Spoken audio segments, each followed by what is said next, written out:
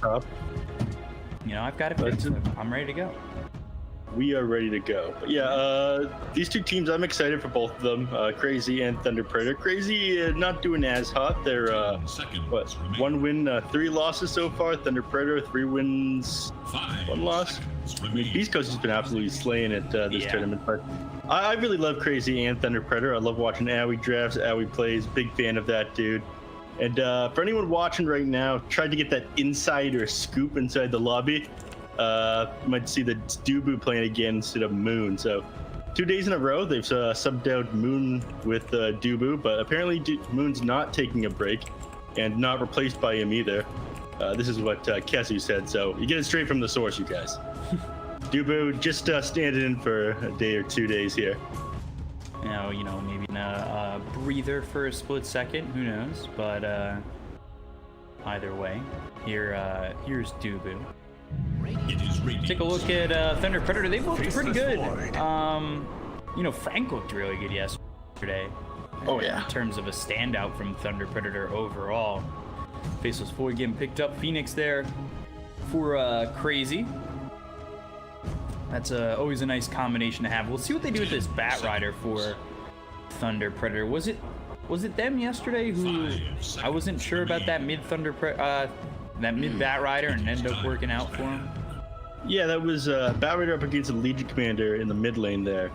And what happened, of course, was Bat Rider, of course, got bodied at the start of the lane, just low base damage. Of course, can never threaten Legion. Can't get that sticky napalm stacked up. You have to dispel it, but he could manage to get out of the laning phase, caught back up. They did ultimately lose that game, but did end up having a pretty strong showing on that Bat mid after the laning phase ended. Yeah, that's what it was. It was Haven Liberty. Yeah. I'm definitely preferring what they got going on so far with Team Crazy's draft. Of course, Phoenix Faceless Void super strong together. As long as you use that Chrono well, you guarantee that you're going to get off the egg most of the time. So, strong combos going out so far. But scrappy lineup here in the form of a Clockwork and Bat Rider. Let's see what they want to follow this up with. What? Legion, Invoker bans from Thunder Predator, Beastmaster, Veno, and now a Quap ban coming in. Yeah, I mean, the Legion Commander makes a lot of sense to me. Again, you don't want to run the Bat Rider into Legion Commander if it's mid, or even running your Bat Rider awfully into like a Legion safe lane. No point in letting yourself get countered out like that. But they banned out the Invoker and the Queen of Pain as well, which they're both decent heroes against the Bat Rider. Of course, Bat really susceptible getting hit by that Queen of Pain dagger, and getting Tornado EMP'd as well. Having your mana drained is pretty miserable, but will end up out damaging the Bat Rider in the laning phase as well. Meanwhile, on the other side, banning out Venomancer, Beastmaster. I guess they're afraid of early push and aggression coming out from Thunder Predator, what with their scrappy lineup so far, which makes a lot of sense. So I'm curious what they're going to ban out last year. They're actually dropping through a lot of the reserve time, I guess, just discussing how they're going to round out this draft and what's best against what they got. The Ricky ban makes sense, and that's something I saw a little bit out of China when people were playing against Phoenix, against Keep the Light for a little while. I was watching some of the games that you were casting. The Chinese teams would pick Ricky to get onto the back line, smoke the Coddle or the Phoenix, and they'd actually play the Ricky in position 4 to counter those out. And yeah, get a quick defusal blade. And Chinese It's so sick to watch some of these strategies. Yeah, it's always interesting, especially because they've been a little bit more experimental with their force, or at least they were when they were playing more often. Yeah. So I like watching just a little bit of all regions because you can pick up stuff before it kind of leaks over to the rest of the world, right? Mm-hmm. Like, yeah, this was getting popular in probably some Chinese pubs, and then it started leaking to the Chinese pro scene, and then, of course, the rest of the world. But anyways, Void Spirit picked up next, and Vengeful Spirit picked up a Thunder Predator. Again, you're playing against a Faceless Void. That's going to make a lot of sense. You want to get your core heroes out of that Chronosphere. I'll have that swap. You know, what I will say is, when I've seen this Venge, at least so far, the Voids have been very good about making sure that the Venge isn't a problem. Like, making sure that you get the Venge in the Chrono, or killing the Venge first, then going for the Chrono, not just going all willy-nilly and throwing up Chrono and immediately getting that swap away. Paying attention to that fact that the hero does exist on the back line over there, not forgetting about it and throwing out a bad Chrono, because your good Chrono is bad if you don't get the Vengeful Spirit in it as well. Yeah, especially if you get like your hard carry out of there, if you get extra time to take these fights, because that's, you know, big cooldown that you're waiting for, and you're trying to fight around that Chronosphere. So if you fight around that Chronosphere and all of a sudden it fizzles every single time, a lot of your kit, I would say, as a Void, all of a sudden feels a bit lackluster. Mm-hmm. I'm trying to figure out how they want to ram this one out. I like the Ogre Magi pickup. It pairs really well with the Faceless Void, having an extra attack speed, help tons in lane, of course, as the game progresses, both with the farming speed and just being able to stun lock people down. Underlord's great, though. That's one of the better heroes against Phoenix, Void Spirit, having them caught inside that pit, which is buffed up at early levels. Cast range was buffed recently as well. And I believe the AoE of the Pit of Malice too, just buffs all around for that spell. Unfortunately, his passive, the Trophy Aura, was nerfed a little bit, not as good at early levels. You don't get as much damage from creeps, and of course, I mean, at the early levels, you don't get as much as creeps, and of course, you don't get that permanent damage when heroes die within the aura anymore, which kind of sucks. But he actually saw his win rate go up with the nerfs to the Trophy Aura and buffs to the Pit of Malice. Lockdown is just that important. Always remember to pick up disables, guys. Lack of disables will most likely mean lack of a W. So if while we're on this, I was about to say, just while we're on this last banning phase here, I want to, you know, get my gamer juice in for the day. I got the giant wall behind me, but shout out to Monster Energy, who... Ooh, that was a good one. All right, we've had 3 days, and I think that one was the best one so far. The best at cracking open a cold one with the boys. It's not and the girls watching today. If you guys want to crack one at home, you know, go buy yourself a Monster, and look, you know what? Send me a tweet at Monster, at BCop, and you know what? At Neff. Give me your best crack open of a Monster. I want to hear... Because that's some ASMR stuff right there. Some people like that crack of the can, you know? I wanna feel it. I wanna, oof. You know, Wednesdays are for the fellas. Wednesday are for the gentlemen and gentle ladies. I have no idea. I'm not very vocabulary profound over here. But so one thing I want to mention about the Ogre, because you're giving the blood to the Void, and what we've been seeing a lot with a couple one positions is going into the Mask of Madness battlefield. We saw it with like Phantom Assassin. We've seen it with a couple other right clickers like Jug. Now, are you still going to go for that Mask of Madness, even though you've got the Bloodlust coming your way? Is it an item that maybe you just like look over, or maybe just buy out the Morbid Mask? Well, we've been seeing tons of it throughout this tournament. Again, if you want to buy the Morbid Mask, you might as well get that Quarterstaff as well. Get the activation on it, get that extra damage and attack speed on top of your Morbid Mask. It just makes sense for farming. You farm that much faster, especially when you're popping that Mask of Madness every so often. So, if you decide you want to build a Morbid Mask, yes, I can see him just going in and finishing up that Mask of Madness. You end up disassembling it for Satanic and a Butterfly or something else as the game goes on anyway. Or like Echo Saber into Silver Edge now. Take Medusa last pick here. This is a hero that's been rising in popularity a bit lately. You know, we've been seeing it.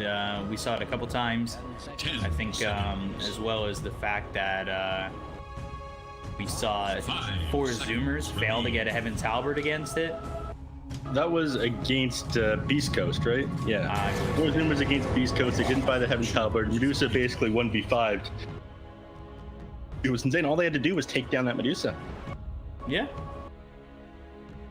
And, you know, it didn't end up working out in their favor, where I feel like just one Heaven's Halberd and things could have got maybe a bit easier. But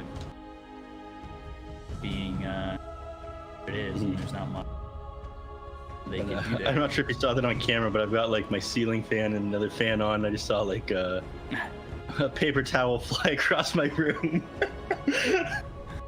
The biggest shelf is your floor, as I remember being said yesterday during. Spoken like a true gamer. Yeah. Abaddon last pick by so off-lane Abaddon. Okay, so Kezu, they pick up that last pick Abaddon. They go to Medusa here for Thunder Predator. Do these drafts, you know, anyone stand out at you at all? The Medusa feels a little off to me. It makes a bit of sense. I definitely prefer Crazy's draft here. They ended up rounding it out with putting Kezu on that Abaddon there. They have the D-spell for the sticky napalm in the lane. But it's going to be hard like locking down and killing this Medusa. They're going to need to build Heaven's Halberds on these heroes. Yes, Aoi can be a natural carrier for it, same with Kezu. The rest of them might have to go a little bit out of their way to get extra disable. But all the damage this game is going to be coming out from this Medusa here on MNZ. So they need to pay a lot of attention to this hero and start building counters to it pretty early on in the game or shutting down its game. The only problem is it's a bit difficult to jump on and blow up this Medusa. Of course, having that mana shield makes you extremely tanky, and they're not going to be able to just jump onto her, like, which is super far away from the rest of her team, because Vengeful Spirit's just going to be able to swap her out of that Chrono as well. So focus up, and ways to bring down Crazy is I say they need to focus on. It's messing. I didn't realize my Dota was just coming in at like a huge screen on the. So I swapped over to just Dota, and I was like, oh my gosh. Right? Everything's good. Yeah, finally, guys, I got myself an upgrade in monitor.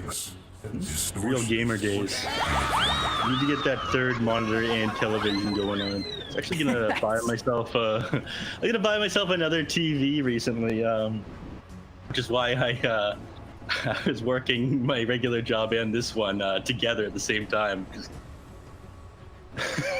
I mean, trying to grind it out. I went, yeah, so as you alluded to, I went from a 19-inch 2012 Samsung TV. No brands, generic TV. Generic TV and a generic brand monitor that was 1080p. And I have upgraded to two 1440p monitors. I don't think these are 144 hertz.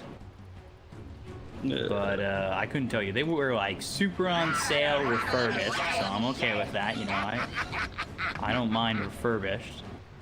I had to give you my tech guy. Everyone needs a good tech guy. I need a tech guy, but I also need a guy who buys everything for me guy. You can have that too. Wait, you mean someone who gives you money? Please. You want to pay big is what you're saying. I give my tech guy money. It's not the other way around. This was a deep dive. I definitely give him pocket. money for advising me on various things and helping me put them. Well, I put them together myself, but if I have any problems, I go to him. I'm like, all right, look, I'm taking some of your time. Here's some dollars. Thank you for your assistance, sir. True heroes are the ones. It's definitely worth it though if you have somebody who's well informed. You know, slip them a couple bucks for giving you assistance. Yeah, I gotta figure out the doll hairs. Am I allowed to shill my own Patreon? Yeah, I don't think he left it. It wouldn't be too pleased if you just link your drop that Patreon to the BTS stream, everybody. Drop that Streamlabs donation link in the chat. No. We'll just get a little bit too wild with it here. Yeah. Because I was looking at like curtains to get the sound from not seeping in from the streets, and they're curtains that do that, like acoustic curtains. They're more expensive than these two monitors. Yeah, I can imagine buying For a studio phone. Yeah, for one single curtain unit. Well, because I have big windows up here, so I have to get like 84-inch curtains. Weird flex, but okay. Well, no, it's a okay, I guess maybe. I don't know. People may not have windows. I guess it is a flex. Who knows? I've got a huge window too, but I need to get different curtains if I'm going to be broadcasting from where I am. It kind of affects the lighting a little bit. You can see my well, they're not curtains, they're blinds. Came with the apartment.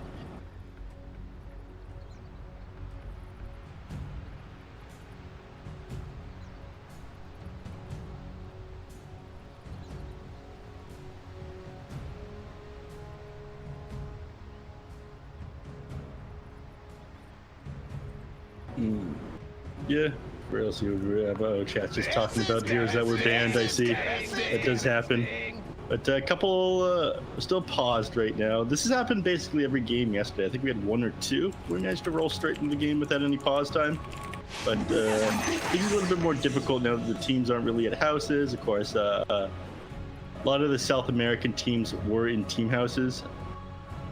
Down there just because connectivity issues, but I think somebody said to me that the government down there has been improving like, the overall internet situation because you can be stuck inside during quarantine. I don't know if there's any truth to that. I'll have to hit some people up and ask later, or Twitch chat can correct me. We'll see if anybody in Twitch chat can correct you. Right now, it's me not realizing that I was super zoomed in. Well, thankfully, you know, teams were paused for you. They did this for you, BCOP. 5 minutes later, they unpaused, so they missed 0 game time where you were super zoomed in. Yeah. Look at that, that was perfect timing. What you expected? It's almost like this was all set up or something. Yes. I'm hoping so. 4-3.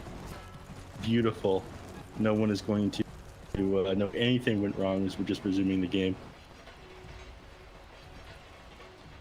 And one more time for anyone just coming into the stream, I did ask where Moon was inside the lobby, if he was taking a break, if they replaced him, and Kezu said no to both of those things. I said, I know you're a sophisticated guy, Neff, but I just said no. So I don't think Moon's going anywhere. Just Dubu replacing him for 2 days.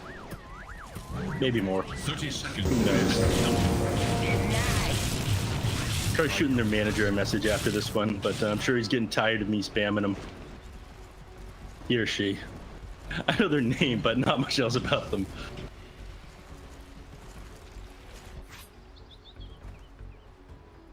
Is MNZ setting up to go safe lane? Or are they just looking for the proper matchup right now? Because it looks like Bat Rider's staying there, but hitting mid the moment.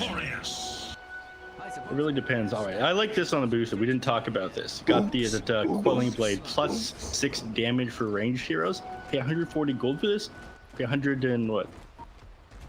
35, 145 for slippers. It just makes sense to buy a ranged Quelling Blade these days, B-Cup. It's Does value right there. Is it value? It is. Legitimate value? Yeah. I'm pretty sure it, wait, no, attack modifiers only affect the first target. Never mind. But yeah, they're just trying to get the preferable lane for Medusa. Clockwork heading down here, playing against the HFN and Duber. But he's gone through all of his mana using his power cogs and blocking creep, so he's got to be a little bit careful. Got the win lane, so it's hard for them to run him down.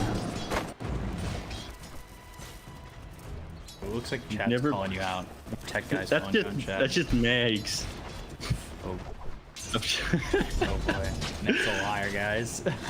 Definitely not.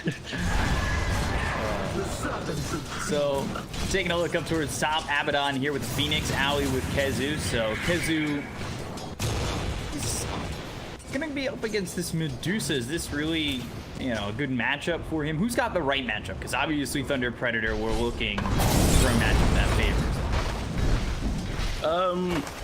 I think they're happy putting this Bat Rider leader style here against Bryle. Bryle gonna have a pretty difficult time getting too close to the lane. Of course, you are able to dodge out some of the sticky napalm and whatnot with the disassimilate and backing off. It makes it a little bit difficult for Leo Style to go too over aggressive on you. For mid lane, I do prefer for Thunder Predator and Bat Rider, but you do have some solutions on Bryle here.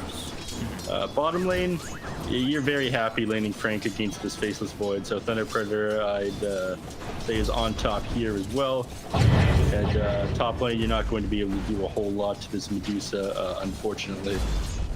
Shut him down. He's doing what he can, but you have Mana Shield to fall back on. You expand with this Mystic Snake and the Vengeful Spirit with Wave of Terror and the Vengeance Aura. It's going to make it very easy for these two to harass the heroes here. Vengeance Aura going amazing with that Medusa. The plus base attribute and an extra attack range helps quite a bit.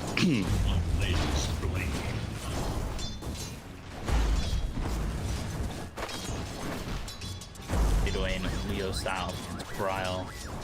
Well, looking at these Void Spirits, it seems like there's a couple of like non-favorable matchups for Void Spirit that we've been.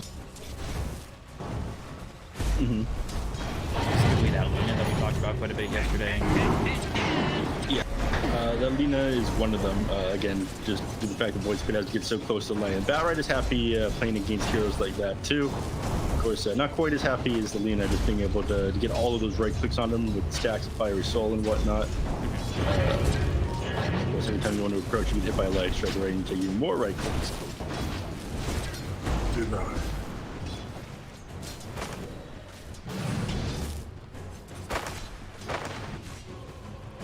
No, I just need to restart this call real quick, Beakoff. 1 second.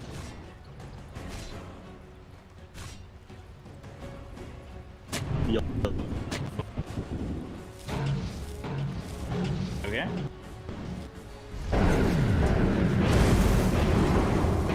May have lost Beakoff, but I'm not quite sure. I don't know. I don't think you've lost me. They get the kill, Leo style. Taking out Bryle. Should be okay. Can you guys? Let me check. Yeah, you should be able to hear me. I was just getting cut out on Discord, having a couple technical difficulties. Maybe on my end. Not sure. That was running just fine. Anyways, you caught that first blood. I did miss it though, but you have to be a bit careful of too many stacks sticky napalm. I like him grabbing that point and flame break, just to be able to pull Bryle a little bit closer to the lane. Of course, the extra DPS. It's nice too. The first point and flame break doesn't do a whole lot though. It does the impact damage for only 2 seconds of burn, so you're not getting too much from it. Your fire which is coming from that sticky napalm. There's not really too much of a point in putting that second point in at early levels. I think that quick call restart did the trick. I can hear you much more clear. You're not cutting out now. Yeah, I haven't muted myself yet. I haven't had anything too loud come by, but I've got my mute button on deck. When you keep casting these games, you might be able to pull yourself up by your bootstraps and get yourself some sound curtains for your large windows. Ooh, sound curtains. That's the goal. Rent and then sound curtains. Battery falling on a Dubu. Got him surrounded inside the cogs. Not an easy kill to get though, and you got yourself 10 armor on this ogre. Survive, but he doesn't have any more HP regen. Well, he is ogre. He's got a bunch of passive HP regen. He's got like almost 7 with that mango, and an extra 7 from his tango. So he's at like almost 14 at the moment. He will have to go back to base to deal with his lack of mana or something though, because again, I really don't like it when supports do this. They just kind of walk around existing, and that's why people started suiciding into towers and neutral creeps and whatnot. They realize, okay, when they're such low mana and they're not getting any last hits, it's better for them to just die, come back to lane full HP mana. Ooh, that gets used on the Void find himself falling to Leo Style, who is having a nice time thus far. Although Void Spirit, despite the death, top of the CS, keeping it within a couple hundred gold of Bat Rider. Yeah, despite Bat Rider having 2 kills under his belt. But again, you do have to keep in mind that Void Spirit's just got way more base damage here, and of course using the other hero to take advantage of the flowing blade, bottom lane. Throwing some shots at HFN. He's in a bit of trouble standing under the Firestorm and Atrophy Aura, but Dubu, he'll end up going down. I was not expecting Dubu to fall. HFN, yeah, they're gonna get the kill here, so they brought down Leo Style as well as Matthew. They go after this Faceless Void, and they do finally get him 4-0 in favor of Thunder Predator. The small victories all over the map, and well, I was saying I preferred Crazy's draft. You know, you think that it wouldn't be doing this hot. Of course, I do think that they have the lanes won. There's not going to be that much activity in wherever the Medusa is, but the rest of the lineup pretty scrappy here. The Underlord, of course, likes playing aggressive and rewarded for it, as is Clockwork and Bat Rider. Leo Style having the time of his life over here. Unfortunately, Aoi did try to come mid, make things a bit more difficult for the Bat Rider, but all it did was feed him another kill there, because Vengeful Spirit was in position to grab the runes as well.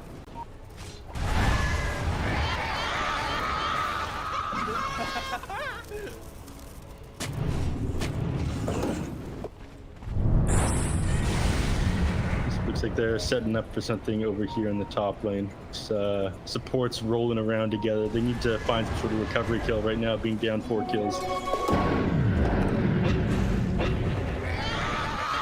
Want to go in Bryle, but fortunately he's got a haste rune. Sticking napalm can do absolutely nothing to him, and they don't have the hook shot up on Clockwork yet. Just level 4 right now. Split and experience favors Thunder Predator though by about 2k. Look over at Bryle. Flamebreak did land. He goes into the sim lane and Astral Steps away, but defensive Astral Step, and yeah, you do have that mobility, and yeah, that's all right, but probably not what you want to be. Dire's courier has been. I mean, he's gonna have to play a bit far back at the moment. He knows that these heroes are way more aggressive on the side of Thunder Predator. Need to wait till Faceless Void is ready to start making his moves, and from the looks of it, it's not gonna be for a while here. So I got a Javelin queued up. I'm not sure if he's gonna be going in the Maelstrom or an MKB with that. Probably the MKB, given the fact that he's playing against the Medusa. Does have that 15% evasion talent at level 15, and that hero loves building the butterfly. And starting off with a Mask of Madness. Again, it's just what people are doing right now, just building the Mask of Madness on every hero. Bryle playing aggressive here in the mid lane on ONZ, but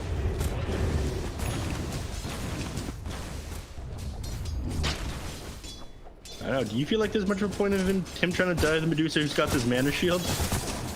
Not really. Also has that Morbid Mask, level 7, not too far behind of where Bryle is in terms of experience. Like MNZ's had such a good game, he's on top of that worth really hasn't been bothered at all.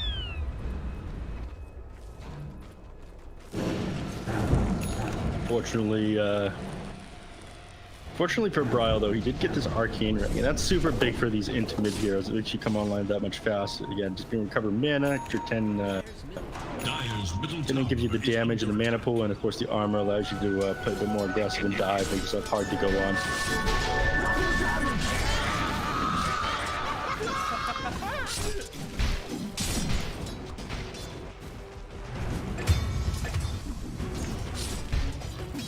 Kill there off Clockwork. Now he with the kill on Matthew. That's the first kill that they've got. Bryle though is sitting there off Clockwork. My path leads to structures are fortified. Musa trying to take advantage of his double damage rune, pops a Mask of Madness, hits away at this tower with the catapult, but I don't think he's going to be able to get anything from that. Already Bryle in position to defend the tower. Go back up just a little bit. Got the shot up on Matthew at the Clockwork, and they're going pretty far in.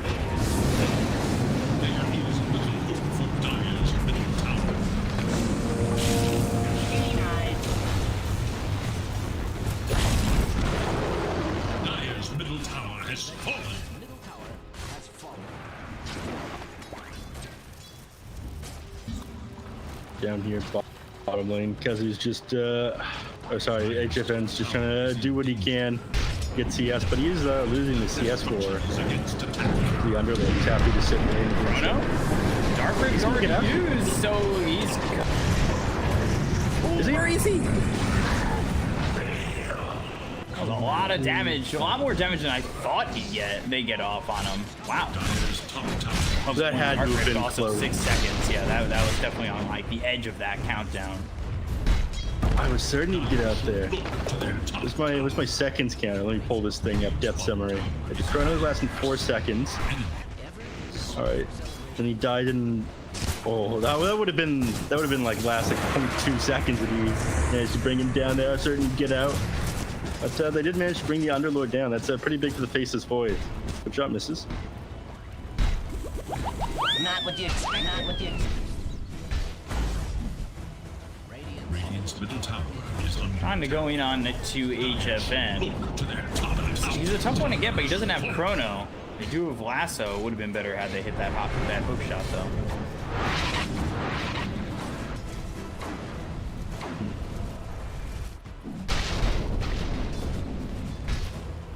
Grab that, and Void won't be going into the Master Madness. That was one of the questions I had during the draft. The Master Madness question? Yeah, it looks like he's going the Maelstrom after. I was going to need to build an MKB afterwards, because again, Medusa, Evasion, Talent, he's probably going to be going this Butterfly eventually as well. MNZ did go this Master Madness though. This item came back into popularity.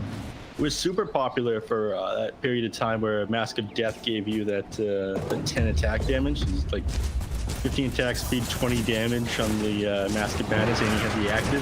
Everyone was building it just for farming speed, regen. Radiant should look to their bottom Crazy. tower, scanning for enemies. Try to make something happen. It's tough. They're coming all the way around looking for Underlord. I feel like it's one of the heroes that you can grab without Chrono. Dark Rift again this time. Now they get the swap, but he doesn't get it off. MJZ, he's swapped into this around 5 heroes. He'll fall too. Underneath that tier 1, and they're gonna get this tower up, and suddenly your jungle belongs to Crazy. So these are the moves that they want to start making now. They have some of these bigger abilities now. They've got the ultimate on Phoenix. Void Spirit's got starting to move towards that Yule Scepter, be able to set up, get onto heroes easy, and of course escape. You want to take control of this map. The Medusa, don't let him farm. Don't let this go too late. Because we saw what Beastcoast did to 4 Zoomers the other day when they let the Medusa run away with the game. Radiant should look to their Let the middle Medusa tower. run away with the game, and you don't pick up Bend again, putting yourself in a lot of trouble.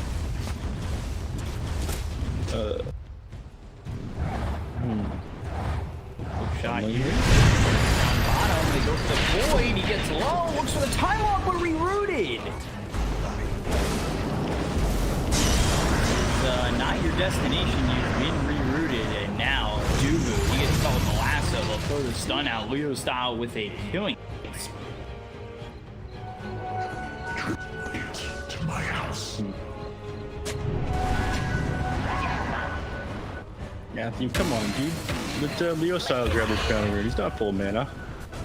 Greedy little clock there.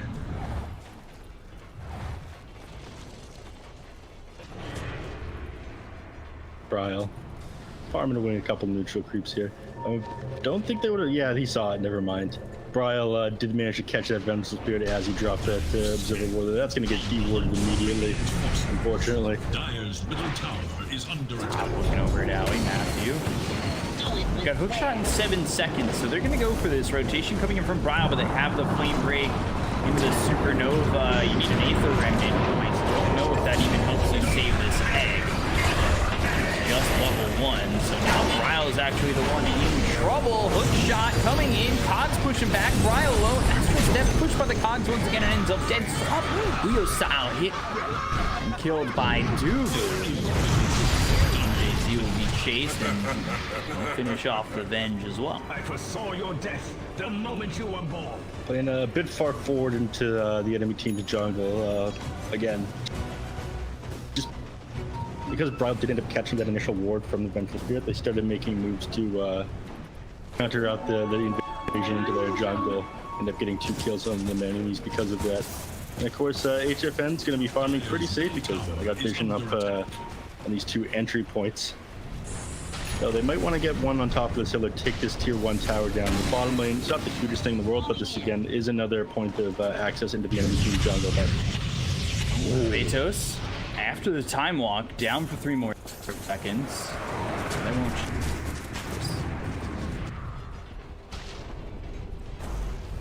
He's going to get out of there now. Again, they have vision up. Okay, there. Yeah, both teams just trying to secure the dire team jungle at the moment. Smoked up on Crazy over here. They moved mid on Leo style. They have Chronosphere up. Good flame break. MJZ, he'll run. He's actually for now. Magic Music comes in and the Braille goes over to similar look for MJ. He gets the kill, finishes him off. Bottom Atosa. Lasso on the void. Hobbs, now enough time to get the kill. Stone Gaze used. You turn to Stone Kezu. Big fan of Electric Light Orchestra. Big fan of the song Turn to Stone as he dies as he is stone. That was just maybe a little bit too far forward there. You don't have a whole lot of bulk on your Faceless Void just yet. And there's a decent amount of lockdown. So you get blown up trying to get that Chronosphere offhand. You died right by that Roche pit. No tier 1 tower in the top lane. No tier 1 tower in the mid lane for Crazy. It opens up Roshan. I don't think they're going to be able to take this fast enough though. They do have the Shrine still up and Faceless Void has Chronosphere. This feels like a little bit of a mistake here. Thunder Predator. Frank already below half HP. Ambitious. Very ambitious. And now you've left this Roche at 1600 health.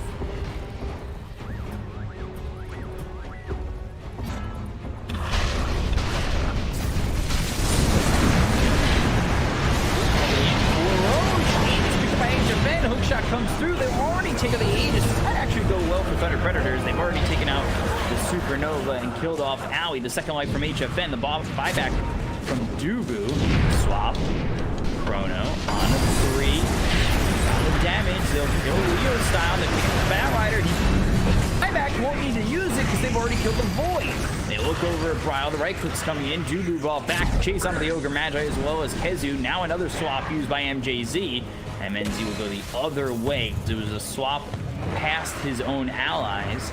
Dubu's still on the run, should eventually fall. It's not like he's got a TP here, and the Wave of Terror is actually what does the finishing damage to kill off the Ogre for a second time. All in all there, though. Favorable for Thunder Predator. Yeah, I mean, you get the Aegis there. You approach with the 1600 HP up, and you're forced to walk back out of the pit. But again, Thunder Predator coming out on top of that fight. 3,300 net worth or SP in their favor, and 1,400 net worth going their way. And again, these Chronospheres, I feel like, could be coming out a little bit earlier here from HFN. Maybe when you know the Roshan's about to go down, toss out that Chronosphere, comboed up with the Phoenix Egg. Phoenix just wasn't able to get that ult off, which is going to be difficult at times against this Medusa. She's very happy to be hitting that egg and everybody else at the same time with that split shot. This is before she's got any items either. As soon as she can get this Scotty online that she just about has, about 1,200 gold away from it, they're going to be laughing.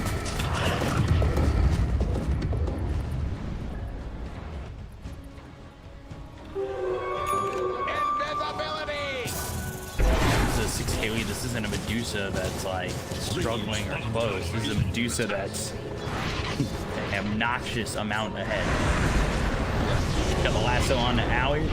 Icarus dive, but the Beastcoast follows him in a full circle.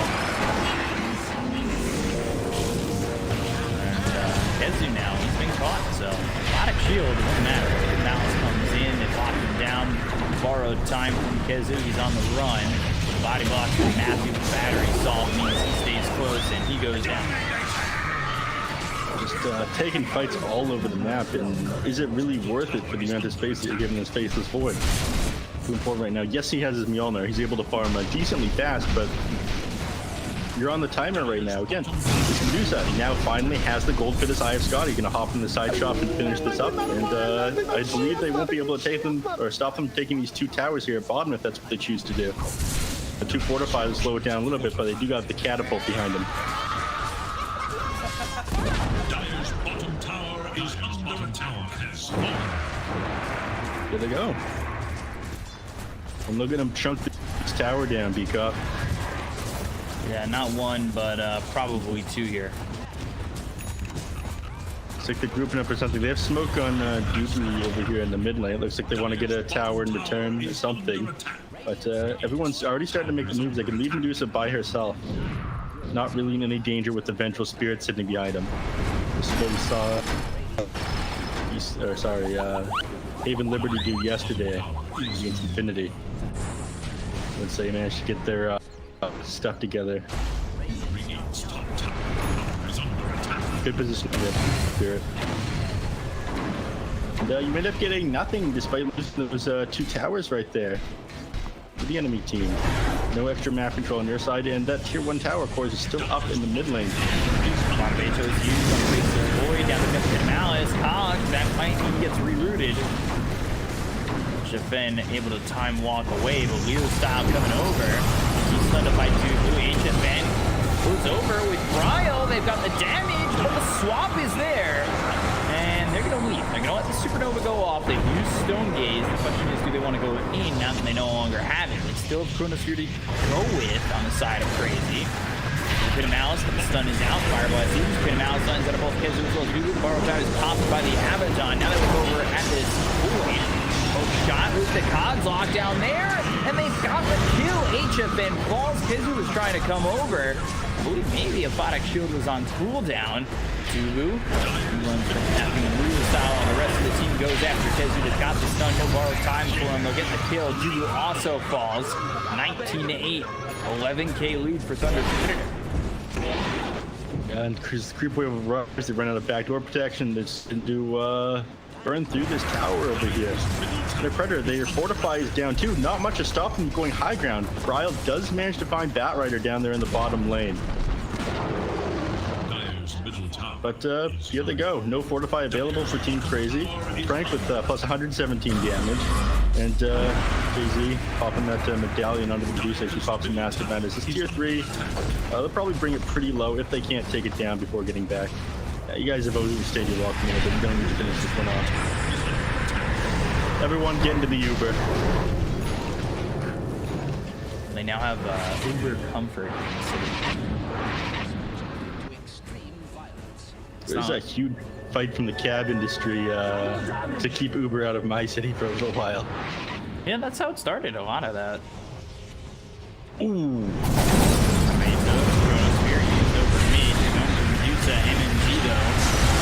Be okay. That Stone Gaze. What do you do now that you're forced to be on the run? HFN with the Flame Break. They'll push him back. They'll get the kill. They'll take out Dugu. 2 heroes sent to the side of Crazy. They look over at Kizu as well as Bryle are on the run back.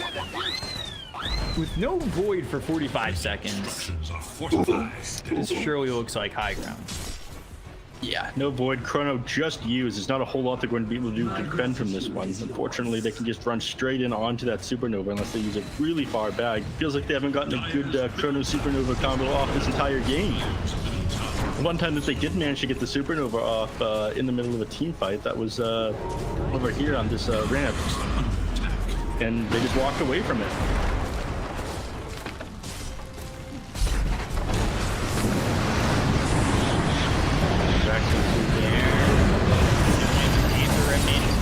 Got Frank low, but they don't have the kill.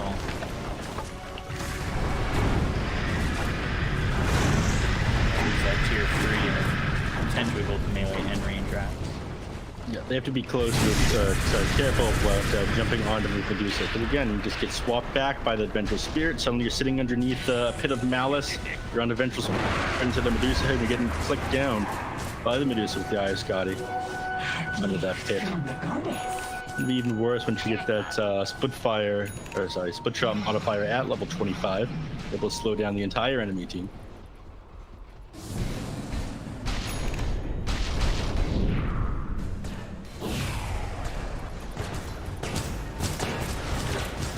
they're not relenting with this push here, Beakoff, pressuring bottom lane. Now they're down to top, but Leo style, top. Top by Leo style. They got the hook shot coming in. Brian locked down into the Malice. They've got the damage, especially with MNZ having that data. Those right clicks are so heavy.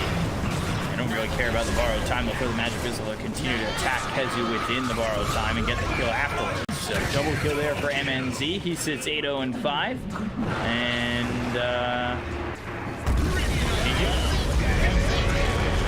That's all. Thunder Predator, I don't think there was a moment where they didn't really have this game. I mean, there was a small period of time where Crazy was starting to take the point to the enemy team, invading the enemy jungle.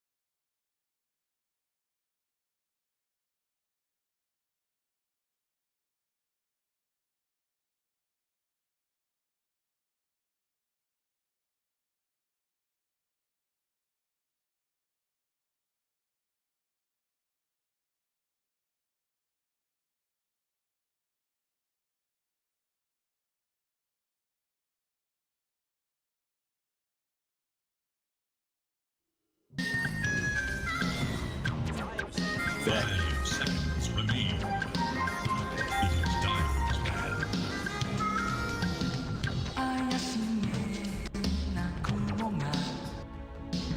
Oh yeah, okay. I forgot who Beck was. I'm struggling to keep up with pop culture. Okay, if you want to talk about voice actors and the songs they've done in various Japanimations, I'm your guy.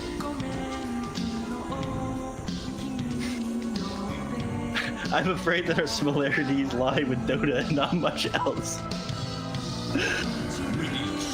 So yeah, in the anime, it is true. But you're gonna have to win me over on the sports ball and the American pop culture.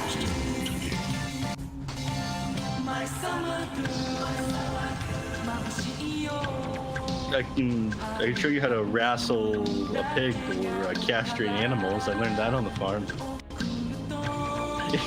Like we can discuss talking points of casting. 10 seconds remain. Right, Mike is always hot. Sorry.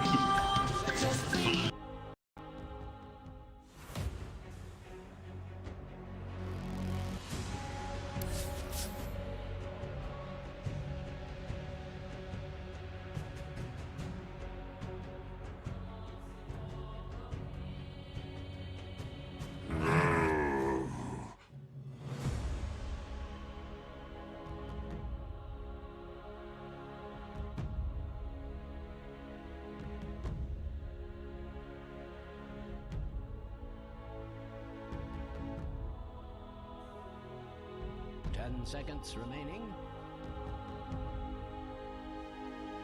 5 seconds remaining.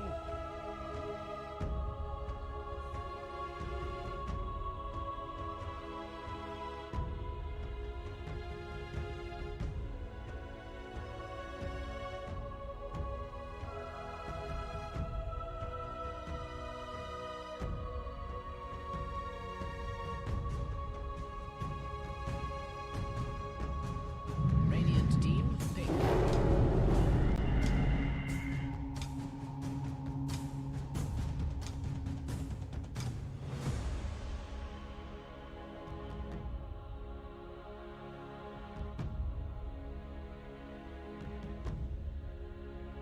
10 seconds remaining. 5 seconds remaining.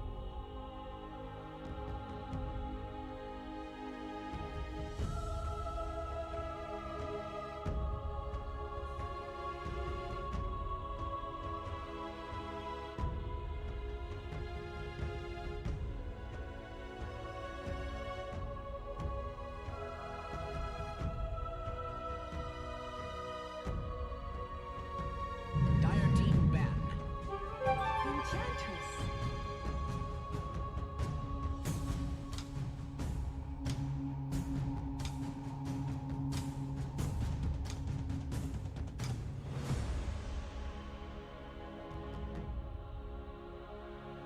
10 seconds remaining.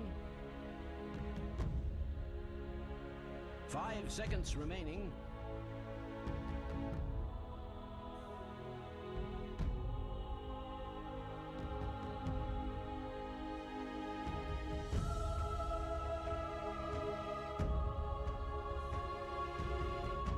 Radiant team ban.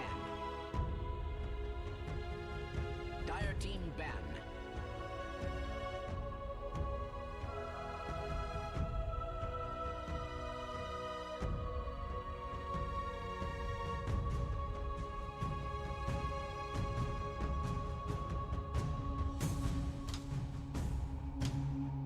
Seconds remaining. 5 seconds remaining.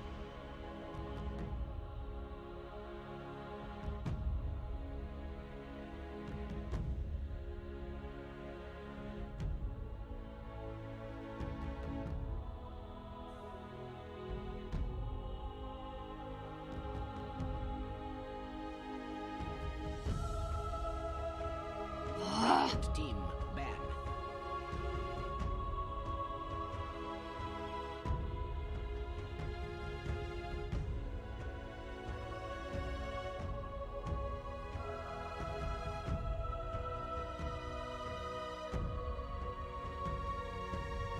seconds remaining. 5 seconds remaining. Dire team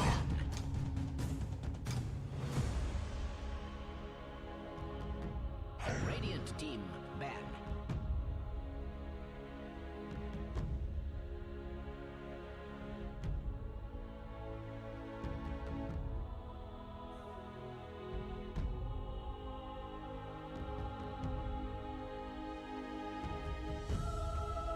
Seconds remaining.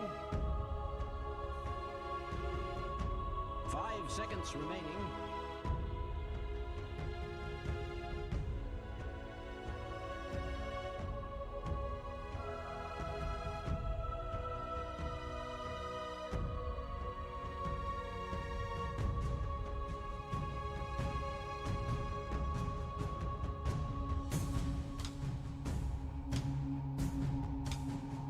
Radiant team pick.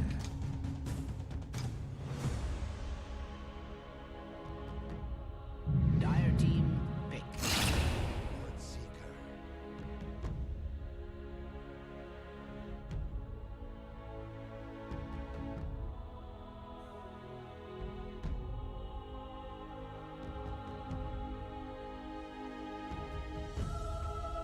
10 seconds remaining. 5 seconds remaining.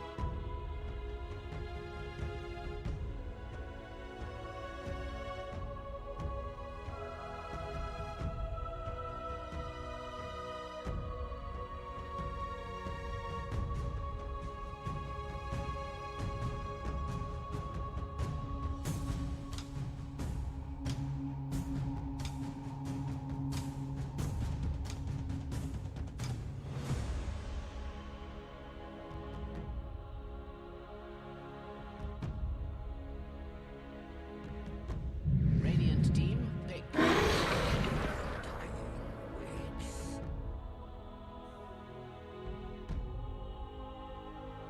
Dire team pick.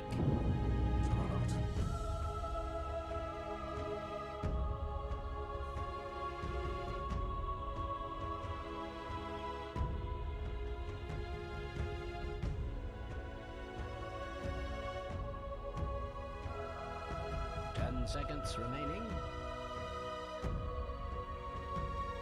5 seconds remaining.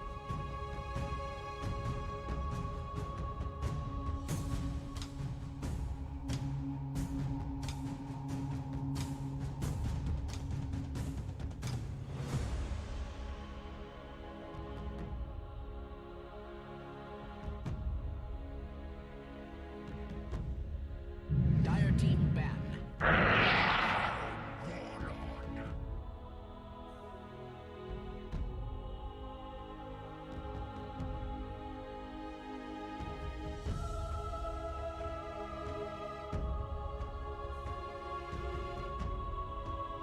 10 seconds remaining. 5 seconds remaining.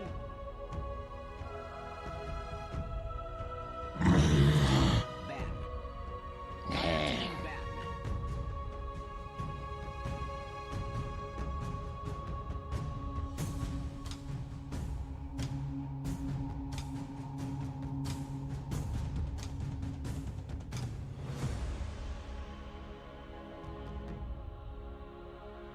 Seconds remaining. 5 seconds remaining.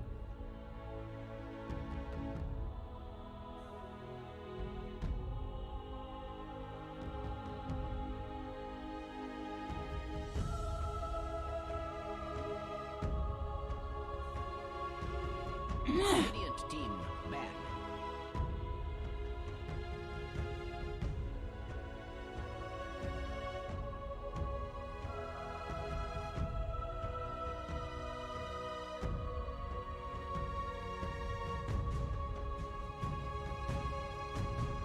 Seconds remaining. 5 seconds remaining.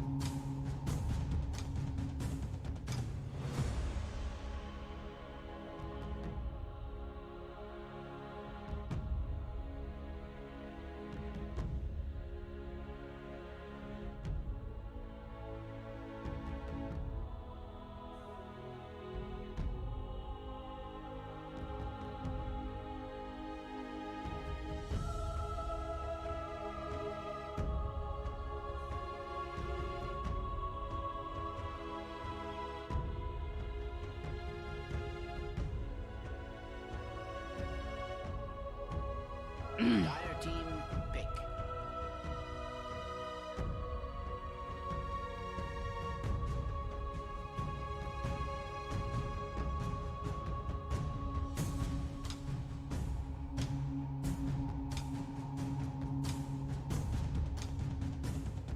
Seconds remaining. 5 seconds remaining.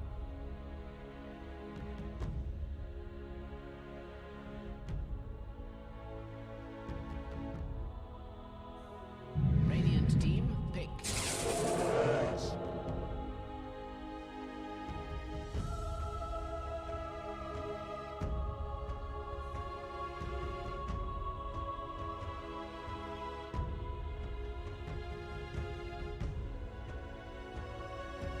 Seconds remaining.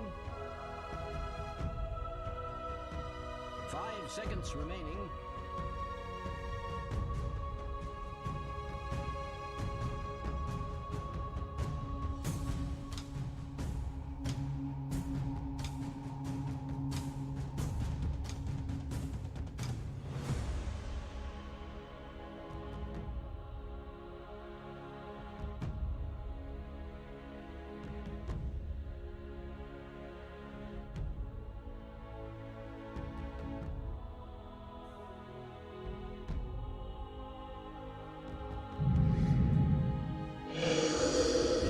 Choose your hero, my good friend.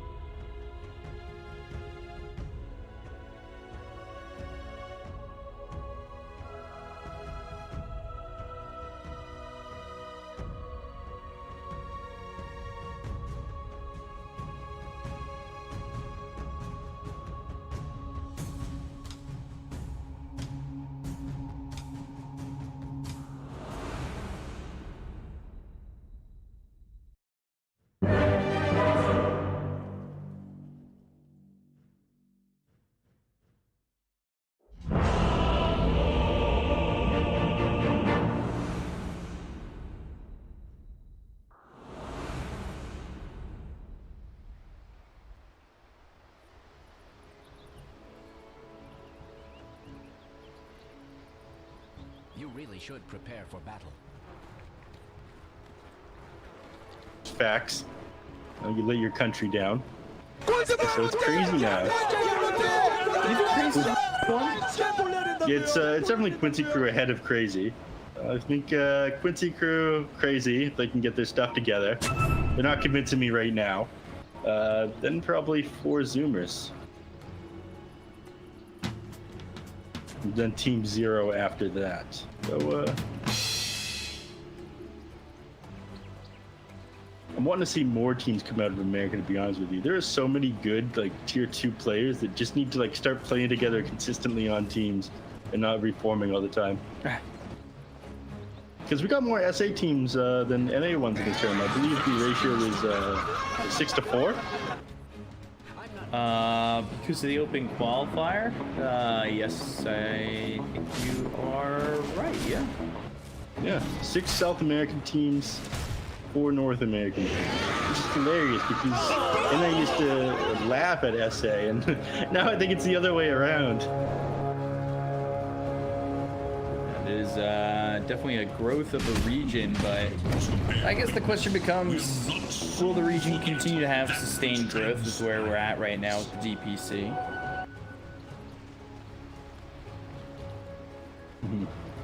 And we're just the cool street Dota region now, man.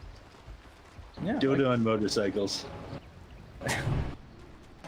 Dota on Make it motorcycle. Are you happen. trying to make a Yu-Gi-Oh reference right there?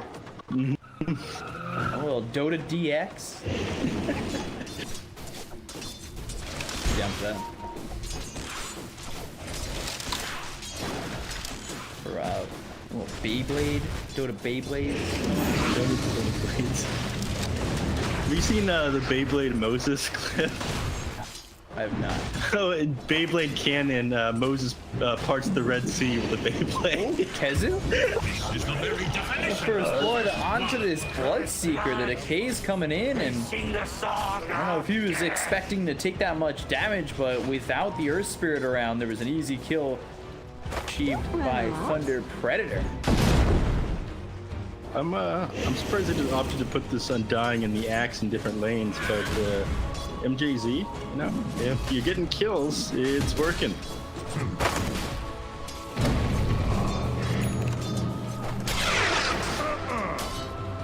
Moses parts the sea in Beyblade cannon. I'll send you a clip after. this Also game. real life cannon.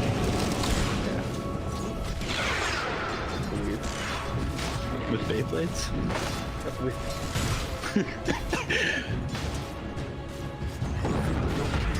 I'll send you the. Jay-Z. I'm ready for the link. I wish we could show that on stream, that's for sure. Bottom lane, Matthew, about to go down here to the Enchanters. Unfortunately, just takes too much damage from that tomato clapper. I would taken tons of damage from this axe, though. It's something I was a little bit worried about. Again, surprised they opted to run MJZ and axe in different lanes, just because they have huge stopping power for now we can kind of be able to force Juggernaut back out of lane. Axe not really getting the start he needs to get ahead for his team in this game. Undying would give that to him, in my opinion. Spirit Siphon on Leo style. You remember the days of double stout axe? I do, yeah. The double chance to block the melee hits. Now you just get your stout shield built into your hero. Slow and the Blade Fury. Frank standing his ground and doing some damage with the spins. Enough where is the healing ward enough? Oh, kill the healing ward. No, He did, but he killed the healing ward a little bit too late. And of course, it does have that 2-second linger on the healing ward after it goes down. So having the healing ward up for just a little bit kept him alive there. Axe did try to stand his ground. That was the correct play there. Unfortunately, he didn't get the spins he needed off onto the Juggernaut there. Well, onto that entire group wave. Sometimes you win, sometimes you don't. But, yeah. A true tactician tries to limit relying on well, what's the word I'm looking for here? Variables. That's it. There we go. Nerd words. Nerd words. On the hunt for Radiant's forces. Your English teacher would be proud. Maths teacher as well. My English teacher was actually always very disappointed in me. My math teacher, crap. My teachers are always pretty proud of me. I got some decent grades. Well, I ended high school with like a 91 average. obviously you weren't playing enough video games. No, I was staying up all night. I'd come home, play Gears of War, and then do homework as I got to school the next day at 6 a.m. Some days that didn't really fly, but you know, I was probably had better potential, and I kind of wasted. I did get like a 31 on the ACTs. Didn't get me into any colleges though. It's a 31 out of 36. It's a pretty. Should have been born into a better family. That was your mistake. You know, just billionaires. I was like top 5 percentile in math and science. Got like into like one school. Oops. Dang. America be whack at times. Howie. Taking some damage from these spirits, and impetus of Matthew. He's in trouble. Icarus dive though, back on the alley. Now we're not turning and going for an impetus throw over onto Matthew. Right click's coming in from Frank. Rolling Boulder hits. Blade Fury onto the axe. This is a good trade for them, and HFN will survive with just 50 health.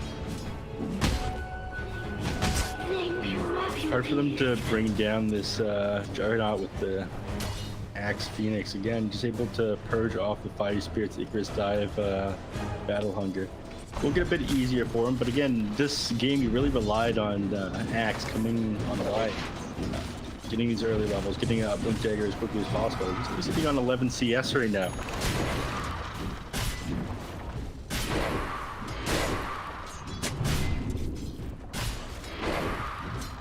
This is not the game that he thought he would have, but Troll having an amazing time. 44 and 7. This is very impressive. TP is interrupted on Leo style. The trick of just being away from this gank and the Spirit Safe on himself isn't going to work this time, so Leo style does go down. And then Frank falls bottom, so a couple of kills there. One for Moonmeander, one for Alley. And they're getting kills all over the map. They killed the 2, they killed the 3. Things just not lining up for Thunder Predator early on, and we kind of predicted that. You know, we talked about how earlier Crazy will come online, especially once they hit their level 6s. You've got Kezu getting close to that level 6. You've already got the Exorcism from the Death Prophet. Jug will have Omni Slash. I want to say that we might not see as much involvement from the Jug, but even just the Rupture and the Exorcism. Yeah. I mean, that one makes sense. He's going Ring of Health on the Juggernaut right now. So it looks like he's going to build a Battle Fury before anything else.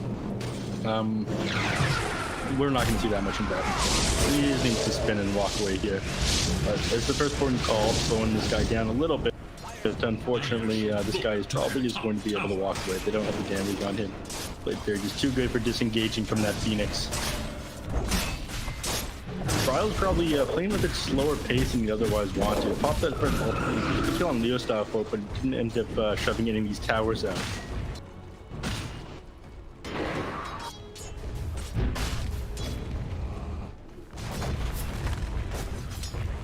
Cooldown for another 40 seconds. That Exorcism get that early advantage, cut off where they have to play in terms of farm space with the Predator.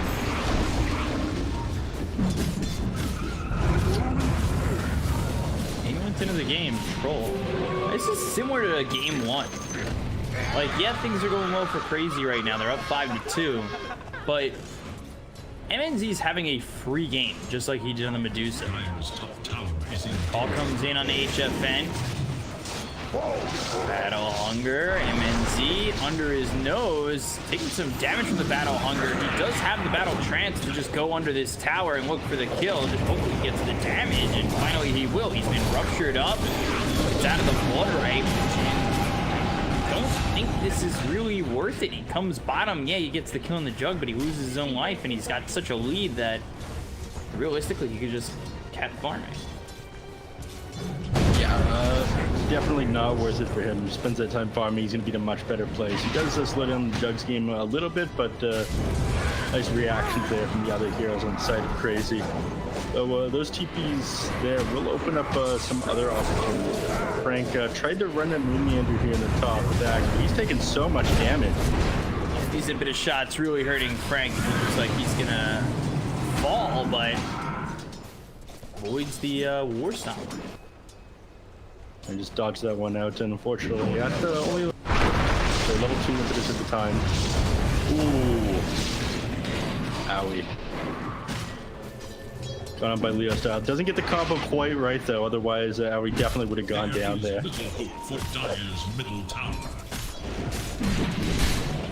is a Muse mid, and this is what you want. You want to clean up this tower. One Boulder in, Geomagnetic Grip. Kill. Super with a early build.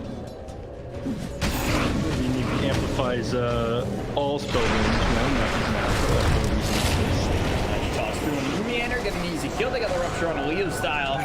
He doesn't have a TV, so he's just gonna stand in his exorcism and die. Crazy all of a sudden with a 2K net worth lead. Bryle's exorcism runs out. He'll TP away.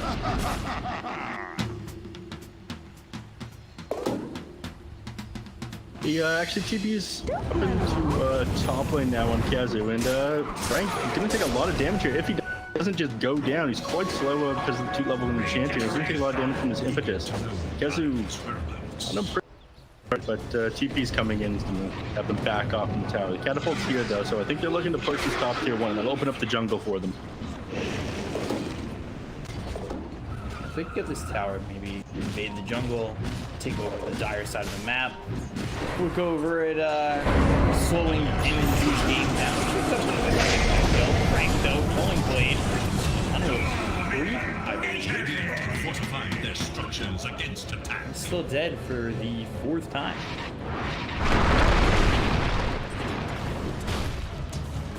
Frank not getting that start that I really thought they'd focus on this game. Again, I thought that a lot of this game would be on him getting early phase boost, early blink dagger, and taking the aggression of the enemy team. But with him shut down so far behind, only sitting on 2.6k net worth. Compare that to Bloodseeker, like 1,500 gold ahead of him. But the enemy mid player with just like double his net worth. So he's not getting the start he wanted. He's gonna need some time to sit in the jungle and spawn his blink dagger. His team wants to start making plays, but I'm not sure they're gonna have that kind of time. Crazy bringing out the aggression, taking it on dying hit in the bottom lane, and probably gonna push the tower if they grab this Phoenix here. You just have Supernova to fall back on. He's gonna die. He's in some trouble. Crit Swarm seems to want to go for the Supernova, not really worth wasting in that situation. They get a kill with the Geomagnetic Grip and the Rolling Boulder into the Undying prior to that, and that's just an easy couple of kills for the side of Crazy. And we talked about it earlier, used their level 6s and worked from there. They've used the Ruptures, they've used these exorcisms quite well to start the game in the first 12 minutes. And now the question is, do they want to just go for this tier 1 tower, commit the exorcism, and push on forward? But MNZ and MJZ down here, not exactly the easiest commitment to make.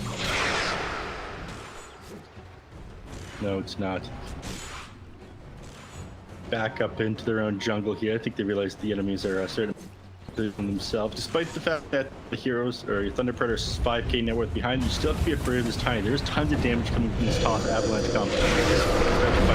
Exorcism, MNZ moving forward. He's got the battle trance. They use the rupture on the wheel style, so they're just keeping this tiny in place. They get to kill the Spirit Siphon. MNZ, the go chase, they right down and keep it on anybody, but MNZ trying to turn with a battle trance, they just get out of it. This guy controls so low that he can't catch up to the Bloodseeker. That means MNZ, he'll follow and the enemy lines, end up dead. Blood right down, that kills off Frank.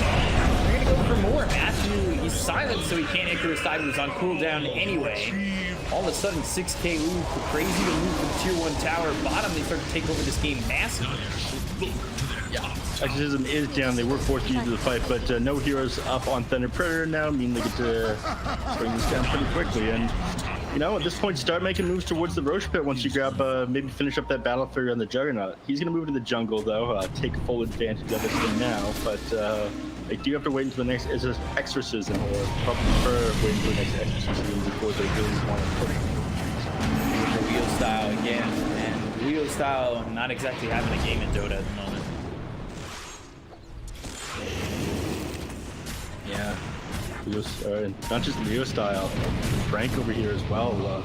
They need to make this space. They're in 14 minutes in the game. 0 progress towards his blink dagger. He's sitting on 100 gold in the bank. Just managed to finish up his phase boots.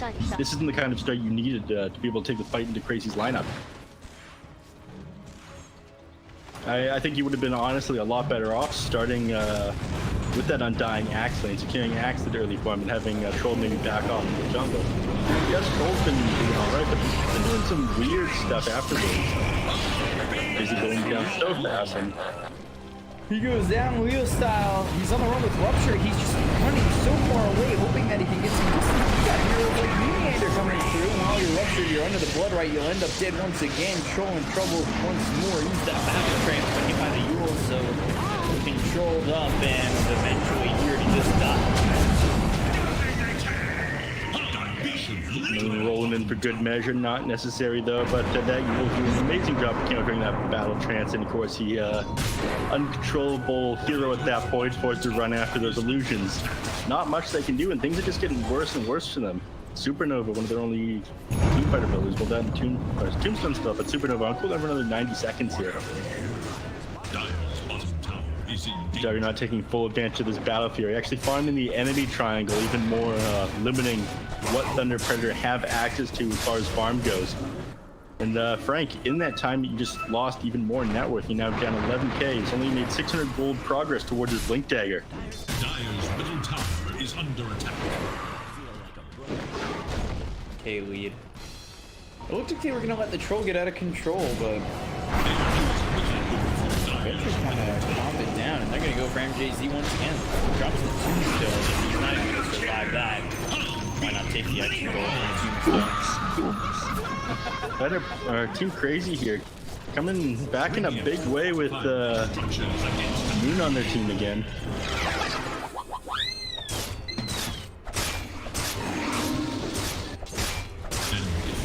Is this what they needed? It was just they were holding back without Moon. They just go, all right, time for us to unleash our true power here.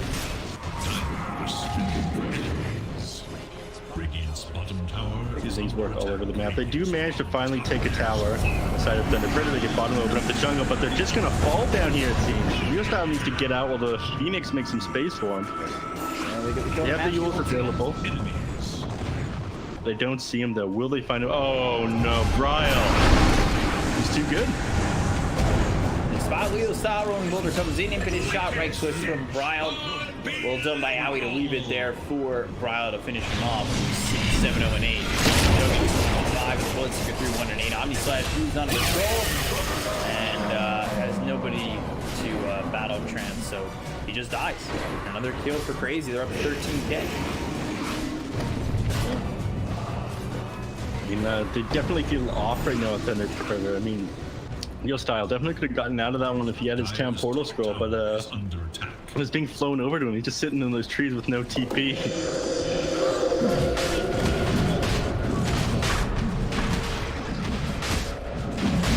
I mean, they're trying to make space for Frank right now. That's what Frank has been going on, but this is just way too slow. Now, 1,000 gold. The game's gonna reach this unrecoverable point. Roshan now going down for the commit exorcism instead.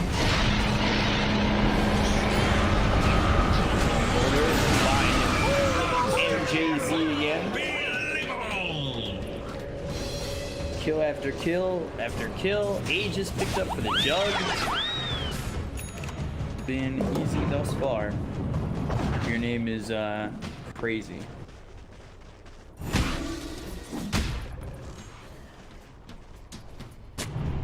Doubting them for a little while, but they really seem to have this game under control. Again, I keep going back to this Frank thing, but I feel like this game could be a lot different if you got a faster start. They can take kills into Juggernaut, into the Death Prophet.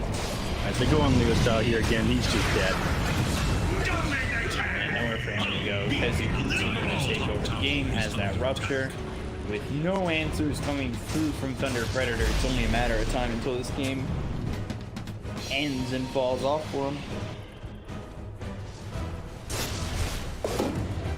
Playing very far forward in the enemy team jungle, just constantly sitting on their triangle, limiting the safe space they have to farm. They do have wards up, decent locations here. TP, but even with the vision of the enemy team, you can't take any fights into them. They're just playing too tight right now.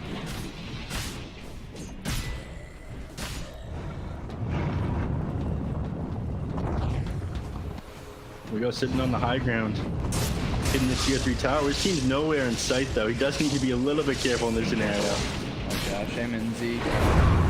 No TP, but he's already spotted. Rolling boulder, magnetized, the geomagnetic grit rolling again. Andrew's got control with the help of Cryo, transfused. They've got the rules, so that means MNZ, he's locked down and into rights. I think Meander for it. It was mighty close though. We were, Omni Slash on a Leo style. It's over to these golems, gets both. I mean, Thunder Predator trying to split up the enemies around the map right now, clearly, but it's not working. Despite having them so split, they're still taking you down everywhere. They're just so far ahead right now, it feels hopeless for them.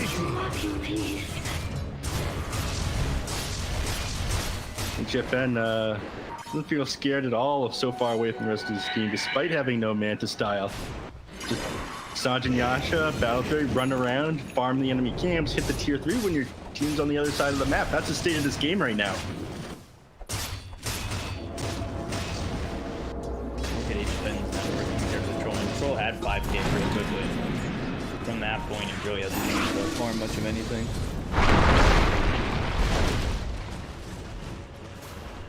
Back here on top lane. Blue style just getting run out again, and here comes Moon. Unfortunately, faded out the roll, and he blinks out around it afterwards, laughs at him. And tossed up on HFN.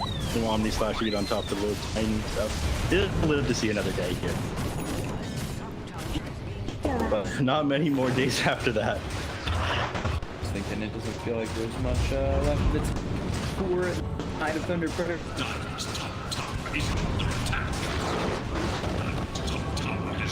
Here we go, Exorcism is available, level 2, the catapult everything they need. Aegis is going to last on 1 minute and 20 seconds here, more than enough time to go up the tracks. Used by HFN will go after the tower. Seems like Thunder Predator have one fight left in the tank. I would say if it doesn't go their way, heroes, it's a big problem. Oh, they'll get Bryle. Okay, that's a way to start. Supernova, the Aegis is gone. It's going to line up with him coming back to life. They get the kill on MJZ, and it will. So now Moonlander is dead. Sunray on HFN. They'll continue to give chase on the Jug. They take out Frank. They have the damage. Avalanche, Blood Right comes down. MNZ rooted up.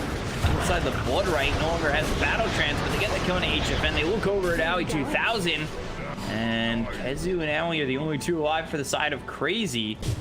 Had to go for this Enchantress. Bloodseeker coming over. Blood Right. MNZ in some trouble. Sitting low. Doesn't have that battle trance, so he can't continue to give chase on the Aoi. They might have to just let him go. They don't want to get caught out too far. Yeah, it's a pretty hefty swing right there, though. 4,500 net worth going the way, XP going the way of Thunder Predator, and 2,000 gold. Managing to bring down that Juggernaut is huge, and I think he might just need the Manta style or something in order to disengage or get away from the troll when he's running at him. He's way too afraid right now, but Real style might be too late here. He's getting caught. Clumsy net. Tosses up here. Spirit, Meander, Geomagnetic Grip as well as Boulder Smash. Real style throws the Avalanche, just trying to survive, but Kezu will keep up with him and get the kill. There's no getting away from Kezu on his Bloodseeker here. When Meander's just not able to connect a lot of those rolls, but despite buying a little bit of time, he does go down as well there. I think they just need a little bit more before they're finally able to take this fight. Maybe finish up that BKB and the Death Prophet. Maybe get that Manta Basher now on Juggernaut. Dyer's bottom tower is TP did manage to hold there, though. And they have the Blink Dagger on Axe now. I mean, it's just a matter of him getting a Blade Mail. They might be able to get some decent kills onto him. Take the enemies by surprise here. You have the Yules on 2 heroes, so I can counter out that Axe Blink Call with that. Just need to catch these people out. Axe needs to be careful running around by himself at this point, though. Troll does have that Basher completed on his own. He's actually only 1,000 net worth away from his own Black King bar. Dire are scanning for enemies.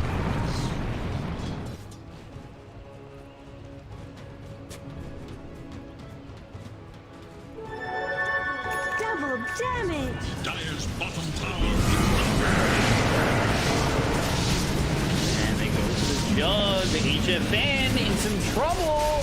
Omni Slash, they're trying to mitigate the damage, but there's too much damage. Oh my god!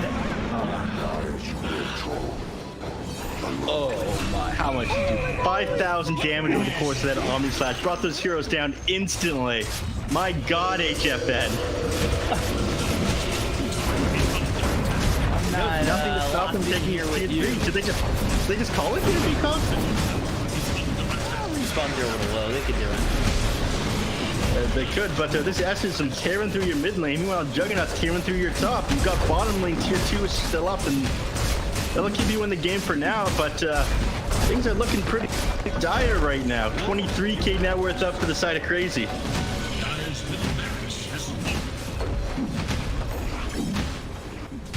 They just back up by the time. Don't want to play too far forward. They did lose that one team fight a couple minutes ago with Dire top lane, so they don't want to give Thunder Predator way back into this game. They back up for now. Might wait for this next Roshan.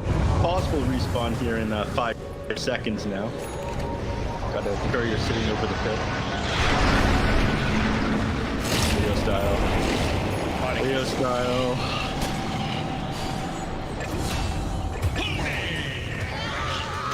HFN caught while they kill Leo style. Alright, this time they actually kill him.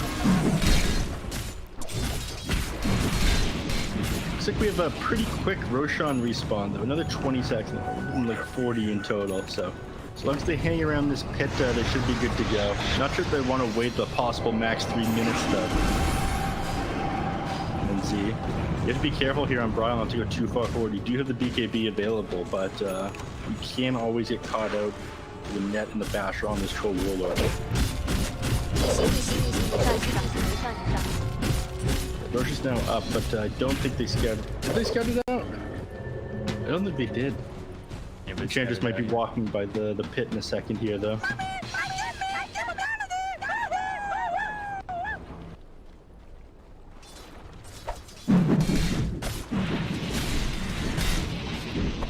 No, that Roche is there, yeah. Now he pings that one out, but be part of the enemy base. Everyone needs to back up. All right, get into the pit, boys. Get the Aegis, we get the G's, and then we take that last tier 2 and bottom tower, close out this series. And we'll see if they can. Troll's got that BKB. They just need to get over to the Roche pit. They have everything but the ulti from Undying.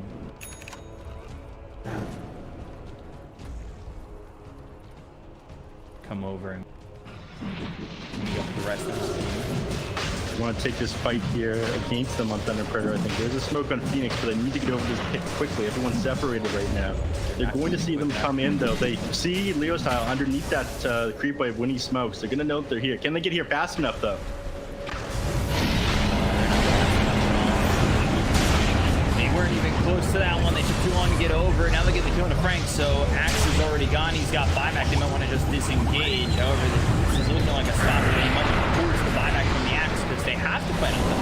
And that's exactly what they do. So they got the fight. MNZ going to the battle trans looks over. This will be used by HFN.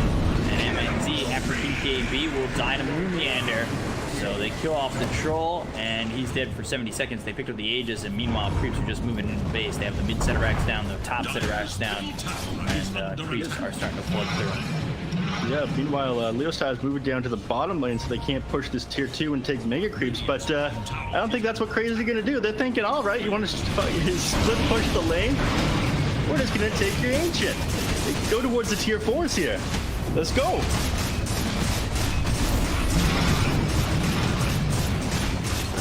Tier 4 is trolling out after another 35 seconds. They still have Supernova. Not flying back, that was an opportunity for some sort of link call. They definitely the Harpy Stormcrafter just continuing to be a nuisance.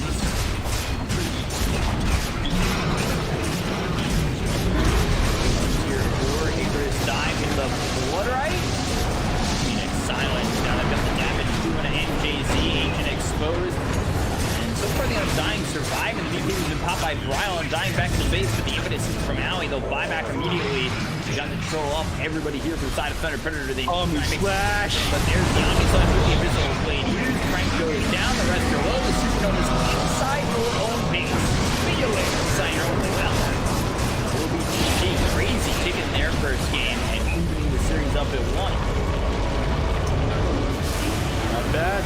Crazy with Moonback. They kicked this game in a very convincing way. I mean, just all over the map, all over Thunder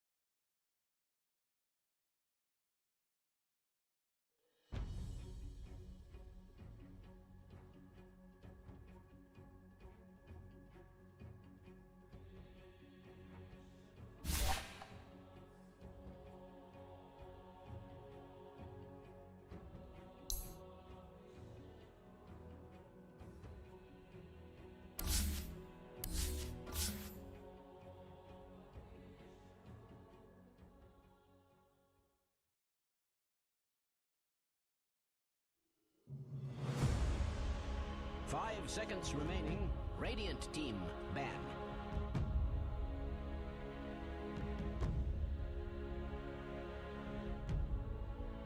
Dire team ban. Radiant team ban.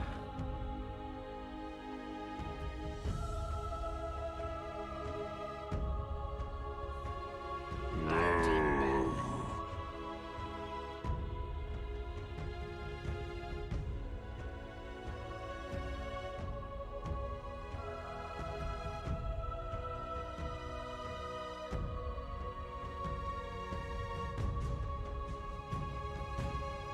Seconds remaining.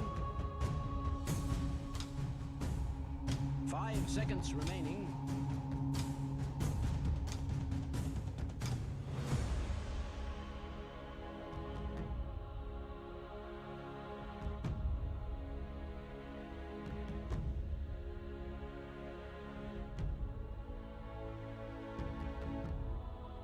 Radiant team, pick.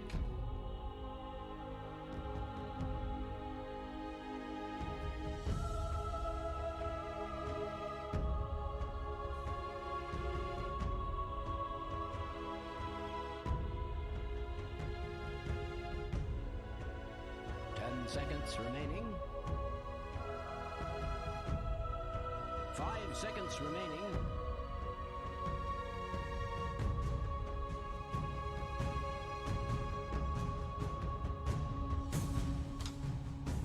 Dire team pick.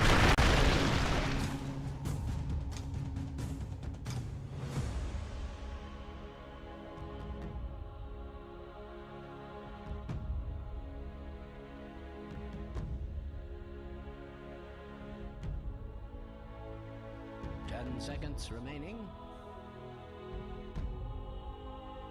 5 seconds remaining.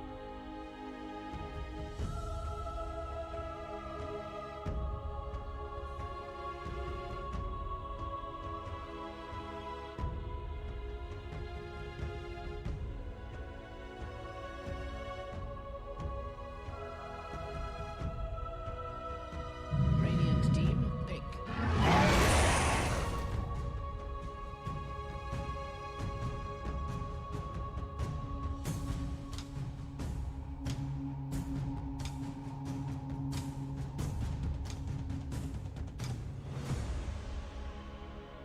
10 seconds remaining.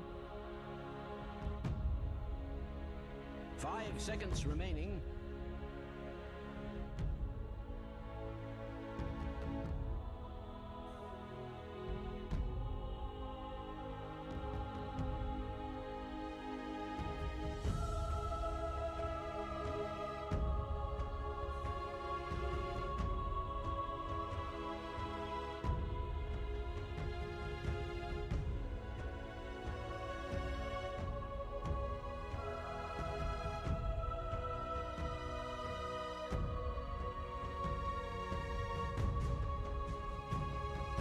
Dire team pick.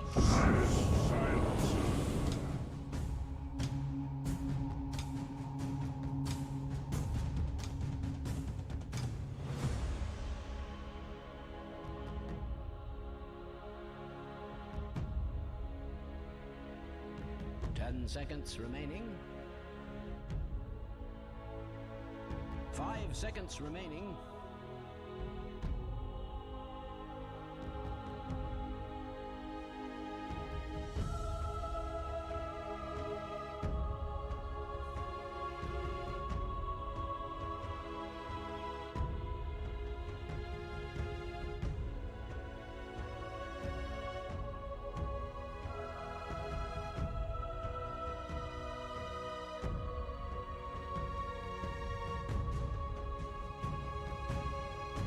Radiant team back. Fusion.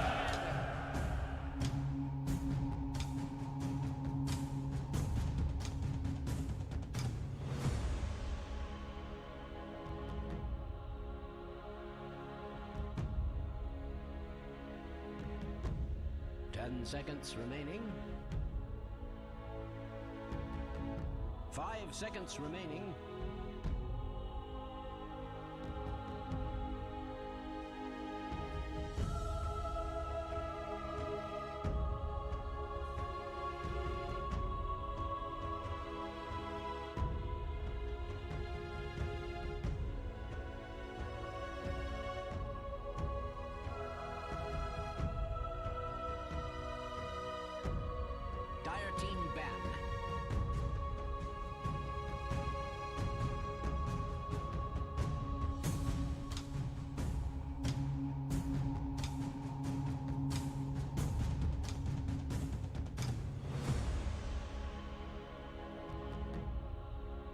10 seconds remaining.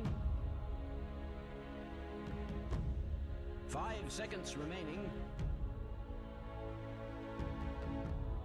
Radiant team ban.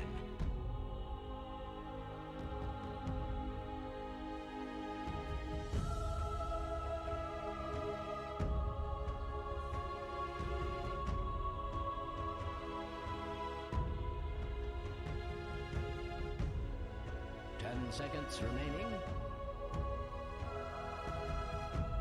5 seconds remaining. Dire team ban.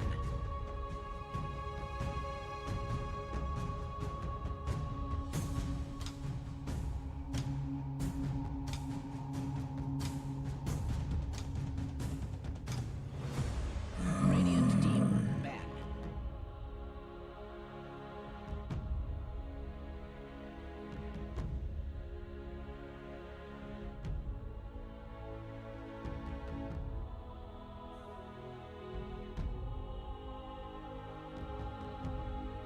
10 seconds remaining. 5 seconds remaining.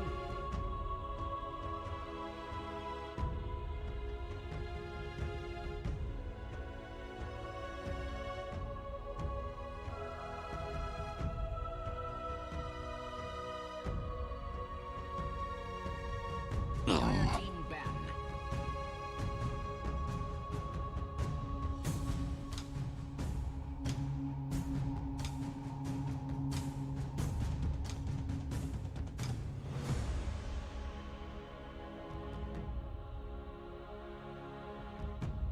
10 seconds remaining.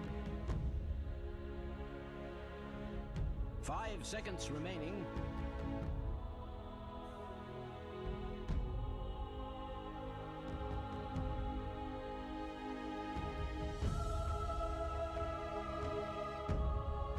Dire team pick.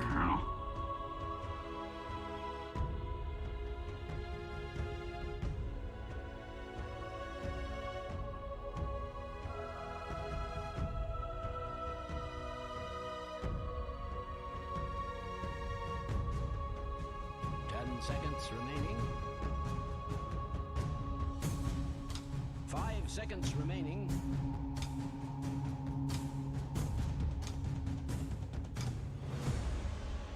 Radiant team pick. Backward.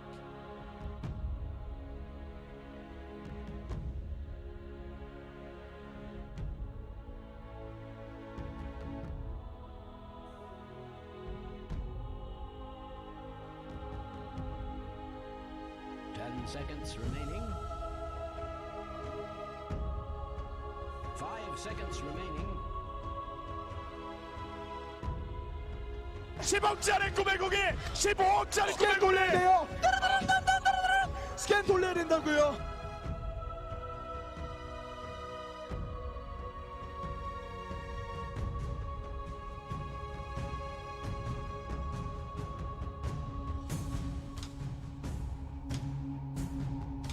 Dire team pick.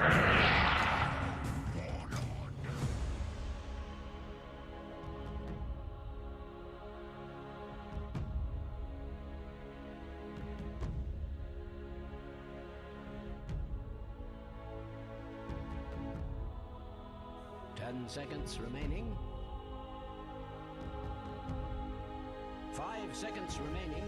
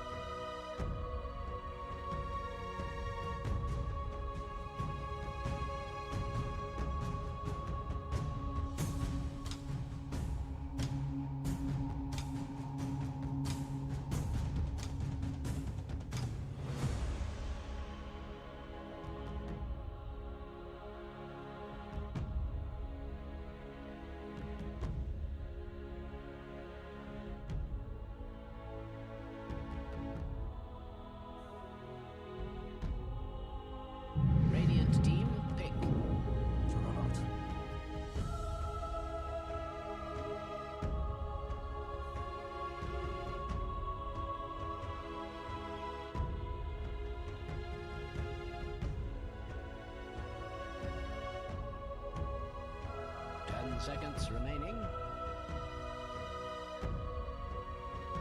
5 seconds remaining.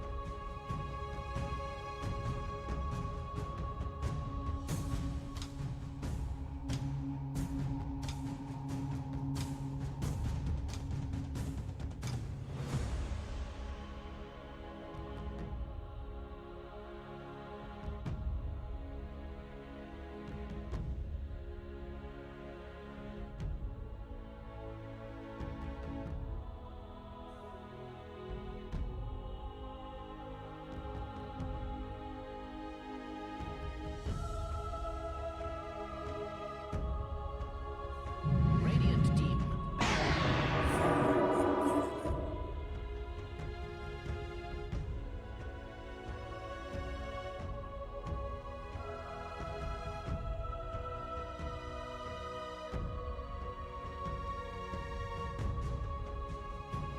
10 seconds remaining. 5 seconds remaining. Dire team ban. Radiant team ban.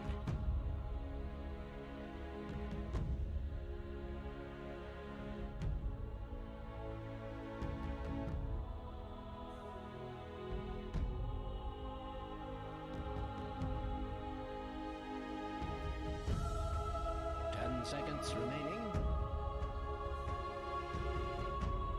5 seconds remaining.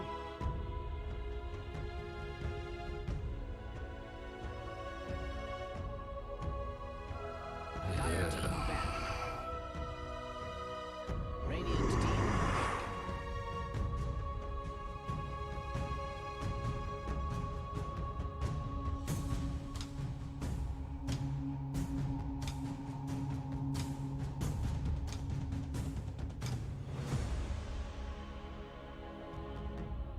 Seconds remaining. 5 seconds. Dire team pick.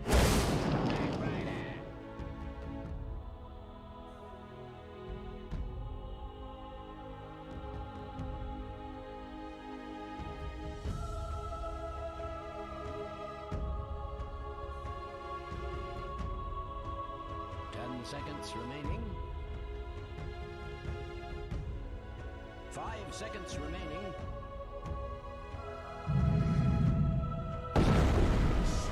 Go ahead. Select your heroes.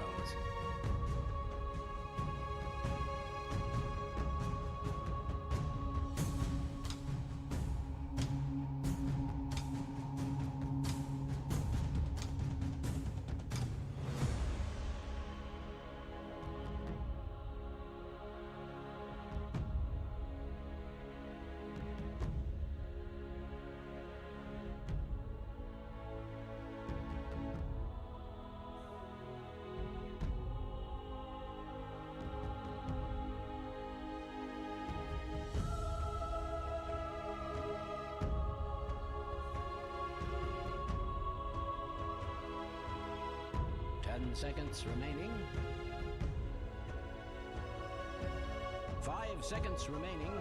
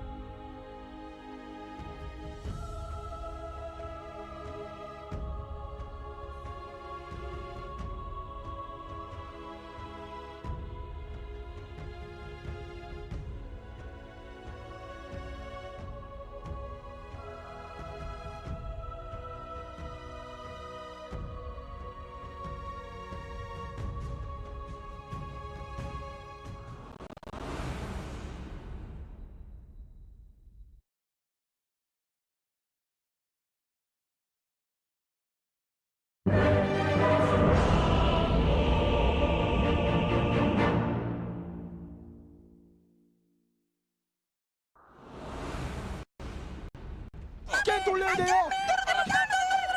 스캔 돌려야 된다고요. Have a little two-legged abomination.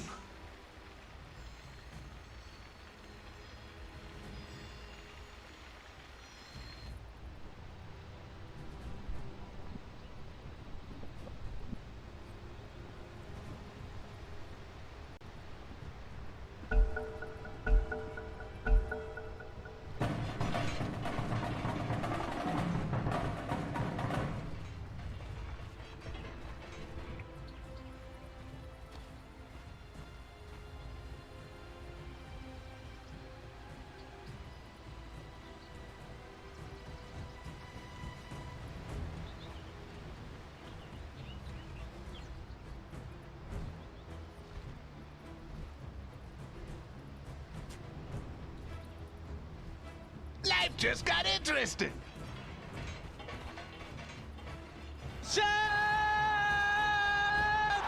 Have a little humility. Goodness Two-legged gracious, abomination. Papa Ball.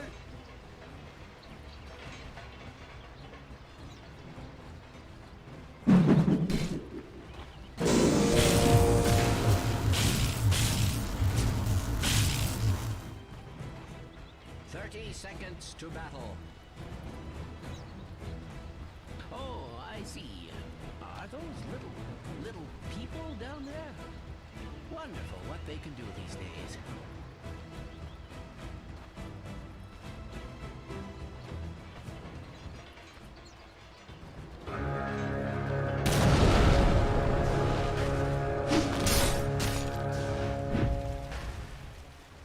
The battle begins. Or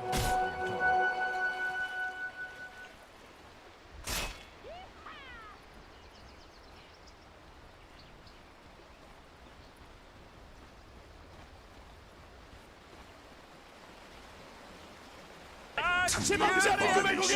15억짜리 구매고기! I'm sapping your will to live. 나고 뭐!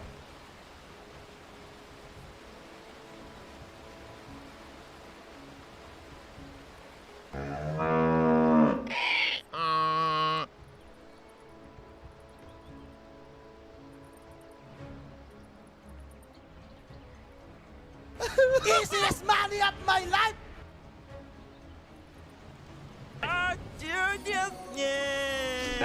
I got good pitches here. Boy, make a very loud sip sound and say, yeah, they don't make Dota like they used to. Look at all these pauses.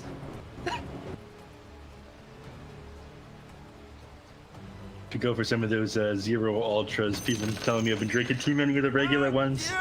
Neff, stop putting so much sugar in your body. Or I might switch it up and grab some of those zero ultras from the shrine behind me.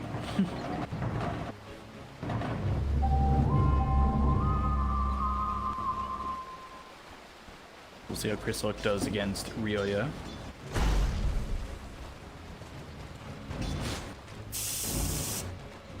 I mentioned the top lane is probably going to be a pretty cut and dry win for side of Beastcoast here. Bottom lane. Yeah, that was who I'm going to be talking about, because I'm looking towards Whisper, and if he can have a good time over in the bottom lane, run out Eternal Envy, and take this bottom tier 1 tower quickly, it's going to make this game very difficult for this troll, especially if they can invade the jungle. But as long as that stays okay for Team Zero, you know, Envy should be able to farm up quite a bit. Yeah. Schofield taking a lot of damage though. These 3 tangos just aren't going to cut it. He needs more HP regen, he needs more mana. He's sending himself out of stick right now, but again, he's really going to maybe run into the enemies once more, but with how hard they're clicking him back at the moment, they see that he doesn't really have regen. He's not going to be able to contribute a whole lot, but he also doesn't get to leave because he needs extra. He needs to fully battle himself before he can really start contributing elsewhere on the map. Probably level 2, in fact. I think that Stinger's just kind of harassing Brad. Oh, he was just walking at him, taking stacks and stacks and stacks of stick to it. like just right-clicking. It's not like he had the mana for dual breath. He still doesn't have the mana for dual breath. He doesn't need to be too afraid of it right now, though. Those stacks of sticky napalm don't really mean as much when you're still level 1 on the Bat Rider. You don't have Firefly to really get on top of the enemies. All you're really doing is right clicks. It's safe to run it. So, taking advantage of the fact that the Bat Rider is still just level 1, Courier goes down. I'm not sure where that happens. What, 3-7s? Bottom lane. Not gonna be too happy about that one. Schofield is able to grab with that Courier. He's got some use down here at the bottom lane, despite having no HP, no mana. Curse coming out on both the track as well as the clockwork.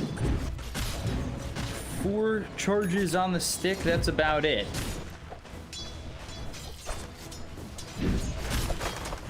It's out for Schofield right now, which means you don't really have that support that can go in there and play a little bit aggressive, open up the lane for Whisper. Whisper only sitting at 6-1, although compared to the Bat Rider of Brax, who's 4-0, he's doing a bit better. But Brax about to hit that level 3, Leshrac just getting there. So like, yeah, they're sitting about even so far. Brax, though, he really just doesn't have that much to work with. Again, he just like no threat to this Juggernaut, just able to spin and off and run at him. Firefly and Sticky Napalm not really do anything when spinning there. And Jakiro, he is able to run at, but he's in a pretty dangerous spot if he gets that dual breath, just able to get spun on by this hero, by the Juggernaut. Again, not much action going to happen there. Juggernaut actually does use his spin. Goes forward on Brax, but it will leave him susceptible to getting gone on by Brax here. So this is going to slow down his CS just a little bit. Yeah, Brax making sure these charges stay on him. In fact, he counts this just right. While Jakiro's away from the lane, he does have the ability to run at and kill this Juggernaut. He might do that right now, in fact. This guy has to be careful. All right, he's missed his window. He's going to think about back up. He's got 5 stick charges. Bottom lane, though. Yeah, bottom lane, we take a look. Is Envy in trouble? This is the kill that I said they needed to get to open up the lane. Salve used just enough. They almost get Eternal Envy. No Salve again. And that puts him with 1 tango in terms of HP regen. So that happens once more. And all of a sudden, this would be a very massive issue for HP regen in this bottom lane for 137 and Eternal Envy. Top lane. And they're on there. Killed onto the hero. K1 up front. Aiken comes in and we got these 2 heroes able to dive the tier 1 and get the kill. So first blood for Team 0, which seems to be the case. I think in most of the times they've gotten themselves first blood. All of a sudden, 1437 gets taken out by Schofield. They just stand and trade there.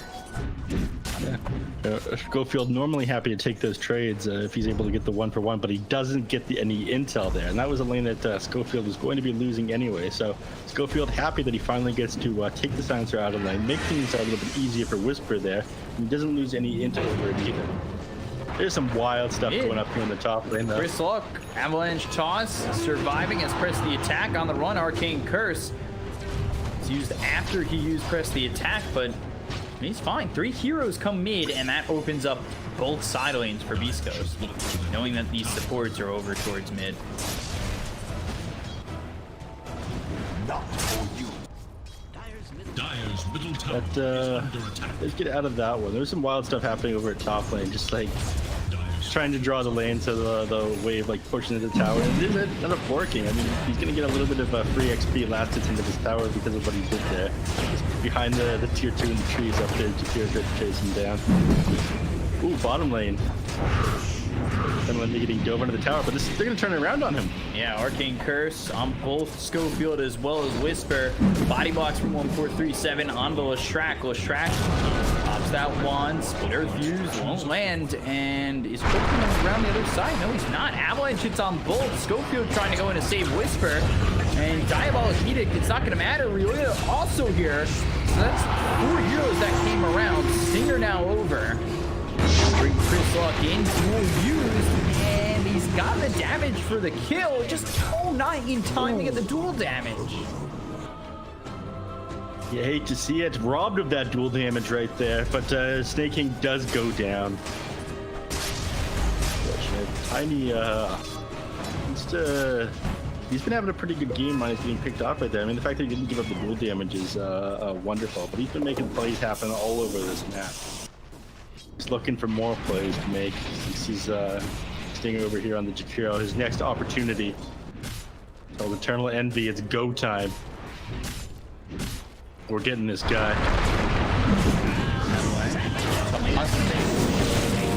The clockwork, cogs around both Snake King as well as 1437. Last word, Arcane Curse. Last word will pop. He's silenced up into the trees trying to avoid Snake King. One more glaive, and there's the +2, -2. So 6 permanent intelligence. They get the kill on the clockwork. They make it 5-2, and this is what I was talking about with the silencer. Get these early kills and get that early permanent intelligence. Dire's middle tower He's a is smart under guy. So 1437. Lobbies were actually glitching out yesterday, and it looked like he was sitting in the coach slot of every single team. That was very odd. But, never mind. He can't be that smart walking this far forward on the enemies. Just giving free gold to the enemy team, and there goes his killing streak. So, all that int for what?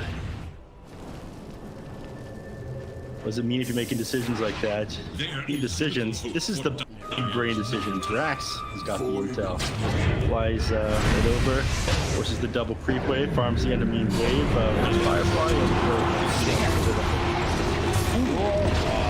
Boy, this is not looking good. Chris Lock is not going to get the dual damage. May not even get out of this alive. The simulate avalanche toss on a Chris Lock. The chase is on. One more shot needed. Will salve up, trying to survive. Aether Remnant doesn't land.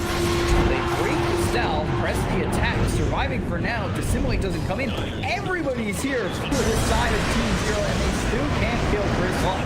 Last time out on the Jakiro, they look for the split earth. That doesn't land. Nobody dead on either side just yet. Back and forth they go, but nobody dying. Just push Chris 4 heroes diving at tier 2, and neither team ends up paying the price for it. That is wild, but Legion Commander just too hard of a hero to grab there. He's got 330 base movement speed. Drop those overwhelming odds for action, pop those phase boots, he's run away with almost 500 movement there. Too hard to really land that Aether Remnant if he's dodging it out. I'm not sure if they're going to be able to get him here either. 12 stick charges. Chris Lock, Arcane Curse, Blades, and there's the kill finally on the Chris Lock. Do manage to get him. That's another +2. Well, I'm honestly surprised that he managed to take him down there. I mean, the Jakiro was sitting behind him, but unfortunately, I didn't manage to get off on the enemy hero with that liquid fire dual breath to slow down the kill. There is little hope for Dire's middle tower.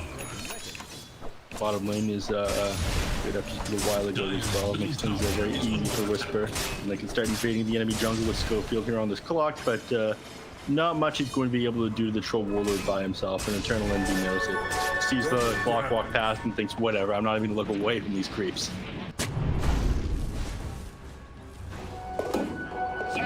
1K lead for Beastcoast, all things considered, with the pressure coming in from Team Zero. 10 minutes into the game. Stacks. Switch it worth. See that Chris Lock would like to take these stacks, Firefly and the stick napalm down.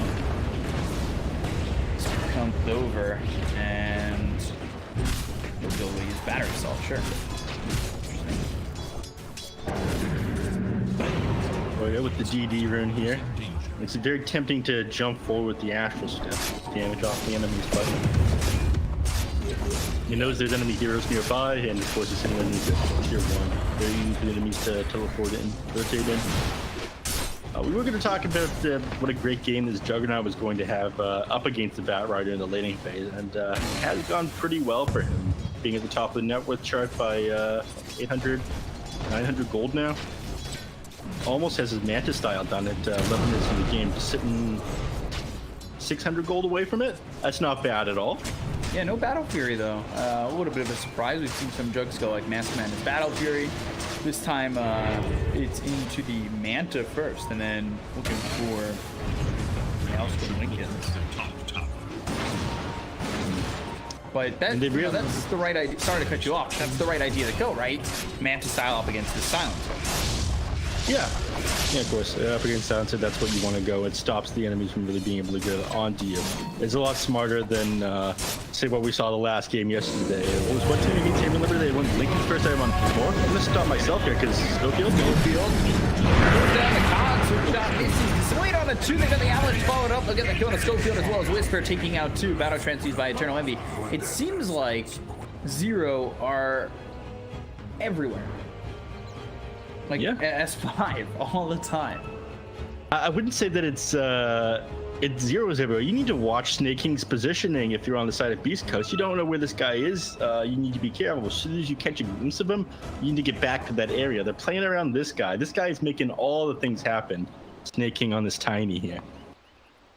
Contributed to 7 of these 9 kills so far. I mean, yeah, these other guys are coming in. They're doing a lot of work too. Like Silencer, 1437, 3215, and of course Arroyo 401. But it's always Snake King with the initiation. This is the guy you really need to be paying attention to. So going forward here, I think that's something that they might realize and be playing a little bit more careful. Avoid this guy. This is the classic Beastcoast style of play, though. They do create space for Hector K1. It looks like they start to lose around the map, even though they're not losing that much control.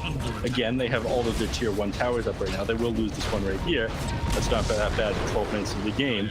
And then they come online in a big way when Hector says that he's ready to start leading the team. So he's got a Manta style. He's able to deal with his global science. It's just a matter of what his next big item is going to be. Looks like actually he's going for Maelstrom Lincoln Sphere. So isn't going to make that first item Lincoln Sphere mistake that I was just talking about when they played Friday. Which was that one more time? Infinity against Haven Liberty. Lincoln's first item dropped. Cogs, Lasso, now Firefly gets over the Cogs. Avalanche rolls the toss on the Juggernaut. Juggernaut getting low, uses the Manta style after the Global Silence comes through. And they've got the healing lure down. K1 not committing the Omni Slash just yet. Holding that, they might want to go for Snake King, but they're close to 1437. Chris Huck does have duel in just a second. Snake King with the Avalanche roll on 1437 to get some space. And yeah, Zero do all right to get themselves away. I mean, that's exactly what you were talking about, that instant counter to the global silence, though. Hector just doesn't feel like he's in any trouble dealing with the silencer right now. He's built his Manta style, and now he's able to play very far forward in the enemy team's face. If the Orchid done on Void Spear, but that's going to mean nothing against K1 Hector here as the Manta style. He pops it, tries to push away with it, doesn't get much from it, and gets back. Baited that Assimilate out. He knew he wasn't going to be able to get on top of that Void Spirit there. Forced him to use a little bit of mana. You do not commit that Omni Slash against certain heroes. Void Spirit is one of them, of course. Phantom Assassin being another. Instantly phase yourself out. Suddenly your Omni Slash isn't running it anymore. The pump fake is always good, though. I will say from K1, like, it was good to hold that Omni Slash there. Yeah. Pump fake. Like, just holding it, it felt like, had you used it there, it would have been a waste for sure, because, like, they're drawing back, they're splitting up, and you're not following up well enough. That I think that Omni Slash would have been worth it. Now he still has it, so they want to take this tower, which they're going to do quickly with Whisper coming with the Diabolic Edict, and the Hero coming through with the Liquid Fire, though, albeit at a level 2. They have quite a bit of fight. And Global Silence is on cooldown for another 20 seconds. Did use the Manta style there with both. Nice path. Back down. Back with fire splits with Mike. Crystal trying to find a duel. Riola will Astral Step away. Again, they can't catch these heroes. They don't lose Schofield though, so everybody survives. Anyone will just TP out. Lasso loses on a Chris Luck. Avalanche comes up with Schofield as well as the Arcane Curse. Can they get the Global Clock for batteries all used? Taking, trying to get him as they look over and don't win the duel against Riola. So close, he'll finally fall to Whisper, but that is dual damage taken away to the Void Spirit. Avalanche toss on a Whisper, and you've now lost 3. He did finally find Schofield. That's a 3-for-1. Hector, he TP'd out, and then Zero went. Yeah, Yeah, I mean, Zero completely aware the Juggernaut was leaving that one. They think, okay, well, you're going to leave on the Juggernaut? Great. Disrespectors will kill all of your enemy heroes. You don't have enough damage to even bring us down the duel. So now it's plus 10 damage to Void Spirit, which honestly is going to scale amazingly with his kit. Of course, his Astral Step gets right clicks in when he goes over heroes. So you just created an even bigger problem right here with that plus 10. Hector, I don't know really what he was thinking leaving that one. There's no towers that you were going to take down there either. Just didn't really feel worth it.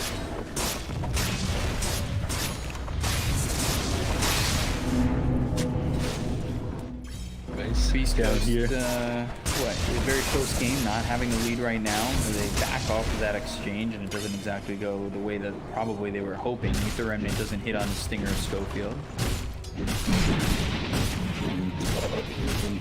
Zero is just getting more powerful though. I mean, you fed the dual damage, feeding the silencer intel. He's at plus 14 right now. Infinite scaling is on the other side. Legion Commander with 0 dual damage. Some of the plays on Beastcoast have been pretty nice though. I mean, keeping his Clockwork alive with that. He has the raindrops on him, of course, getting mech'd up by this Leshrac. Pipe is being worked on right now, which is going to do a lot of work as well on this Leshrac, but it's starting to feel a little bit off for Beastcoast to me. I don't think it's going to be a major issue though as Hector starts working towards this next side. He's actually opting to go bash around in his Lincolns here, and I like that a lot more. Lasso used, and that'll grab the Clockwork. Global Silence follows it up, but there's the Manta from K1. Into the Blade Fury, they still have Schofield alive. Schofield is the hook shot to re-engage them twice. They've got the Magpire as well. They have down on the Rio. They'll win the duel this time. Brax, kills the Omni Slash, goes down to Hector. 2 heroes gone, and they'll continue their pace onto the tier 2 bottom. 1437 standing right here. If he gets spotted, Diabolic Edict starting to do damage to him. They should really recognize that Diabolic Edict is not solely on the tower, but they take it so quickly that maybe they just don't see it. Yeah, but Beastcoast, they have no need to slow down here. They know they just used Global Silence. The Fortify was just used as well, and Eternal Envy isn't ready to fight. All he's got is his Battle Fury. He just picked up a Yasha, so that's his buyback goal right there. He goes down here. I think they just lose the game. He doesn't have the best fighting items either. Very there's the Ice Step landing on to Eternal Envy. They're going to wait for K1, but the rest of the attack is used. Goes down to Schofield. They look over at Snake. They got the duel. They get the kill. Down goes Tiny. 2 heroes gone. It's a 5v2 situation that Team Zero might not be able to handle. Like, luckily enough for them, they do have tier 2 still standing over in the mid and top lane. This does go very forward. Rioya hit with a hook shot. Schofield goes in and helps to get the kill on a Rioya. Now 3 heroes gone. Silencer up in 10. But this is looking like at least a set of racks. And there's just nothing they can do to get in there. Eternal Envy, if he commits too hard, he just goes down. They've got too much disable, they've got too much damage, they've got too much sustain right now between the Guardian Greaves, press the attack, and these Healing Ward. They can't slow down this Beastcoast push at all. 19-minute racks. Schofield, he's stepping up far enough that he may want to go back out on the commander and then the lasso. Do they have the depth to get the kill? Press the attack. Flame break, silence. Now Legion dead. Chris will fall. They look over at Stinger. He'll TP out. And the rest of the team will follow suit. East Coast onslaught, but they're looking to take it back with Zero. Jumping onto Schofield, tossing the racks forward, but Clockwork and Legion are decent constellation prizes that won't make up for your broken racks. It's not going to be able to bring it back. They smoke right after that. With the double damage top that they, I believe, do have vision on with this word. Short. I was gonna say maybe they can go to Roche, but Omni Slash in 2 seconds here. 20-minute mark. Oh no! Mitigated by most of the team. They've got Rack low. Blade Fury used. The full Javelin. They keep trying to move forward. The Ice Path lands on a 2 down. Rioya jumping into the Astral Step. They got back fire down. Rioya. He moves in to try and get the kill on a Stinger, and they will find at least the Jakiro. Rax is low, blinks away. Rioya in trouble to simulate down to the low ground, or no, jukes it. Very well done. Regen picked up. Got the Rocket where they have the vision. The hook shot hits on a Rioya. The Avalanche stops with his steps for just a second. They've got the global silence, but that is just extending what looks to be the inevitable. Assimilate, running away. Kristov going forward, doesn't get the duel off out onto Rioya in time. So everybody's surviving for Team Zero. Just low on health in general, but lives still saved. They out vision on him. They know where he is. The duel is up now, and nothing's going to be able to save him from this one. There's the kill. Finally, the chase is worth it. Yeah, but all of that to get on top of this Juggernaut who was committed pretty far forward. And yes, Jug did have to end up expending the Omni Slash. Yes, we did end up losing Jakiro there, but again, Beastcoast not exactly unsatisfied with that one, despite falling a little bit further behind, because Roy going down there, having the buyback, he's going to open up this Roshan. While they know they're doing it, I don't think there's a whole lot they can do to stop them. They have BT Commander sitting beside the axe. He's just going to be beside the Juggernaut. They're just going to be able to dispel any lasso that comes out on his teammates. You need to lasso Chris Lucky. You're on the option. But decide not to commit into the pin. It's too late to go forward now. Schofield being able to use it over to the back line and stops him from getting in. Now comes in, they've got the battle trance, so now losing Commander a little bit more. Might actually lose this duel. They have to pause. They look at the victory. Chris Lucky ends up falling. Now they get the Eternal Envy. Eternal Envy goes out 5 seconds. They hit the lasso out of the Jug. It goes out the cliff, but Anson goes back down onto the ground. So, Avalanche used by Snaking, looks over at Stinger, gets the kill there, out onto the Jakiro. They've lost 3 heroes, Schofield, Stinger, as well as Chris Luck, all dead. K1 continuing to move forward. He's got Omni Slash in 18 seconds, so if he's able to survive, this might be able to go the Omni and get a couple more kills. Avalanche hits, now out on the Lashrak. Whisper hit with the Orchid from Ryoya. Running, dive up, Edict, some damage, 3-7, he's here, he'll get +2. As Whisper falls, 4 heroes dead on the side of Beastcoast. So they do manage to take a little bit after they go into the pit and get the Aegis on Beastcoast to get a little bit more on Team Zero. Unfortunately, I don't think it's really going to matter that much in the grand scheme of things. It gets closer and closer to his next couple of items here. Duel actually coming out mid onto the Tiny. He's going to go down, but they're not going to get full damage here. Surviving, Global Silence, Snake King on the run finally falls. Ryoya, he might actually be in trouble too. They don't have to assimilate. He's got the hook shot. Chris Luck gets a double kill. They're going to look for 1-4-3-7. Omni Slash is available, so I don't think it will be used on strictly just the silencer. Oh, Bash, can you get it? 2 shots. Maybe the block was there. It's only when you're playing the hero that's teleporting out that you get bashed. When you're watching the game and you're excited, you want it to bash. It's not going to happen.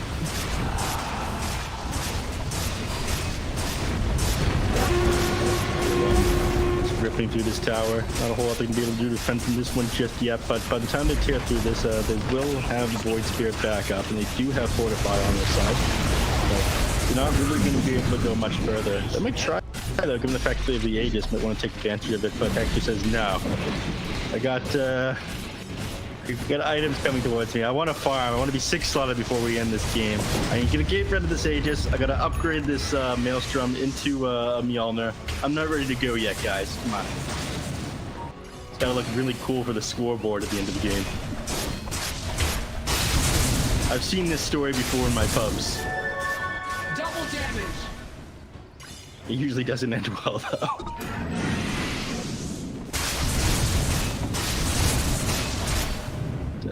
On a more serious note, it's smart for him to be just biding a little bit more time waiting for his next item. And of course, taking out this tier 2 here, which will open up the last set of racks that I want to put onto those tier 4s in the ancient. Playing pretty far out of base on the side of Zero here, but not really much of a point of doing it. The enemies aren't split up, they're just back here. On the back, and over at the Tiny. They also bought back on the Tiny, but now the Avalanche have 2 heroes. Obviously, bouncing around, trying to do a little damage, but they can't fast coming through. They get the gun, Snaking this ball back. He's dead for a while. Now it's Eternal Envy, Blink Fury on him. He used the BKB, but he stunned up for a moment. The Global Silence used. Blink Fury now going from Hector. Ice Path lands on the 3. Well done, Stinger. Goes after MVK1 surviving. Both are low, but eventually MV will fall. No buyback. All of them takes. Beastcoast taking a very good game here. I mean, they had a very scrappy lineup, and I don't really like them picking the Batrider and all these counters against Beastcoast here. I don't know. It just.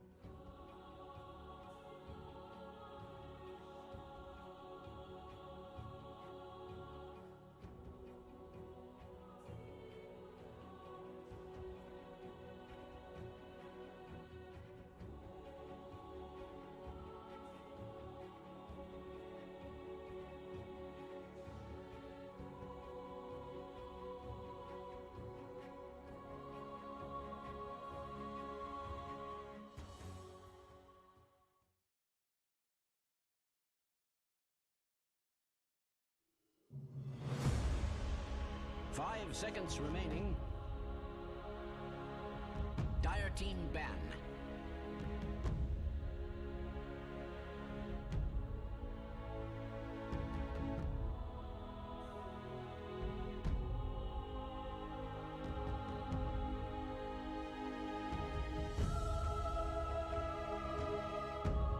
Seconds remaining.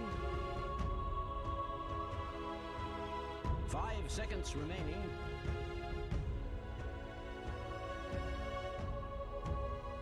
Radiant team back. Dire team ban.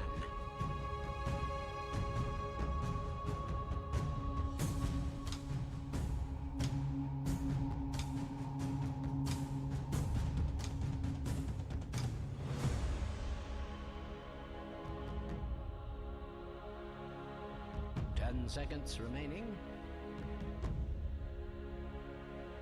5 seconds remaining. Radiant team ban. Team pink.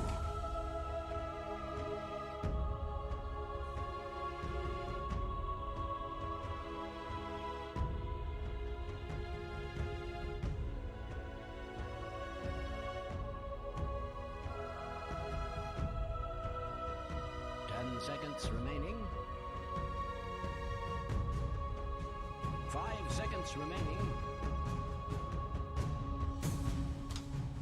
Radiant team pick.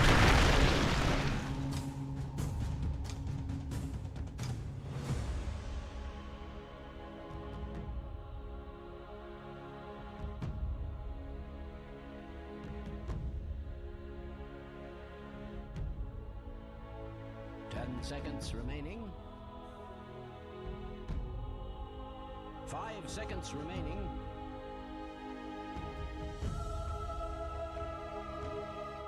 Dire team pick.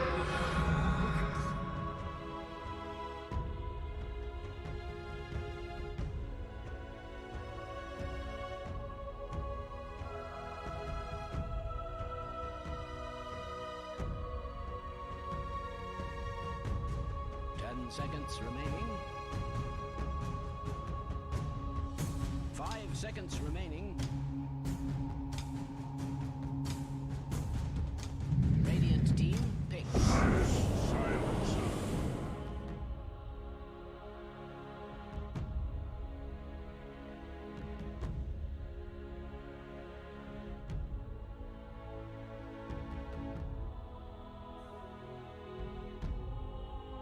10 seconds remaining.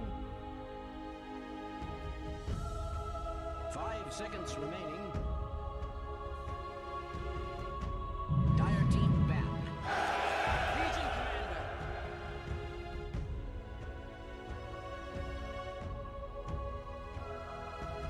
Radiant team ban.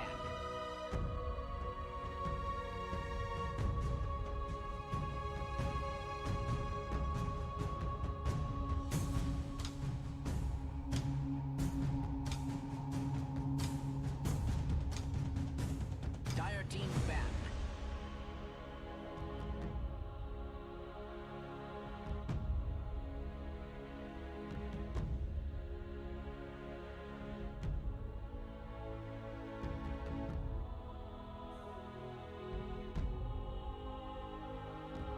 Seconds remaining. 5 seconds remaining. Radiant team ban.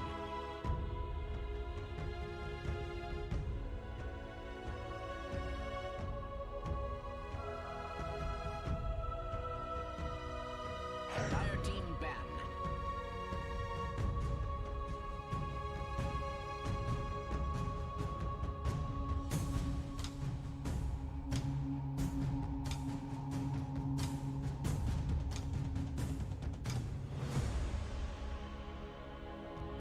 10 seconds remaining. 5 seconds remaining. Radiant team ban.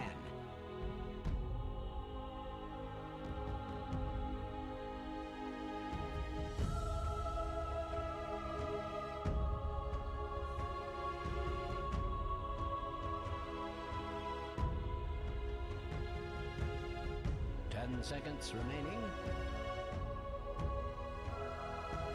5 seconds remaining.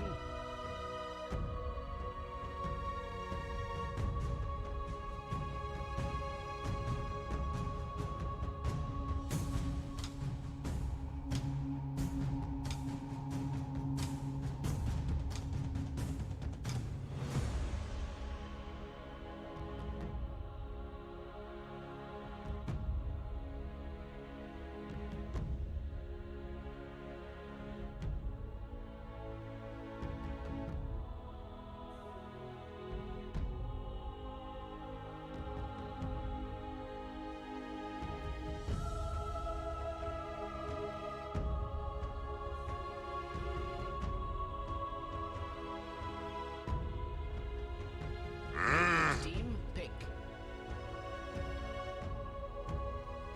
Dire team pick.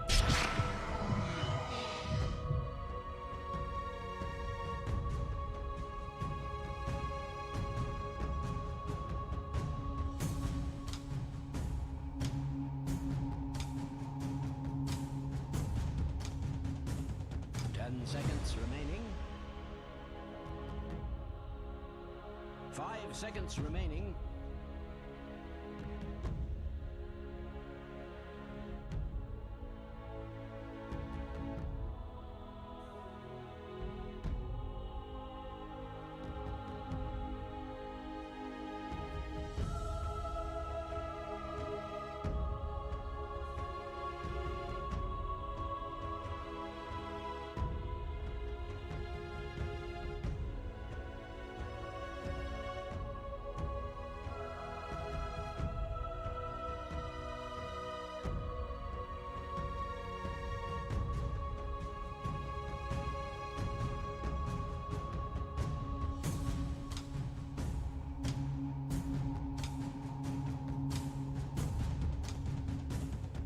Radiant team pick.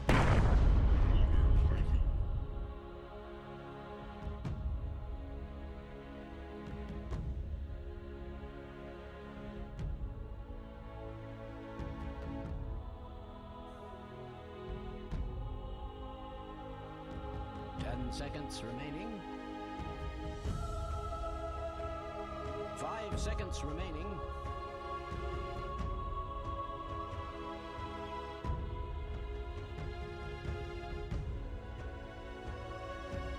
Dire team pick.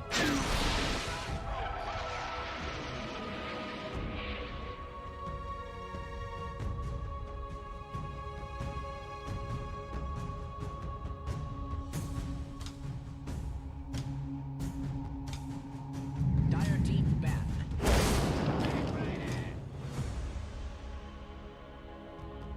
Radiant team ban.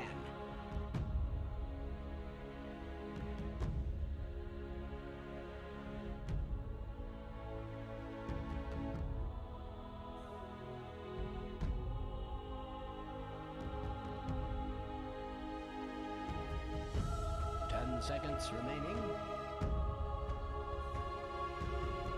5 seconds remaining. Dire team ban.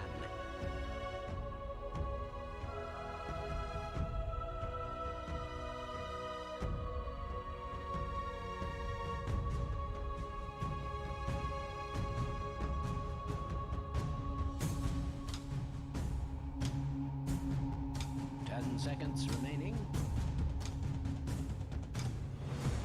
5 seconds remaining.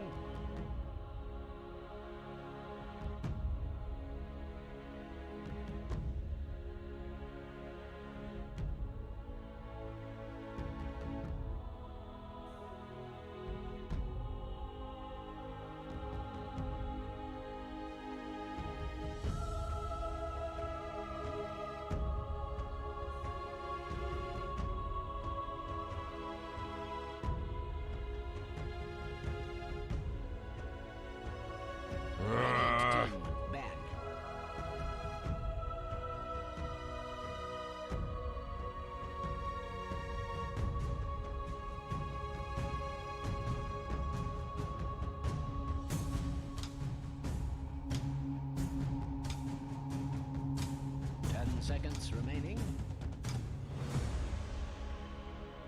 5 seconds remaining. Dire team, pick.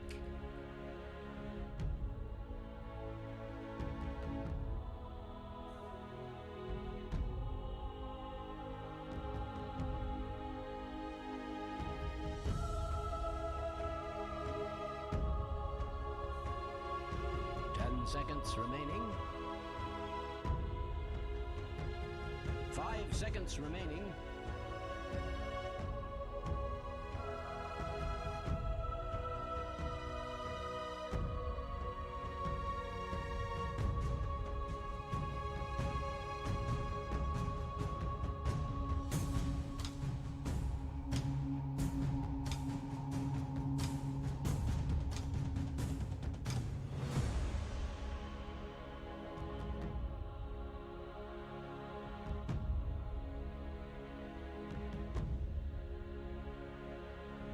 Skandolé der!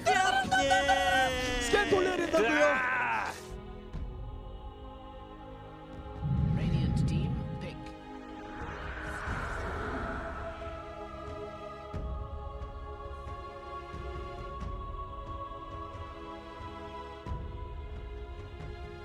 Ne? No! Ne? No! No! No! 10 seconds remaining. 5 seconds remaining.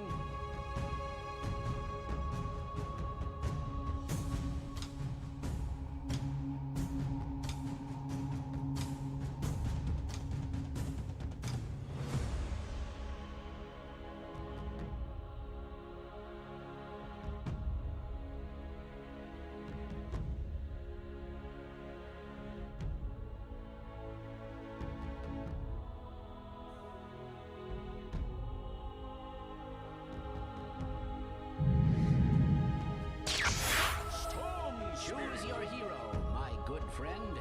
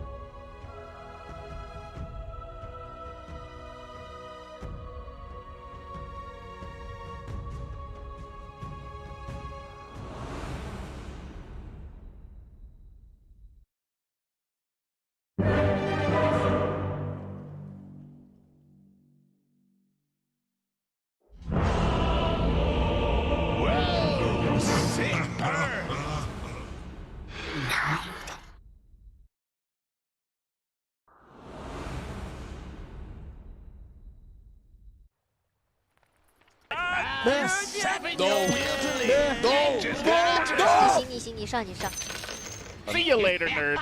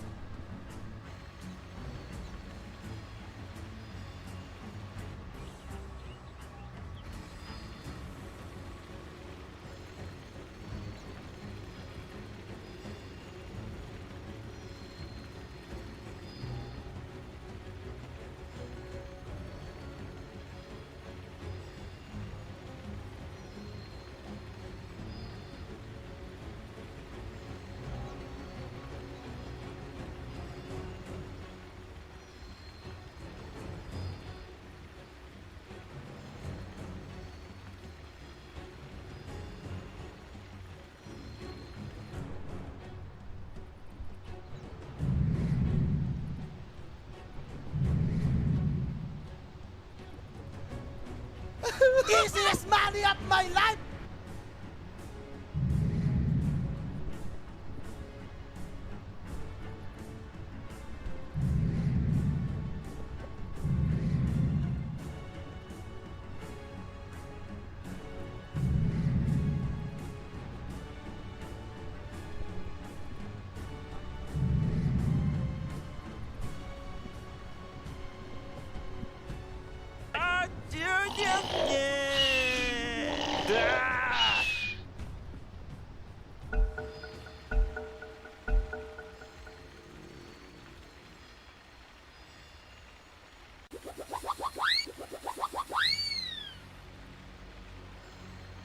All right, they're ready to go again. They want a second more on Beastcoast, discussing strategy or dealing with the fact that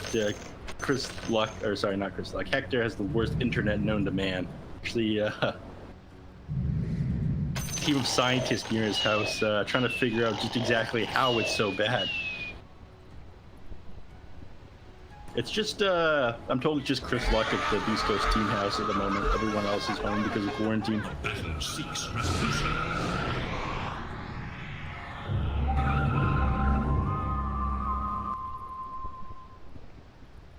Whoa! Sick burn!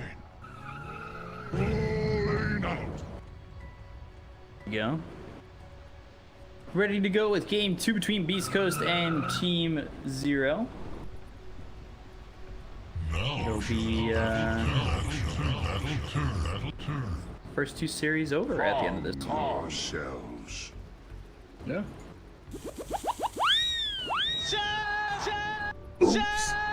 I don't know what Zio's gonna do. I think Beastcoast just have his hands down.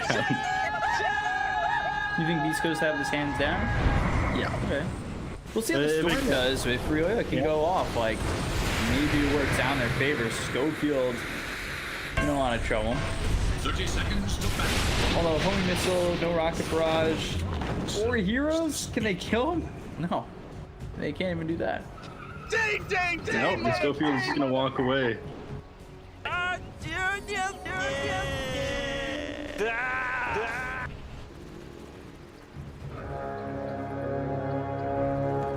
On to the start. Schofield walking all the way back to base. We don't get that off-lane Elder Titan. It ends up being the mid Tiny and the off-lane Bat Rider of Whisper.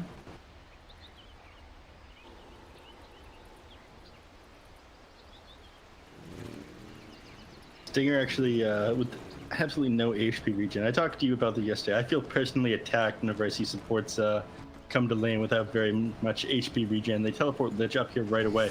This guy's just gonna get blasted down by the Gyrocop with the homing missile and his Lich Frost Blast.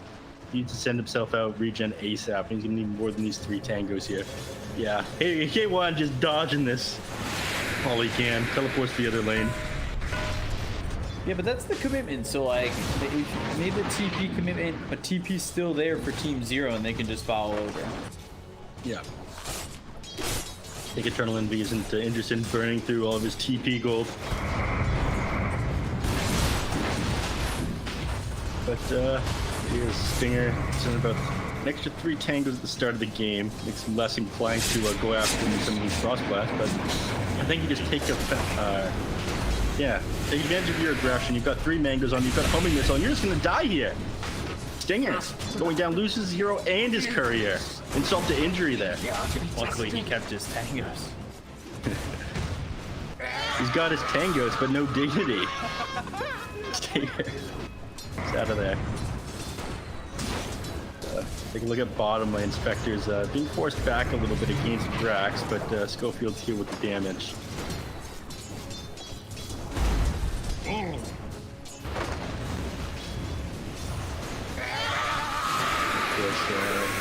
Quick peek over into mid lane if they give us a chance to slow down some of the aggression elsewhere. We can see that Storm Spirit is currently ahead of Tiny, and that's going to happen at the very start prior to Tiny having that huge burst combo with multiple levels in the avalanche. That's the really have to be a little bit careful and keep his HP farmed up, but for now, he's doing alright. He fails to throw the Storm Spirit back. That's some of the issues that you have when you're playing this mid Tiny against warriors on relatively low ping. didn't lose. Look at that. Losing that bottle, and that's pretty big here to lose that bottle this early on. Meanwhile, Bat Rider dies top. We continue to just run at these top heroes. Silencer getting low over bottom. They're going for Stinger. Brax not really deterred by the damage that Hector's throwing out. Stinger has glaives to throw, so that might turn this around and maybe give an opportunity for K1 to get the kill, especially with Spectral Dagger in just a second. Actually throws it at Snaking. C-Chat comes in from Brax, and they won't get the damage to kill either of these heroes, but now over mid, Ryoya hit with the Avalanche. It's close between the two, can toss the tree and get the kill. So, we're talking about how badly Ryoya needed a good start to this game, but going down before this Tiny even hits level 5, you don't really have to worry about that huge burst damage. You're in trouble. The game hasn't started that great for you. Thankfully, the other lanes are going all right for Zero so far. Still a little bit of net worth ahead. Got tons of harass coming out from the switched heroes up here at the top lane, and of course, doing a decent job at shutting down this Spectre. Actually, they're doing less and less of a good job of shutting down the Spectre. They're pushing these two heroes back right now. Spear in some trouble. Flame break for some space.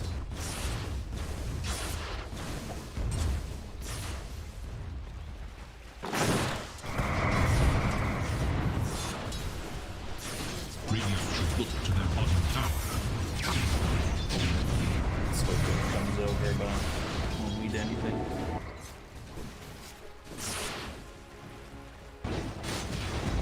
You're in the top lane. Just gonna push all the way back along his tower, and Scorpio picks it up. He's over in the mid lane. They just slowed down a little bit despite...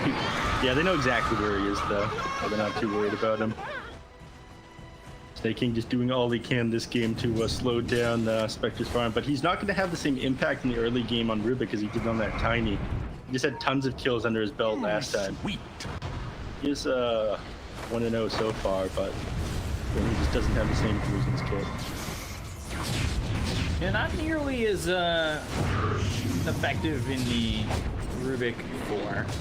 I will say though, Hector, he's farming up a Storm 26-1, the Gyro's 21-8, but Gyro does have a couple of assists. Rocket Barrage comes in, Homing Missile Thunder the Silencer, going on to Eternal Envy, now looking over at Snaking. They've got Schofield coming over, hoping to get something. Arcane Curse. And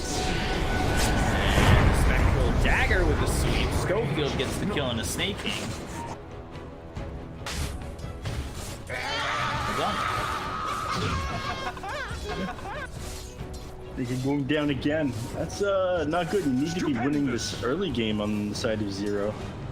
We had a Storm kind of forced back in the jungle, and yeah, this was bound to happen. Again, we have the burst damage to bring down that Storm Spirit on the Tiny. We get these 3 points into Avalanche, and he's aware of that. Until he gets level 6, he can't beat it. Now that he's finally got it, he can walk back into this lane, but he has to make sure his HP is very high at all times, and he's got raindrops on him, which he does.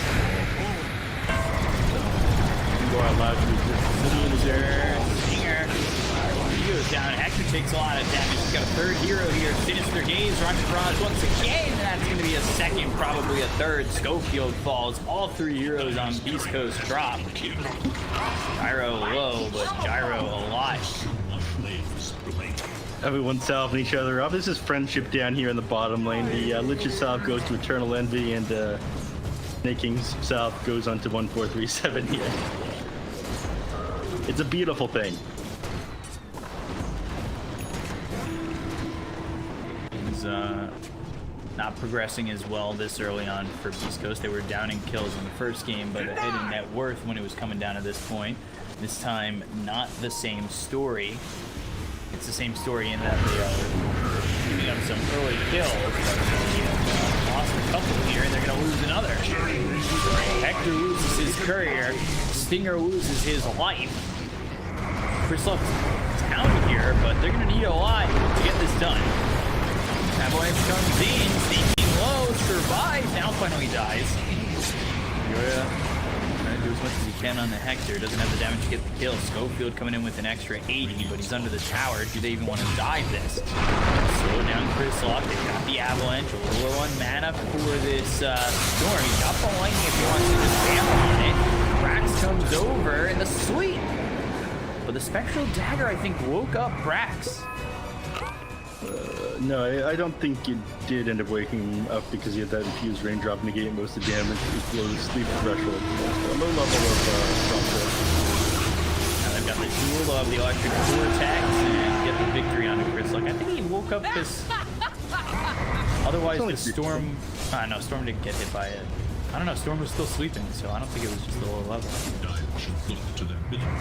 Level 2, 3 seconds, maybe. Yeah. I think he might have gotten woken. Who knows? We need the instant replay back. That's what we need. But mid lane, diving Stinger over here. Not much he's going to be able to do about it. Whisper wants to get that counter kill onto Snaking here, but he runs into 3 heroes. I think he's just going to die from this. Yeah, he is in a lot of trouble. And unfortunately for Snaking, he's now level 6. Otherwise, he would love to steal Envy. Does he drop this tree now? Chris came into this knowing the amount of heroes that were there. Got the telekinesis build, dropped down Chris Luck, avalanche onto a couple. Snake King survives. These heroes are living on the side of 0, even though they're low on health. They finally lose the Rubik. That's it. Wow. These fights, they feel so scrappy, and these heroes are always getting out with such low HP. I feel like a little bit more, and Zero would just lose control of this game. They go into Stinger mid. Stinger is just way too far up against his DD Storm. He knew he was there, too. It felt a little bit questionable there. I mean, yes, you need to get level 6 pretty badly, but you can't be letting this Storm pop off like that. That's their their way into this game. So the Storm have these early kills, get a net worth advantage. And now, second in the net worth chart, 3.5k above the enemy Spectre, behind only the Legion Commander, who's at 3.8, 3.9 right now. Hector hoping to get some space. He'll get the Asha Manta first, and then the Diffusal. Misses on the skill flip, trying to get him in the low ground. Ball lightning, slow. Vortex, fall down, and a kill on a Schofield. They are overwhelming Beastcoast side. Chris Luck comes over, pull back win. Pull down, there's the dual chain cross thrown, bounces over creeps after killing Chris Luck. So Beastcoast falling further and further behind. I feel like they're coming in just too late here. This tower is going to go down regardless of their reaction to the lane. They need to grab these bounties, some sort of consolation prize for losing these fights, but they're barely in position for that. They do get the 2 at the bottom lane a little bit late, but Storm Spirit's going to grab both of them at the top, refill his bottle, and gonna look for a kill here on Chris Luck. And this is the playmaker, the Tiny. Anything that can slow his game down. It was all about him having a favorable matchup in this Tiny, good performance, and you did get the solo mid kill against him, but against the Storm Spirit, but your team kind of fed it back and let the Storm Spirit get super far ahead. And now Chris Luck's got to play catch up.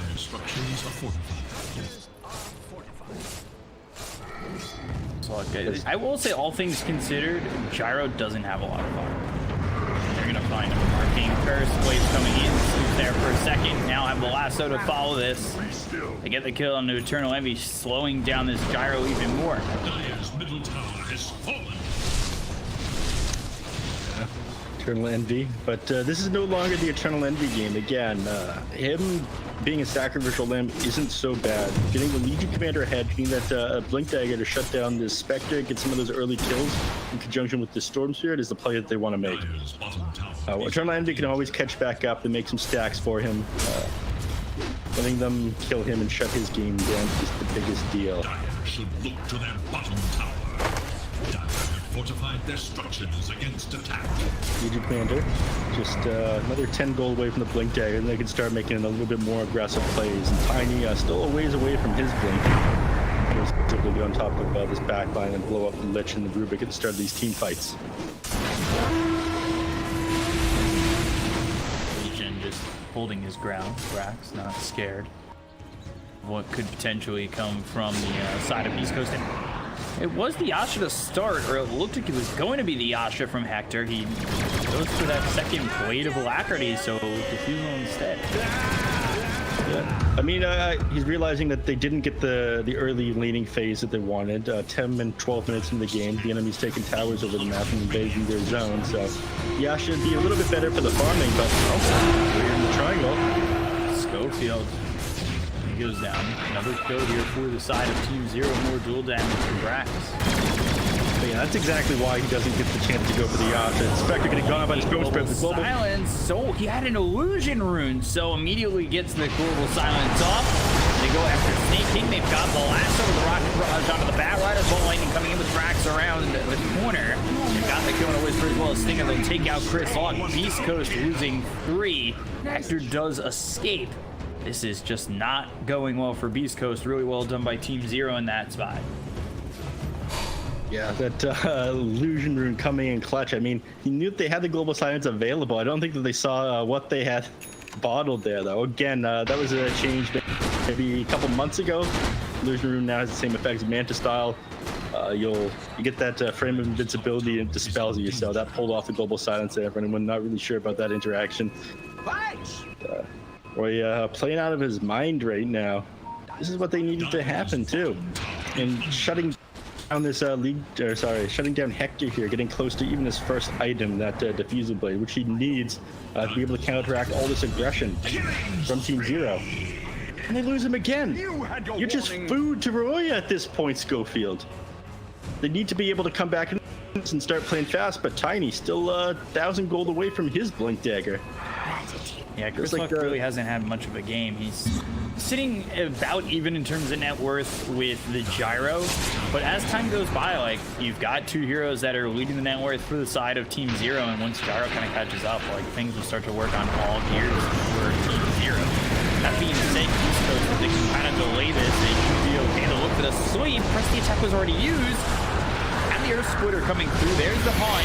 Now Earth Splitter hits. They'll haunt John over. They look over at the Legion Commander. They've got the toss as well as the Avalanche. Snake Frost bouncing around the Stinger as well as Chris Log. They've got the kill on the Stinger. They'll pick out Chris Log. They've lost Snake King as well as Eternal Envy. 2-2 with the last coming in, but Ryoya getting low. Whisper, he ends up dropping. K1 going for 1-4-3-7. Has a Spectral Dagger in a second, doesn't even need to use it. They've got the triple kill coming from Hector, now going after Ryoya, who's low on mana, but does have enough to ball lightning away and make some distance if need be.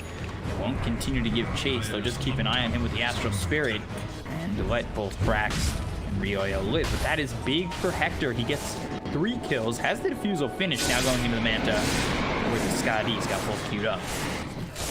That was huge damage. The reason why that fight went so well is that Chain Frost just hit so many targets. Ended up doing 3,000 damage in that fight with the Lich. Completely outdamaged everyone, even the Storm, who had the Arcane Rune in that fight. But wise move by K1 Hector, opting to not chase that Storm Spirit. I think Storm was just trying to bait him out at the end there. Decide to go on Schofield up here again. This guy's just been food for the enemy team. Yeah, steals the Spirit, gets the kill. Schofield dead once again for the 5th time. Little silence gets used over bottom. They look for Brack. Going to Whisper before dying. Stinger now being chased by Ryoya. K1, this could be a kill on the Storm, but he pops the TP before he gets on him, so he does end up having the mana to TP out. That was so close. A second, maybe half a second earlier, he managed to get that first hit on the Spectre. He wouldn't have had mana to TP out there. Dyer's top tower Do that diffusal blade. It's getting better for Hector. He's top the net worth now. Dyer's top tower is Warrior with the big brain this game, though. He's needed to come online a big way, and he is. Only 900 gold away from his Bloodstone. Things just start to get easier for him. Hector almost has his Blink Dagger, though. Things get easier for their team as well there. But you're almost 17 minutes in the game right now, and you just have your Blink Dagger and bottle phase boots on your mid hero. Versus the Storm Spirit almost having a Bloodstone complete. 450 gold away from it now. Smoked up, though. Got to see a fight break out here in the Dire Triangle. Interesting. Hector farming this in an interesting spot, trying to stay away. Breaks the smoke of Eternal Envy. That'll allow them to get out. Chris Lucky pops the Invis. And Avalanche toss onto the Lich. Doesn't get the kill, blinks away. Only missile will be thrown on the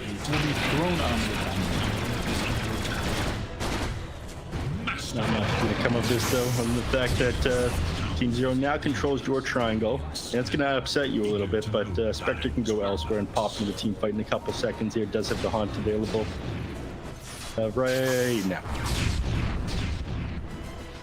Silence in 24, so Beastcoast will probably wait for that to fight, but they might be able to get a pick off before that happens. Toss on Sneaky, press the attack onto the Rubik, won't keep him alive. Now they're going to look for the Legion. Brax press the attack on cooldown for 5 more seconds. Can he catch him? Not fast enough.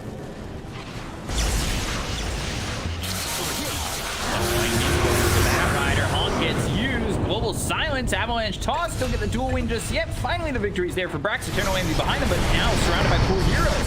Sweep hits onto 2, Earth Splitter to follow it up. Chain Frost already came out. He's going to hit onto Eternal Envy, get him low. One more shot comes in from Stinger to get the kill on the Eternal Envy. Now they'll look over at Rioya to toss him up in the air. Double kill for Stinger. Just blinking away is Brax. You have lost 4 heroes on the side of Team Zero, and all of a sudden Beastcoast pulled this within 2K. 1,500 net worth jump and 3,000 XP after that fight. That was a beautiful stomp there, keeping everyone controlled up and allowing them to get that kill in the storm. Just after he finishes his Bloodstone as well, he's definitely going to feel that one. So Beast Coast coming back into this game, and again, that was just like perfect timing by Chris Luck as far as like maximum disable time onto the Storm Spirit. He almost got out of that fight several times, and this is him like playing the best he can. He saw his HP start to go down. The situation was a little bit messy. It popped that Bloodstone at the start of the team fight to top his HP up, but it didn't end up mattering. So this is going to get Beast Coast this boost back in the game that they need, and you don't want to be taking this game too late against the Spectre. This damage is going to start to come online a big way for Beast Coast lineup. They start to playing pretty tight right now. They don't want this Storm Spirit to his first item, but they take advantage of this on Team Zero, and they're taking Roshan right now. I'm not sure if they'll be able to get to it in time. They have no idea.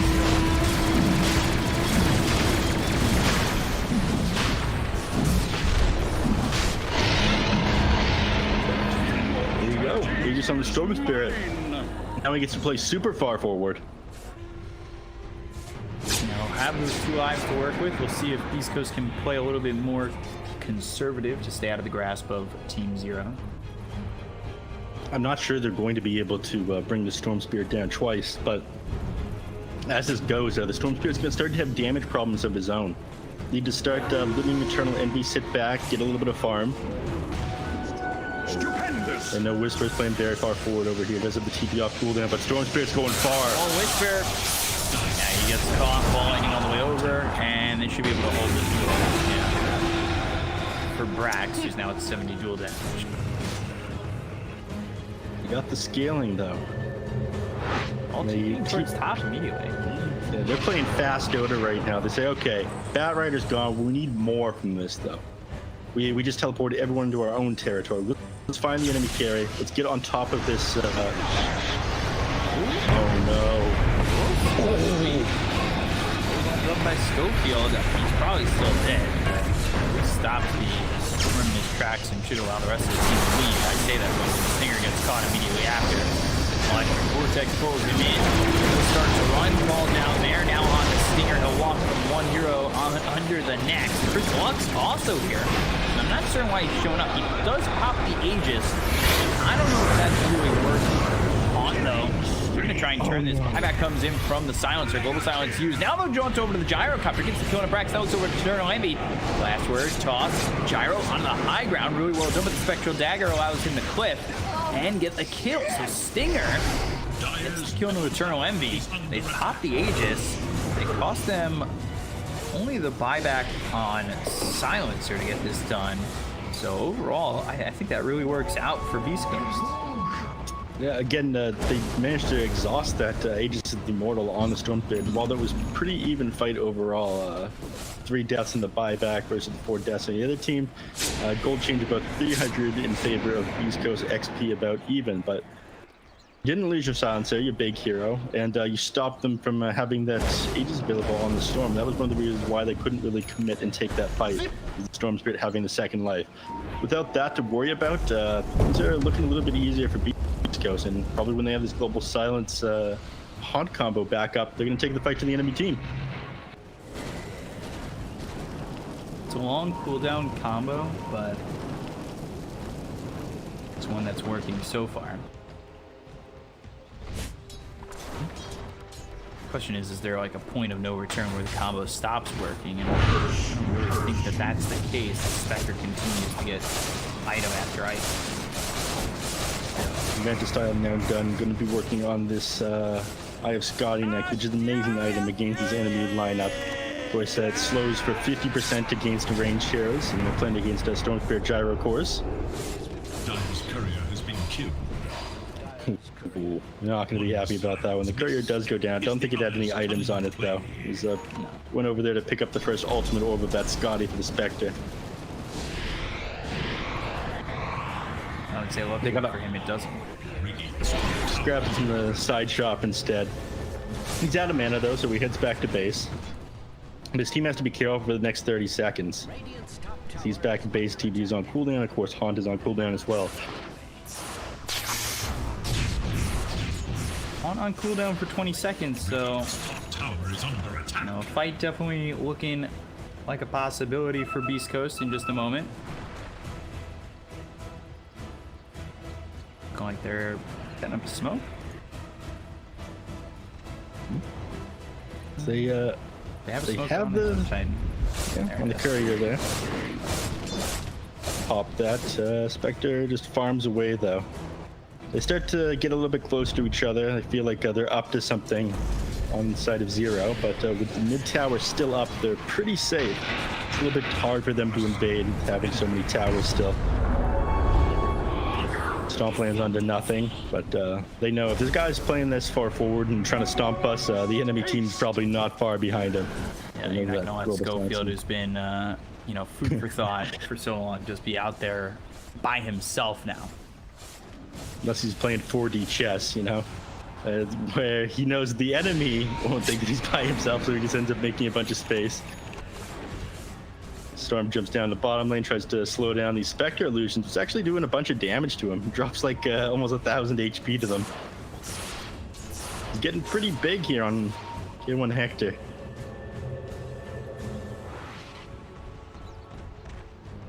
Let's see. One ulti orb. That's just about enough for the point booster, but we'll probably hold for the other ulti orb. Let's have a couple, or still has the Wraith Band Magic Stick. Both those things can be replaced though. Stinger is, yeah, I like this ward. You want to take this Tier 1 tower, you drop some wards behind it. Now you can start playing aggressive here. They're playing aggressive, but again, it's just Hector continuing to farm. Stupendous!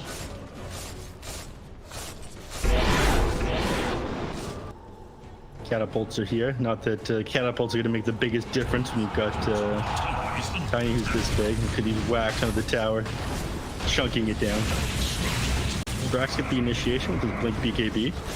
Probably wants to get on the silencer in the back, but I'm not sure that the other heroes on the side of Beastcoast would allow him to get that far forward though. Wrap around, they've got the Avalanche as well as the toss, the sweep into the Rubik, and the BKB's been caught by Brax. Goes for the duel. Earth Splitter coming through. They've used the global silence. That's going to land. They'll get the kill on the Brax. They'll take out 1, 2, 3, 7. The duel is rolled by Chris Love. They get the kill on a Snake. Now BKB caught by Eternal Envy and Whisper. There goes to the back lines. They've got the buyback being from the Rubik, but it's not going to be enough to save the life of this Gyro Crusher. They haven't gotten any kills on the side of Team Zero over on the Beast Coast. Chris Love getting low under the tower. There's the ball lightning across, finally taking out one. It is to the tower. They bought back on the Rubik. They lose the Tier 1, and all of a sudden, Beast Coast have a 1K lead. Finally starting to push the enemy territory, and the net worth lead pushes over to Beast Coast's side.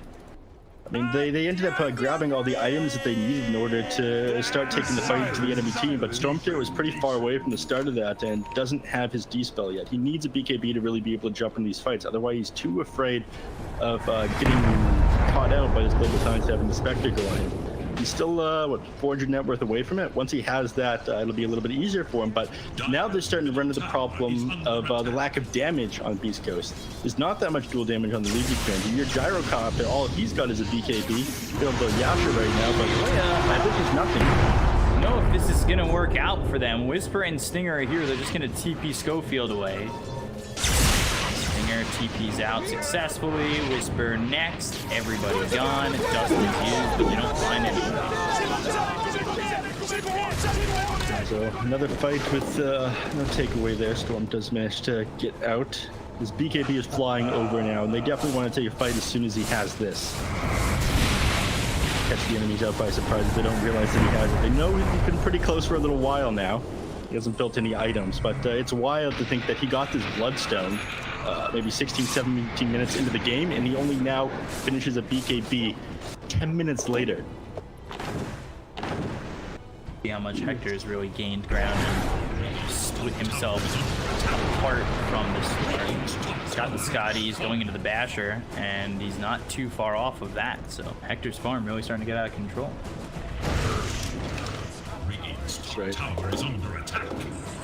Dire's Stinger. middle tower is under attack. Vortex, Chain Cross. Also, Brax does get the dual damage, making it 90.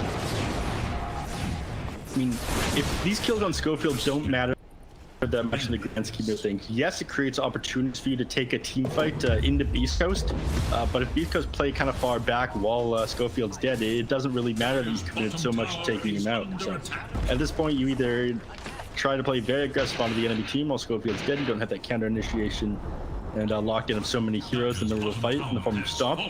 But if you're not going to do anything, it doesn't matter. It's a waste of time to bring him down almost. BKB top by Shinobi as well as Brax. And Joy. You go to get the kill on Stinger. Stinger still has that global silence. He doesn't use the buyback to get back in the fight and use it. They kill off Crystal. They lose sneaking. Down goes the Chernobyl. They look over at Ryoya. The ball lightning away. He does have TP. Spectral Dagger thrown by K1. They won't catch up to Ryoya. Yeah. Meanwhile, Legion Commander over on the back here, he's gonna get the duel off on the Schofield. Schofield's dead twice in a row.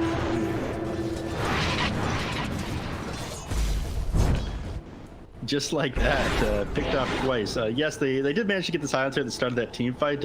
Storm Spirit instantly jumping onto the back line and pulling with that electric vortex, stopping him getting double silence off. But I'd say the main reason he didn't have the buyback on the silencer is just due to the fact that he was still on for another couple seconds before that fight started. So very nice timing there on Team Zero.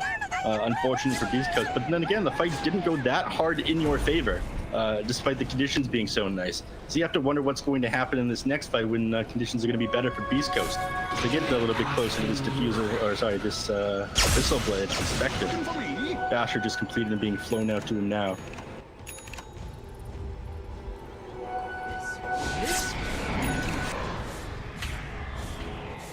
They position towards the Roche Pit here, but Zero Smoke we're about to see a fight here. Avalanche BKB gets the one of Chris Lock. The damage coming through. They'll get the blue victory.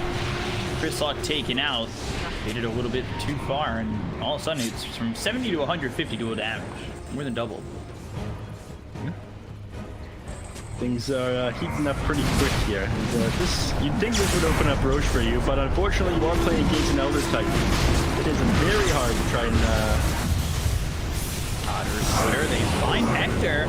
Full silence comes in. Ryoya pops the BKB, goes after Hector. Hector with the homing missile on him, so he's going to run the back lines, get on top of these stairs. Trying to find some distance between him inside of Team Zero. Avalanche flies in, and now they'll get the kill on a Stinger. So Stinger already used the global silence. Spectre Dagger hits at Snake King. They have buyback available on Chris Luck. They're using a lot of what they're using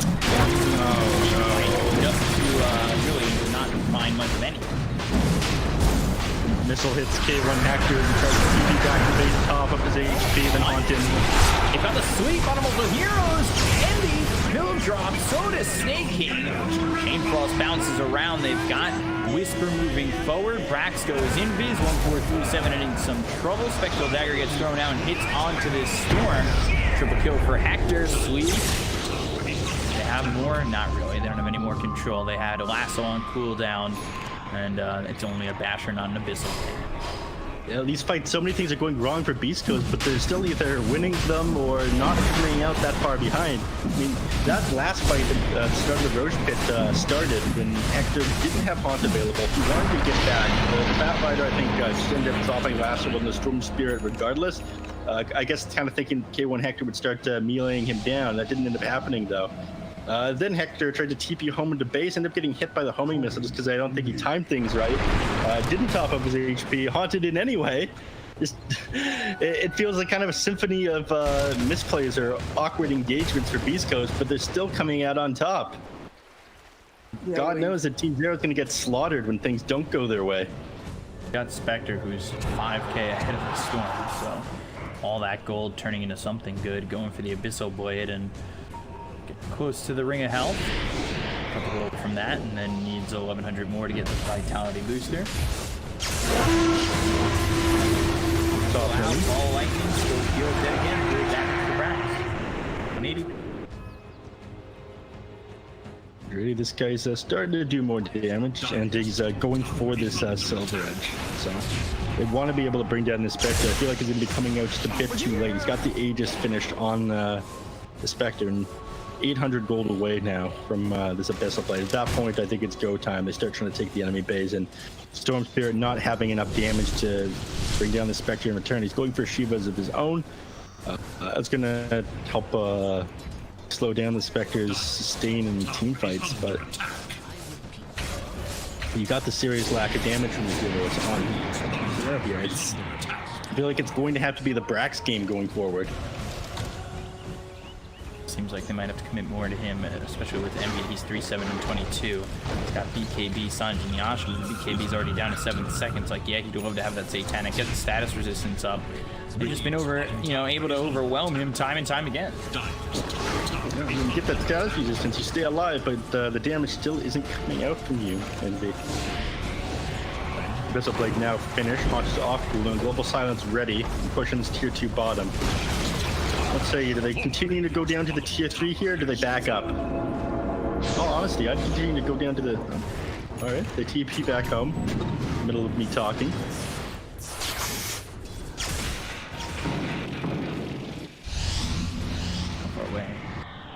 Has it. Okay, so has the Abyssal Blade going to Silver Edge next.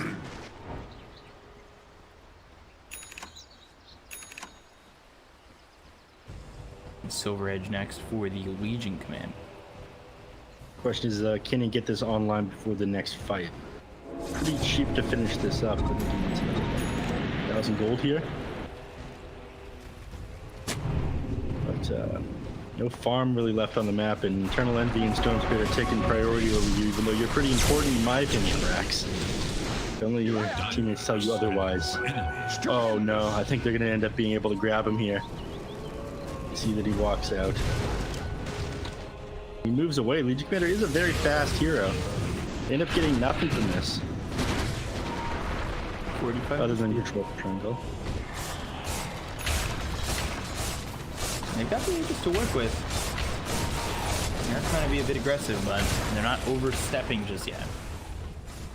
I hold one issue with what Beastcoast is doing. We were talking about this yesterday. The mark between a good silencer player and a bad one is making sure that you save for buyback. And unfortunately, Stinger, 350 gold away from buyback right now. Not much to stop it from just going on top of him and blowing him up, especially considering they have this BKB now. You can't hold that. Hold that rules into Stomp Trick on the other gentleman you've done the last couple of team fights now. This guy's just going to get blown up and killed. Well, lightning back and forth to the Arcane Curse, won't land it. Only missile hits on the K1. He's whittling these people down though. He's dropping low and lower scope. It's hitting at only 800 HP. Not much stuff's going through, he's just blowing him up. Once again, back and forth they go, but they're going to lose the tier 3 regardless. Feels a Sexual Dagger. That gets thrown against one Whisper coming around with a lasso. Flame Break hits on a Eternal Envy, snaking from a Fabled out. Again, the ball lightning forward and all the way back. Whisper maybe thinking about getting a lasso there if possible, but doesn't land it. But They're happy not to commit too hard on that one as long as they can force the Spectre back for another couple of seconds, and Aegis is expiring in 15. So they're not going to get any use from that there.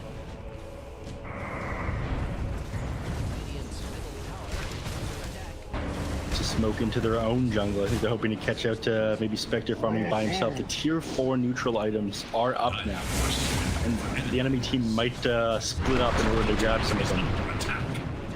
Ooh, they got the scan just on the edge, so Beastcoast know they're over there. Massive TVs coming in. But everyone playing pretty close together into these trees back here, and they smoked up actually. But they couldn't grab him. Lasso, global silence, Abyssal Blade, but the BKB's been popped with the air splitter coming through. Brax, BKB, as well as Rio is used already in this fight if they can keep up. They don't have the haunt anymore, so this is a problem for them. They'll find 1437. Chain Frost bounces once. 1437 silenced up and killed off. And the off screen, he's killed. As Chris Luck and K1 were right on him. Back at the ball, lightning level 2. They'll get the kill with Whisper. They look over at the silencer, but silencer's already used the global silence. If you get the kill on him, it's not really much of a deal. Ryoya TP's out as he's got no more mana. Brax, Invis, thanks to the Shadow Blade, 210 dual damage. They've got the Sentry Ward down. I believe maybe they caught a little bit of a glimpse of Brax. They're going to continue to chase, hoping that maybe they can find him. The question is, where in the trees is he going to go?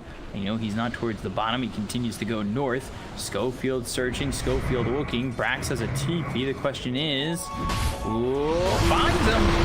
Brax in trouble. Avalanche there. There's the toss. Sweep is on, and they get the kill. Chris Locke finally finding Brax. Makes a bit of space for his team, though. Fortunately, Lich and Gyrocopter, not much time left until they're back up. So Brax is down for 60 seconds here. Initiated briefly onto the Spectre mid, but that last fight was just so split up. I think realizing they didn't have what it took to grab that Storm Spirit after the Legion Commander used press the attack on him, got him out of that lasso, and he popped his BKB. It was just too hard to take that initiation, but those were like are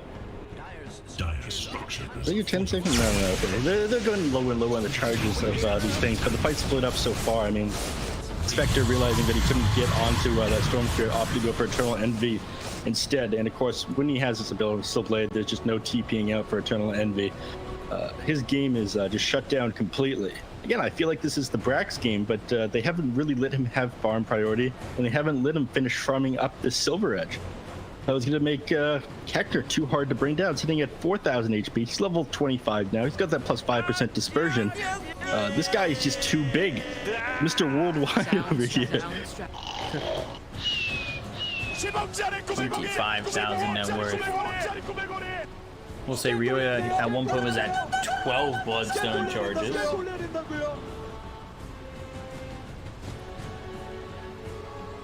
And I think a lot of this game just, it falls on the fact that Gyro just doesn't have much farm.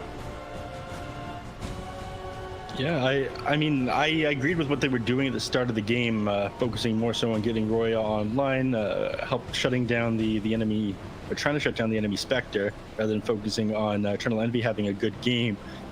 But I think they need to stick with that.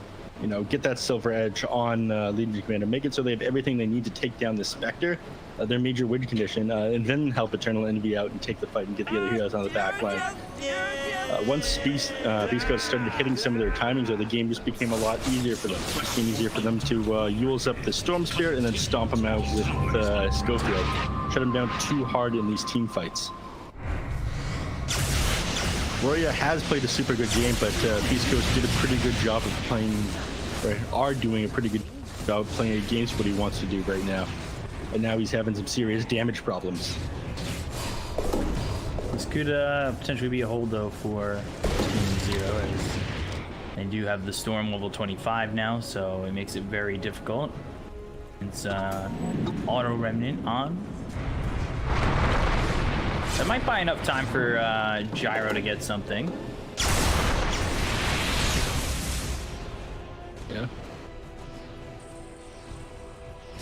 Look, they just picked up on Tiny. I'm not sure he did that. Flicker on the other team in Legion. But ooh, they got the Witless Shaco and the Gyrocopter and Leveler on Spectre. He opts to hold this Minotaur horn instead. Up a little bit. Stop missiles from hitting you with that one. Leveler. Dub for Beastcoast. But okay, Tiny will grab that. I think that's fine. Giving Tiny the faster attack speed, making sure that K1's got the Minotaur horn. Doesn't have a BKB just yet, so an item that he'll certainly make use of. The plus 20 strength helps him quite a bit as well. This is a 4,400 HP Spectre, 26 armor. It's even more when he's beside this Tiny who's got the Assault Cross. They just don't have the damage to bring this guy down. They're gonna need everything. The Silver Edge does need to be completed on this Legion Commander to make things a little bit easier. Take off that dispersion with the level 25 talent. Spectre getting a Silver Edge of his own, which is interesting. Looking for a sneaky initiation.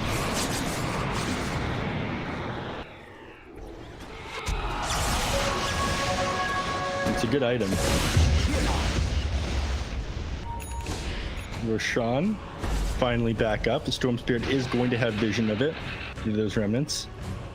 But both teams are going to want this one. Aghanim Scepter on it this time around. The Aghanim Scepter Roshan is just so big. You get such a net with advantage all of a sudden with it. So I'm trying to fall forward. Push the lanes back so they might be able to take the Roshan. I don't think the other team realizes it's here just quite yet.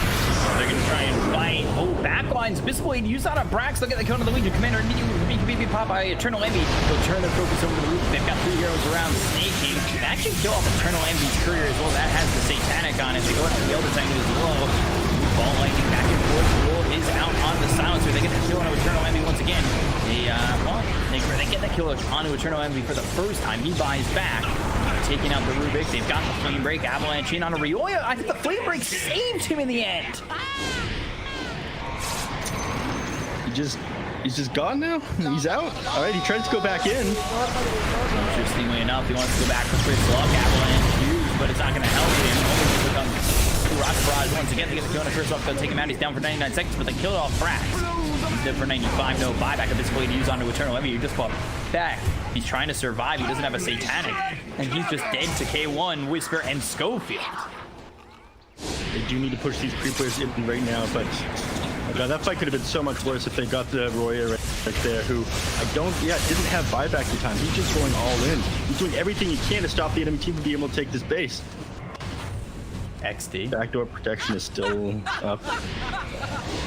Realize he's slowing him down, yeah.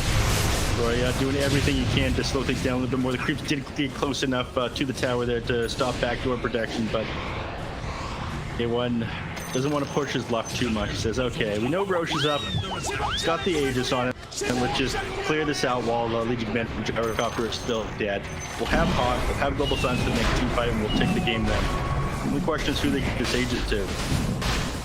But to Spectres, we'll get on to Heroes. Oh, they can't get the Ag's Blessing to the Aegis. The Ag's Blessing perspective for sure. Yeah. Get that solo haunt onto somebody. I think that's perfect. You go to the back line to pick off that Legion haunt again, jump onto somebody else, use the Abyssal Blade to get that first kill. Seems perfect to me. And there's the Shadow Step. Right away. Through. Global Silence comes in. Storm. They use Shadow Step. They get the kill on a 1437. I guess had on. Could have gone on the Storm. Had the Abyssal Blade, I believe. Be pretty careful of this one now. Spectre is always going to be on top of you. Yeah, Shadow Step every 35 seconds is kind of ridiculous. Picking up this tower right now. Not a whole lot they can do about him. Storm Spirit can slow him down. He's regaining mana very quickly, activating Clarities on his hero, bottling up, sitting in the fountain. But yeah, Minotaur Horde. Got Aegis on Spectre.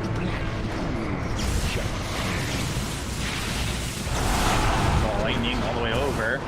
Brax uses BKB already? Flame Break hit, run, and yeah, Shadow Step over with the Abyssal Blade. Brax in trouble, press the attack to chase is on. The Spectral Dagger comes out with the Diffusal Blade. They'll get the kill.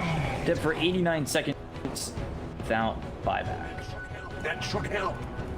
So with the Haunt exhausted right there, Shadow Step still available, even though Spectre's back in base. He's going to be participating in the fight in no time again. He says, all right, team, give me vision of one of the enemy heroes. I want to get back in there. Now with everyone out.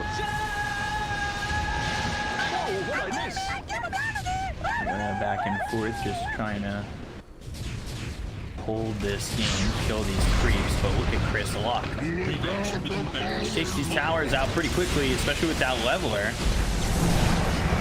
He hits so much faster than the animation. Ball light in and out. Now they've got the telekinesis. They'll use the Shadow Step, I believe. Obviously, is used on Bruce. They've got the last to lock it down even longer. Ball lightning all the way in. And they get the kills here. Ryoya going for the Elder Titan. They'll take out Schofield. BKB's been popped by Ryoya. Chris Luck, he's only at about half health. He's fine for now. Eternal Enemy pops BKB. Really not doing anything more than just throwing some right clicks with it. Got the telekinesis on a K1. Still has that Aegis. Painful. Drop the shoes somewhere, not entirely sure, but the avalanche as well. The toss comes in to Ryoya. He gets the ball lighting out once again. They got the Sinister Gaze. That'll help keep Ryoya alive. 1-4-3-7. Now Ghost Scepter trying to stay up and about. Ball lightning vortex hits on a stinger. Basically he's under Eternal Envy. And over the they got the heroes. Battle lock. Effects for a second for the avalanche. He's on 3 of these heroes. They've got Eternal Envy dead. 95 seconds on the sideline. Dual U coming out onto Whisper. Gets the kill. Brax now. Dual victory once again. He's got 270 damage. They get the kill on Curse as well as Stinger. They took out the first life away from Hector. They've got the Sinister Gaze. They'll start to lock him up. He's got no health to get out of this one. Elder Titan's so far away. He already fought back. They'll use the Minotaur Horn. I believe he ate the cheese. And now, just trying to run. Chain Frost Throne doesn't bounce anywhere, but he is close. Shadow Step trying to jump, ball lightning over. They get the kill on a Hector. They take out the Spectre, and in a way, I mean, they've only lost one set of racks. They hold. They do hold, and that is a 21,000 XP for Team Zero and 11, almost 12,000 for Beastcoast in that team fight. That was crazy, but my biggest gripe with that fight is Spectre would just spend most of it walking back and forth, not able to do anything. He swapped his boots out of his inventory for the Aegis. Did have the Manta, does have Shadow Step and Abyssal Blade, but he wasn't able to get his hands on anyone. He did almost nothing inside these team fights. His team got picked off. He got kited around, and everyone died. I feel like maybe he shouldn't have swapped the boots out of his inventory because he just wasn't able to touch anyone until everybody was dead. The worst part about that for Zero is the fact that Envy got like nothing out of it. Envy is the non-factor right now for sure. Again, if he's up, great, but he is not your focus right now. You want Legion Commander to be online. You want him to get more dual damage. You want him to be able to take out Spectre with the Silver Edge. But with K1 Hector not being able to touch anyone who goes back in boots, I think is what cost him that last 2 fights. Schofield, trouble once again, and winner taking container now at 330. They've got the Invisible to use on a Brax. He's in a lot of trouble to get the kill under the Legion Commander. They'll take him and now dead for 100 seconds. Now they've got the last one on 1.37, so they're taking out a second hero. They look for the Spectral Dagger going inside the tree. Snake King blinks and TP's away. Dusted, they don't catch anybody more, but getting Brax dead for 88. You know, he is a lot of your damage for them. Yeah, they did set up a win condition 4-0 in that team fight, though. Spectre being forced to buy back with 20 seconds left. They didn't want to lose the racks there. This could be dangerous. Yeah, I think losing the racks would have been okay. Yeah, I think it's better than using the Spectre buyback there. They managed to take out 2 heroes, but they need to start planning to end this game here. You do always have kill potential onto the Spectre when you've got that Silver Edge duel for him. Again, you don't have that BKB on the Spectre. Silver Edge Blade Mill duel onto the Spectre, and I think he just dies, and then they lose the game if he's not up. Because it is Hector. He is the only real damage factor on the side of Beastcoast at the moment. I don't know. Well, not only, but the majority of it. But it would be hard to defend without the Spectre. I think there's definitely the tools available. They have to focus up right now. Playing really far back, I think, waiting for these next items here. Spectre finishes up the butterfly. accurately on the... It's on his hero. Never mind, I'm crazy. Or split every 34.8 seconds. That's disgusting. These heroes are getting up there. I don't think the Spectre wants to keep the boots out of his inventory. I think he really does need boots. Because again, that was one of the things that I think lost in that last fight. He was just getting juked around. He couldn't walk anywhere. He couldn't get onto anyone. I mean, yes, you have Shadow Step to get on top of heroes. But regardless of that, it didn't happen in the last fight. What do you... makes you think things are going to be anything or any different than this next one here? It is crazy how little farm Gyro has with the levels. He's level 25. He's got the homing missile charges, and I mean, Satanic BKBSN1. Yes, the status resistance is there, but I don't know. Like, I feel like it would want Ags, maybe another item. But if there's anything I know about Eternal Envy, next item's Divine Rapier. Item is always Divine Rapier. I mean, this guy has gone Witless Shackle on his hero. He doesn't have mana to use his entire kit right now. This hero, he's got like no int items, just Magic Wand, Drum of Endurance, and then using 400 max mana from the Witless Shackle. He's trying very, very hard to stay alive in these team fights and just, I guess, sponge up damage. A small factor, to be sure.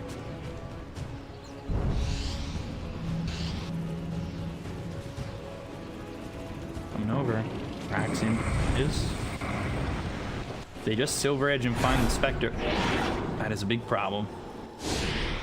Where is he going to put this Satanic? Who the... Spectre? I don't know. You definitely don't swap out the Manta for, because then you're moving even slower. I feel like Silver Edge was... Haste. An item you didn't necessarily It doesn't need. counter out anything that hard. I'd rather you have boots in your inventory than the Silver Edge, to be real with you. Radiant's middle tower is under attack. Hector clearly disagrees with me. Axe for the Elder Titan. Bat Rider going into the Lincolns. He's got Gem and Flicker. Chris Luck actually has a boatload to go.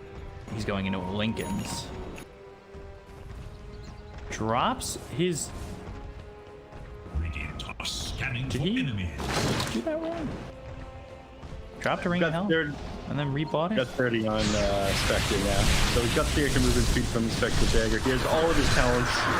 The Spectre is activated and he's going in. Yeah, there's the Haunt, Spectre. Where's the jump? It's onto Gyro. They've got the Abyss Blade. The BKB's been popped. Can Eternal Envy survive this one? They've got the break onto the Spectre as well. The callback coming through. Red Twitter hits. They get the kill to Eternal Envy. They've got Rioya low. Trying to survive. He can pop that Bloodstone, keeping himself healthy. Now they've got the lasso on the Brax. Brax has a lot of this damage, but he ends up falling. He's dead for 100 seconds. They look over. Now Avalanche toss on Rioya. He's trying to run. One more shot until he's dead. Ball lightning low on mana. Whisper chases. There's the tree toss on Rioya. Gets the kill. Dead for 2 minutes. Nobody's got buyback. And GG, just like that, will be called. Beastcoast taking the 2-0. Beastcoast extremely strong. I feel like they did a couple things that made them able to end this game a bit faster, but 27k up. Late game against the Spectre, there just wasn't.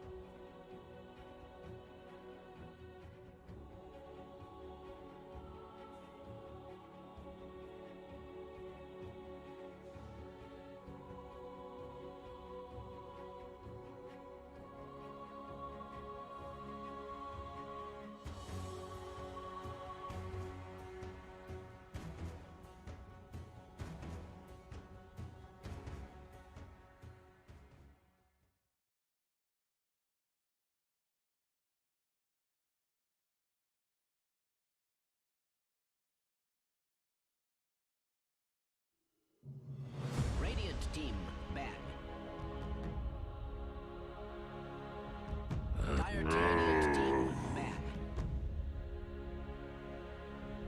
Team ban.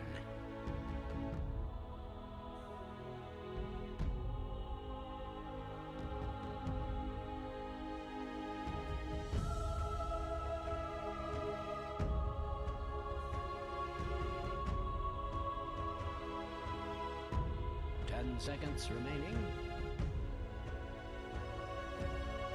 5 seconds remaining. Radiant team, pick. Dire team, pick.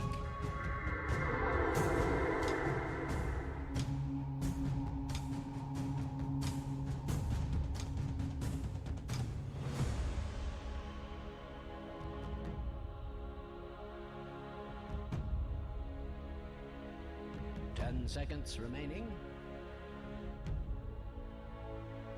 5 seconds remaining. Radiant team, pick.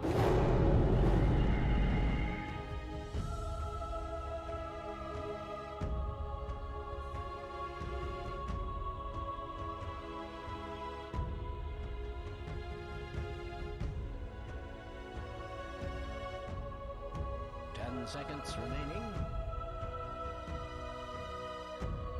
5 seconds remaining.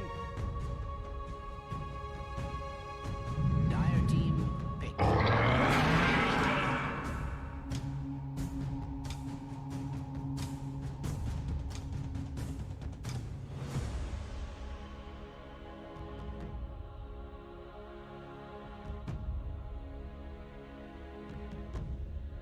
Seconds remaining. Radiant team.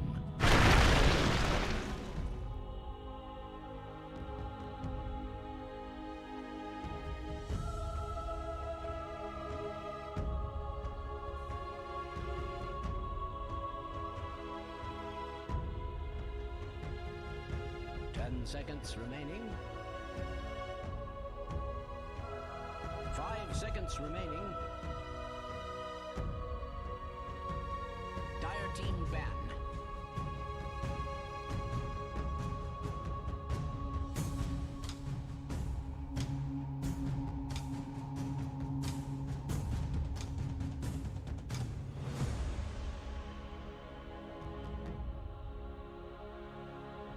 Seconds remaining. 5 seconds remaining.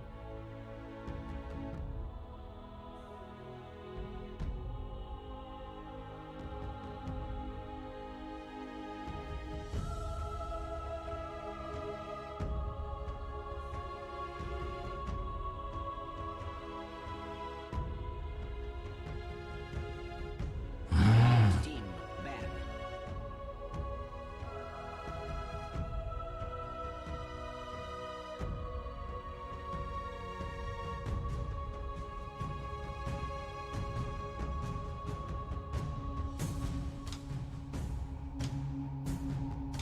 Seconds remaining. 5 seconds remaining.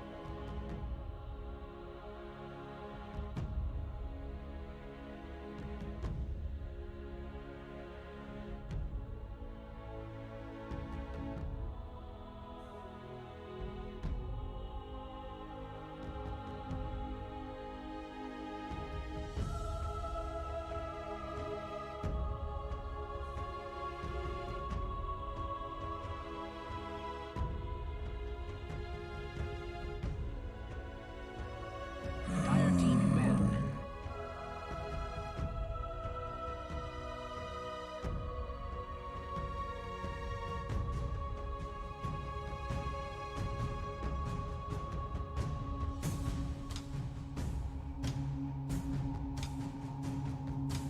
10 seconds remaining.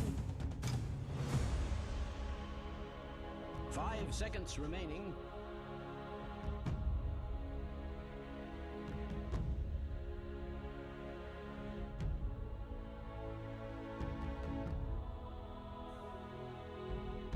Radiant team ban.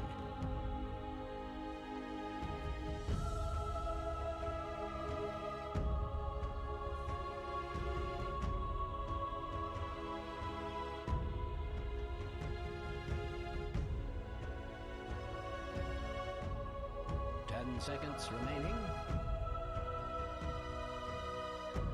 5 seconds remaining.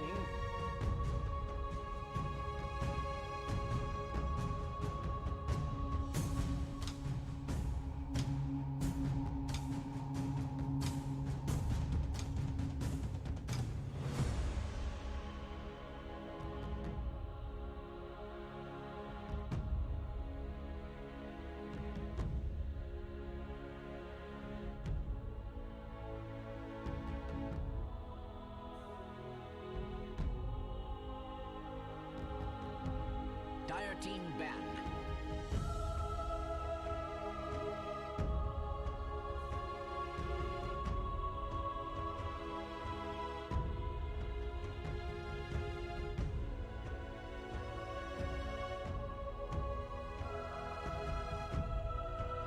Seconds remaining. 5 seconds remaining.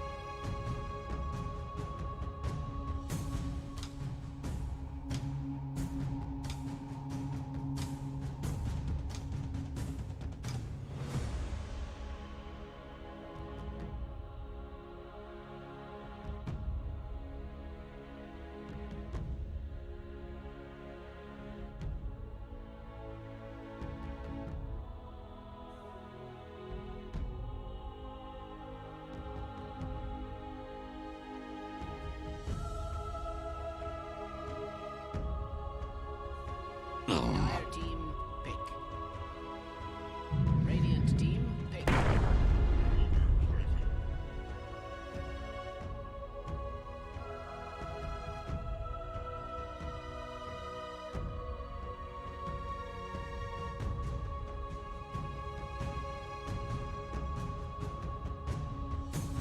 Seconds remaining.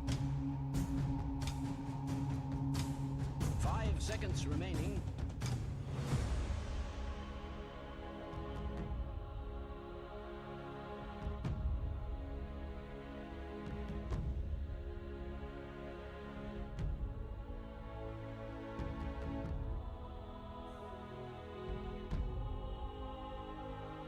Dire team pick.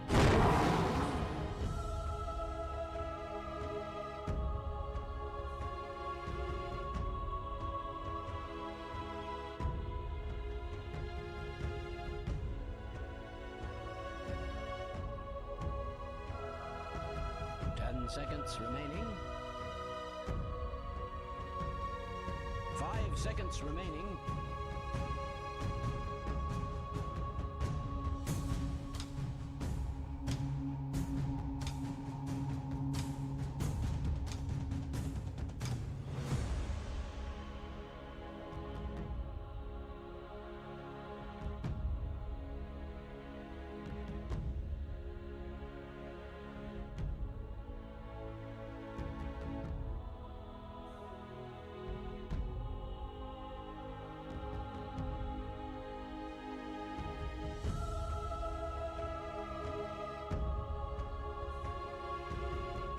Radiant team pick.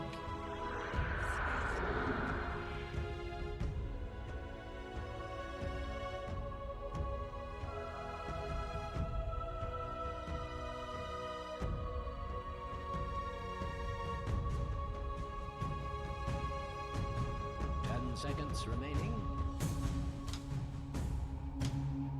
5 seconds remaining.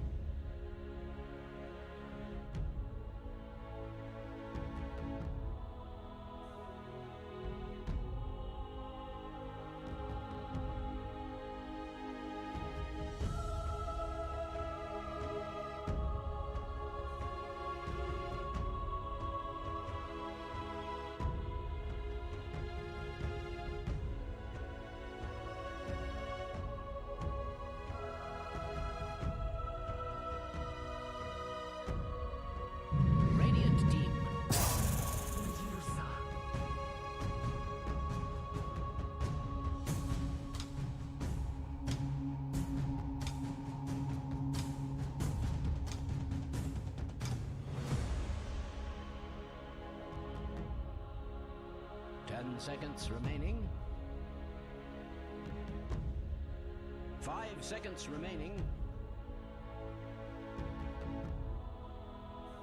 Dire team ban.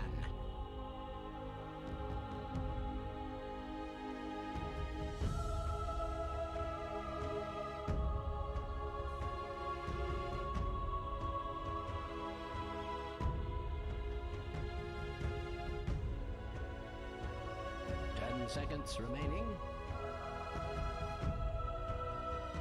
5 seconds remaining.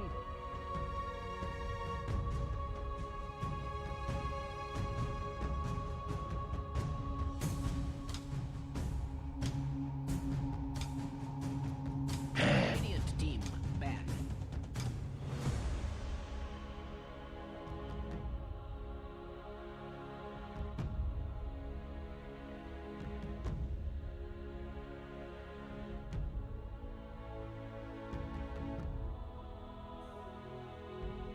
Seconds remaining.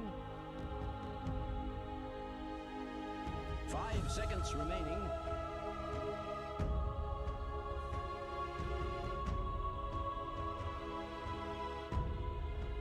Dire team ban.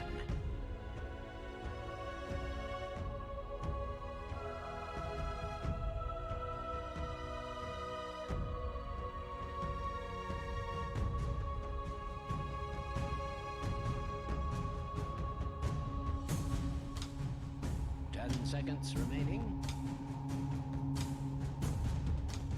5 seconds remaining.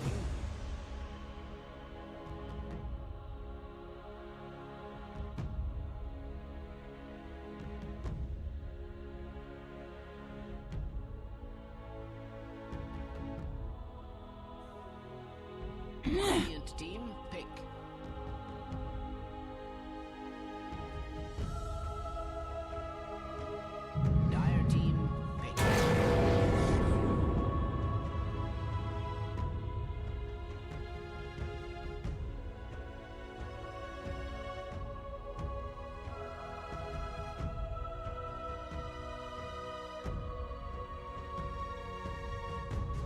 Seconds remaining.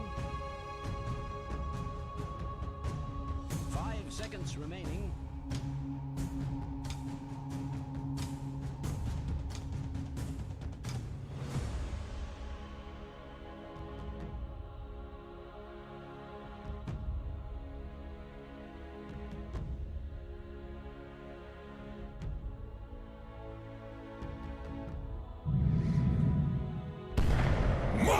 Choose your hero, my good friend.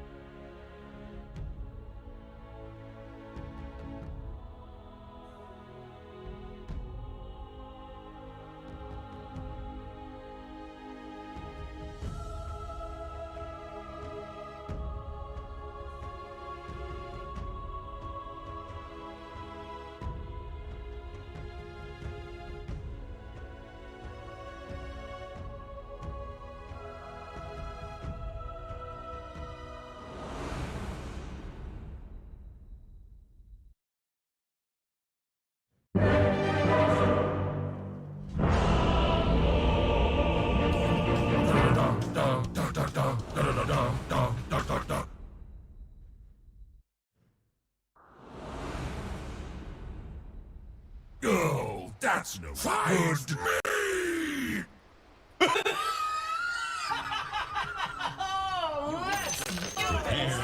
Good luck, have fun. Let me pause this time around. Surprised, honestly. There you go. There you jinx us. Knock on wood, B-Cup. Come on.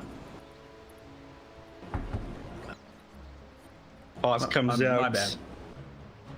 I'm gonna scarf down some cereal. Yeah, just allow me to talk about the team and some of these items as we go. Top lane, we see Ocean up here decides to go null talisman tangos at the start, which I'm not a big fan on. Again, just rushing like one big item and then getting not very much regen. You are able to sell yourself out some pretty quickly if you manage to get the bounty runes. But again, letting yourself get harassed out of lane at the very start isn't great. Even if you do have that extra range to fall back on, Elder Titan gets on top of you with all of his damage, like gets 2 heroes in the creep wave with that Astral Spirit. He's hitting you for like 150 damage at the very start of the game. There's way more movement speed than you, so you have to be a bit careful. Mid lane, Sammy Boy. I mean, this is just standard stuff for Medusa. Get your stats, you have your Fairy Fire, you share tangos, just have the ability to contest CS from whoever the enemy mid laner is. You start with pretty low base damage, and Tank here with huge base damage in his Quelling Blade. I think the first couple of waves difficult for him until Medusa is able to spam out these Mystic Snakes and get some harass off on. But then bottom lane, we actually do see Gunner on this Wisp and Abaddon here. It is the position 1 Wisp rather than the position 1 Abaddon. Didn't we see this yesterday? Yes. We talked about this. Yeah, we did. We just talked about this. Yeah, and they got owned. Zoomers is 0-4 in this series so far. Just 30 seconds now. I don't know, maybe it's been going good in the skirmish. Maybe the other teams that are playing against them are playing some 4D chess stuff. So whenever they see like this lane with Abaddon and Wisp, the Gunner on the Wisp, they just lose to Zoomers intentionally in the scrims. They can think that it's owning. Oh, this Wisp Every team so except for them is in on it.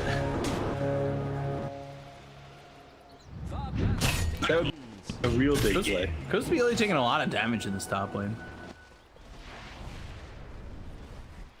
With just the Ring of Regen and some tangos, he's gonna need to start eating them. He doesn't, though, for some reason. So come on, eat 1 tango, dude. You're gonna start the laning phase with half HP. I don't really want to get the max value out of it. Can you get yourself pushed back by this Centaur now? They're bringing up top because of Lina, and they're gonna have a lot of harassment in this lane with Lina. He's gonna need to be careful, especially with Spectral Dagger level 1. Probably the weakest point for Coast BO2.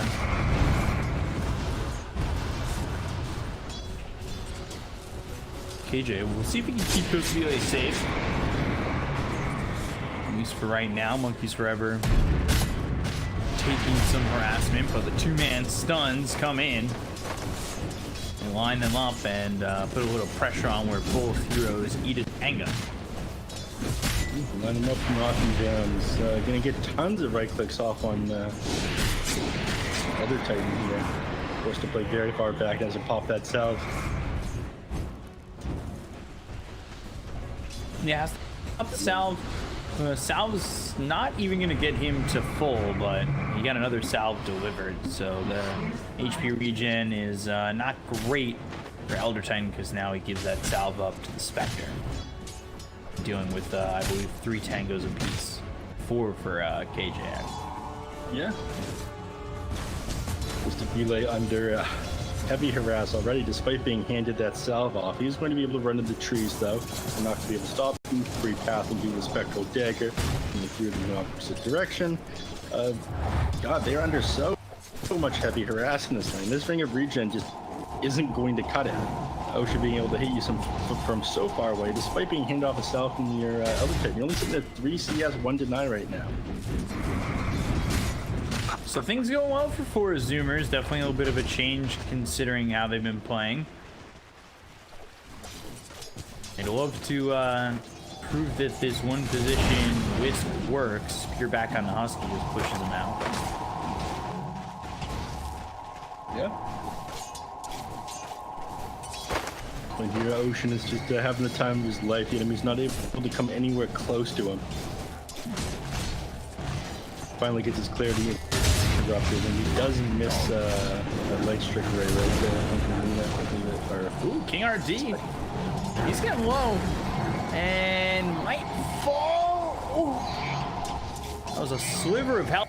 And Gunner, if he comes in too far, he might just die. He might just give up his own life. But they've got the aphotic shield, and aphotic shield around a wisp actually just looks like he's in a bubble. He's a bubble inside a bubble. Yeah. It's bubble collection. Bubble boy. Ringception is what it's called in Aghadom's Labyrinth game. They're doing decent harass to these heroes up here, or down here in the bottom lane. King RD just sitting on 2 tangles left, but he's got 6 stick charges. You've got tons of sustain between Wisp and Abaddon, so I think they're going to be fine. Looks like this game's going to start pretty slow. I thought we might see a little bit more action up here on the top lane, but although Titan Coast to be like here, just want to disengage whenever they can. Doing a good job of shutting down their farm though. Yeah, Mars and Spectre not really getting much out of their lanes at the moment. I would say Mars actually more so than the Spectre, of course, because Spectre just at 11-1, Costa BOA not really able to do anything. Just level 3. Sammy Boy's getting run down his own jungle though. In fact, he's going to die here. Lee managing to catch him out with the hasten and him activating that mana shield pretty late to just bring him down. He's got no movement speed, 275 on this hero. Your Wraith Bands aren't doing anything for you when you're taking the magic damage.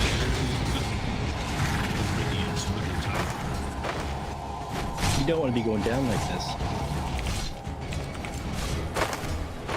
For the top lane, Titan is under more heavy harass.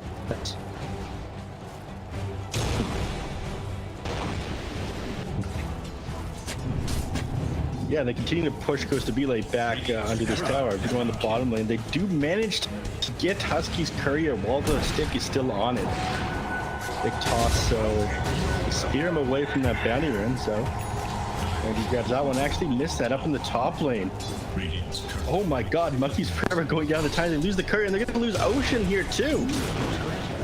They're going to continue to chase him down. He does have, oh, a leg strike right, and he gets him. Punished for diving that hard. Lina gonna walk back to base. Happy has a bunch of gold under his belt now, though. We did end up losing his courier. He used that money to buy a bunch of wards, nothing else, though. Sorry about that. Camera work wasn't on that that first kill on the Centaur. Just smelled something burning. My roommate burned something. I didn't realize he was back, so I thought something was happening.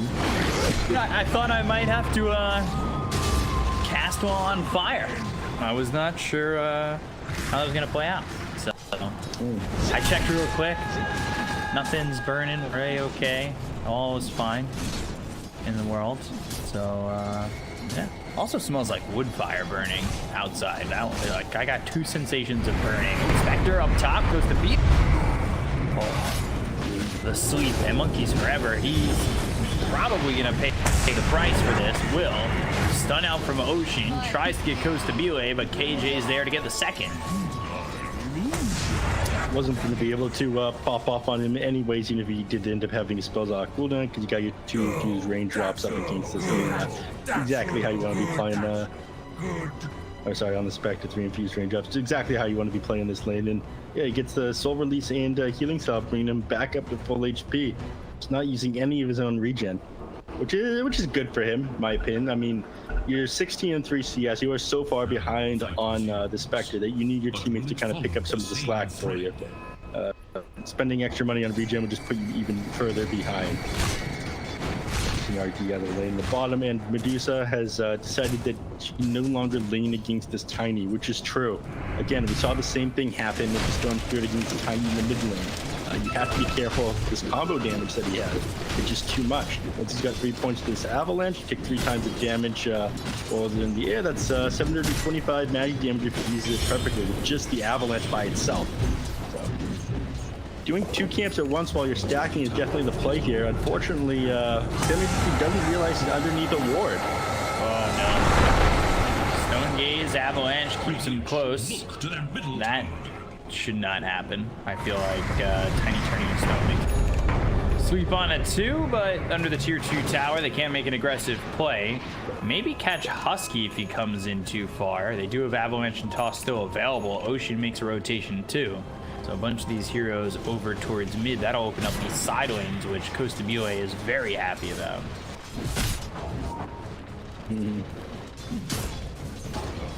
Finally given some breathing room. The opts to go Midas for his first item, which I'm not a big fan of, but some people argue is pretty good to get back in the game, especially if the game be a little bit slower paced. And of course, you are playing against the Medusa, so it's going to take some time for the enemies to come online. Everyone looks like they're starting to rotate to the top lane. They want to get behind Monkeys Forever, and Sammy Boy further him down. I don't think he's going to get away from this one. Cool. Forever tossed up. Avalanche there. Costabile actually gets credit for that kill of all people. Well earned. Average carry team fight contribution there. In Brazil, despite Spectre only 28 and 6, like they're up 1,000 now. They're happy. Yeah. Now third on the net worth chart though, after grabbing that kill. They do have a decent combo between these two heroes though. Not doing anything? Alright, Gunner. Now on the run, they'll use the haunt. Will they jaunt? No, Costabile just ends up dead. Up towards top. Stampede gets used, Gunner falls. And that's, you know, just the Stampede to try and get this Wisp out. Yeah, both teams lose carry, but one of these carries is not like the other. You should be having a decent time to start the game with playing this Wisp, and ooh, I actually missed that one. We lose the Abaddon to Titanium. He's not level 6 yet, so having a pretty bad time. Since he did go down there, he did have the hate. There was just no getting away from that one. But I was going to briefly touch on this huge magic damage combo they have just from the Elder Titan Astral Spirit Natural Order. He's actually opting to start to max his Natural Order because he's got the Titan on his team. Going 1-2-2 right now. Further just increasing the huge damage from this combo. Already yelling, fight me. Monkeys Forever goes for Flea. Flea up here by himself. TP starts to come around. Supernova in an odd position. That's for sure. Gets spotted, Avalanche comes in, they don't have the damage to kill this Centaur just yet. There's the toss. Fire Spirit's thrown his way, and all of a sudden the tree won't be the last shot. It's actually the Astral Spirit on top. I think that was actually a decent egg. They knew that Lina was coming around the trees in that direction. If he moves the opposite way, I guess this way, the way that the other guy's walking, he runs into Lina. Lina with the huge attack range and fiery soul actually ends up breaking the egg. So Flea, as odd as that egg looked, I don't think it was that bad. And everyone's trash talking you for walking away. They're gonna feel pretty bad when they realize you could have been dead. I'm just in a new apartment. I don't know what's going on around me. It smells like fire. This is fine. Maybe. I'm okay with what is currently unfolding. Image of just a dog with the house on fire. Yeah. Now they feel awful. Look at them. This is a Twitch chat personified. You would be dying and they'd be saying, "What's wrong with this cameraman? It's like he's dead." Yeah, I am.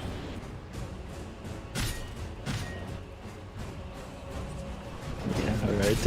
Mid lane, Sammy Boy finally able to secure himself a bit of CS. He had a rough go a bit at the start. Ooh, I missed Ocean, Avalanche toss. I caught the tail end of that, and they're going to go for Monkeys Forever. They've got 3 heroes up here going up against Monkeys Forever and Husky. Husky hasn't put any points into borrowed time just yet.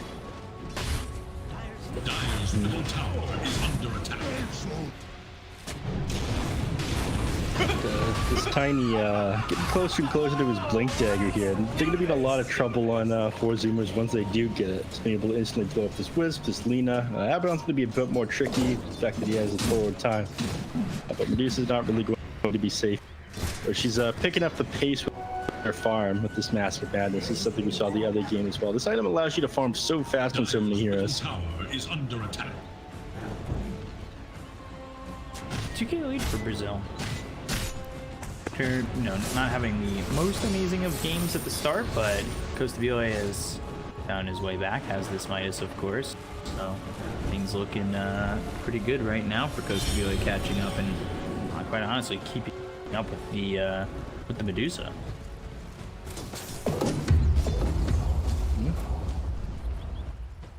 It's liking to see it.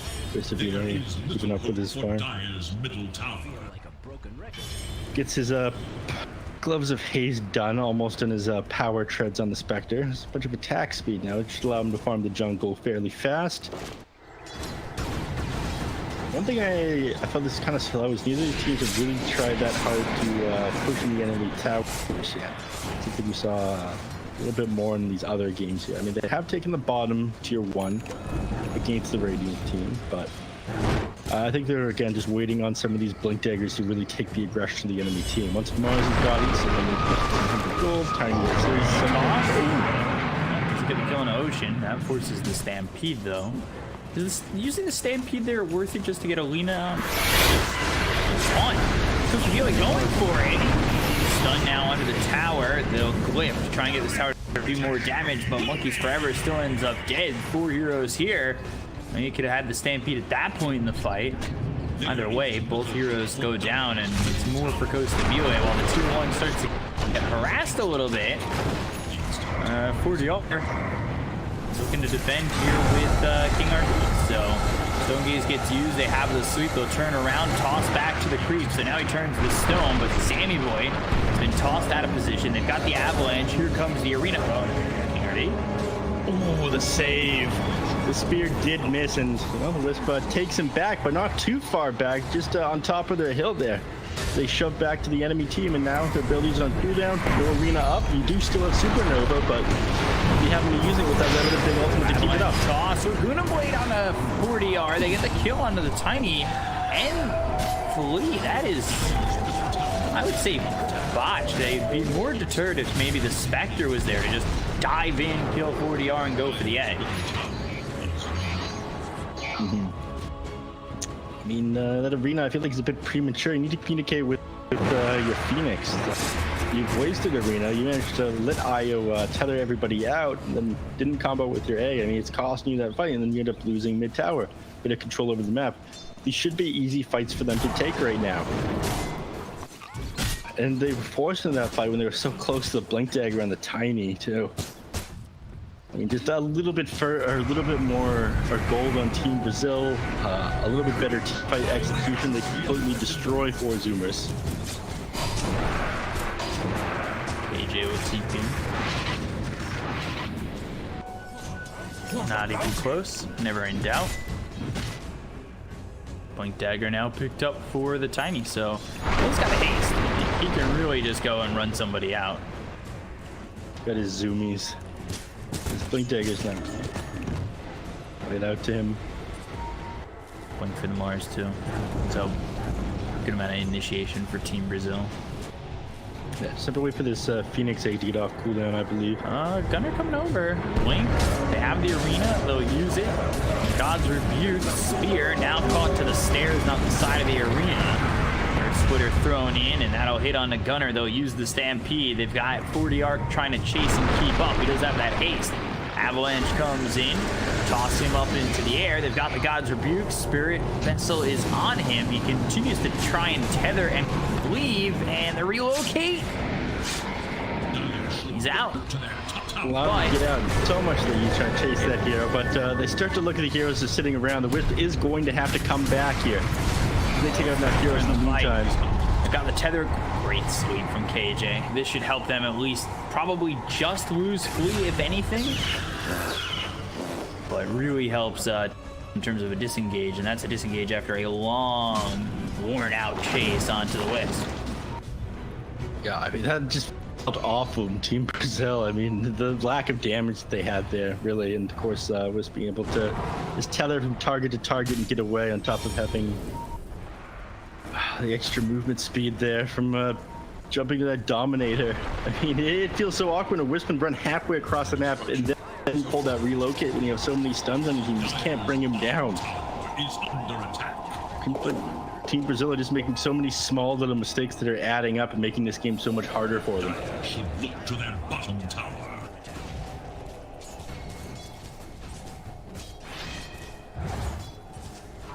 Dire's bottom tower If he's got about the same as the Mars, he's going into Heaven's Halberd. Monkeys Forever has the Blink and 2 bracers. He's just about in the same spot as the Tiny. Hope Stop comes in. Now they've got the stun, they'll get the kill on a fleet. Able to get the Supernova off, unable to engage for Brazil. It's time for them to probably start to leave. They go onto the high ground with the stun. Arena comes in, Undertale in trouble, never gets anything off, but they found the Haunt as well. Close to BO2 comes in to fight. They look over at Monkeys Forever as well as Gunner and Husky. Toss, long range, doesn't hit onto Monkeys Forever. Husky pops the borrowed time. They go after Gunner, who is out of mana. So this Diffuser Blade on Kostabile. They'll look for the Spirit, lands on the Lonesome Tree. They get the kill onto the Wisp. They also take out this Abaddon, and 40R gets credit for that one. Team Brazil, they're the ones who come out ahead this time.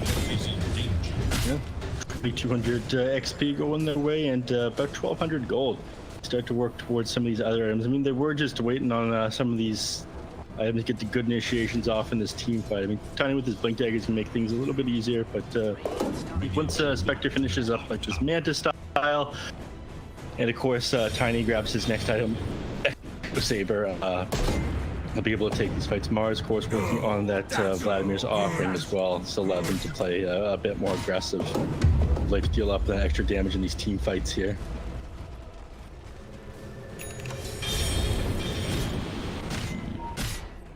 But, we're not looking to give up too much map control at the moment. We're posturing on Team Brazil to go towards this tier 1 tower, but everyone on 4 Zoom is playing pretty tight back here. And you have to walk through Centaur Warrunner to get to the tower. Makes it a bit difficult. He's not going too far to one team or the other.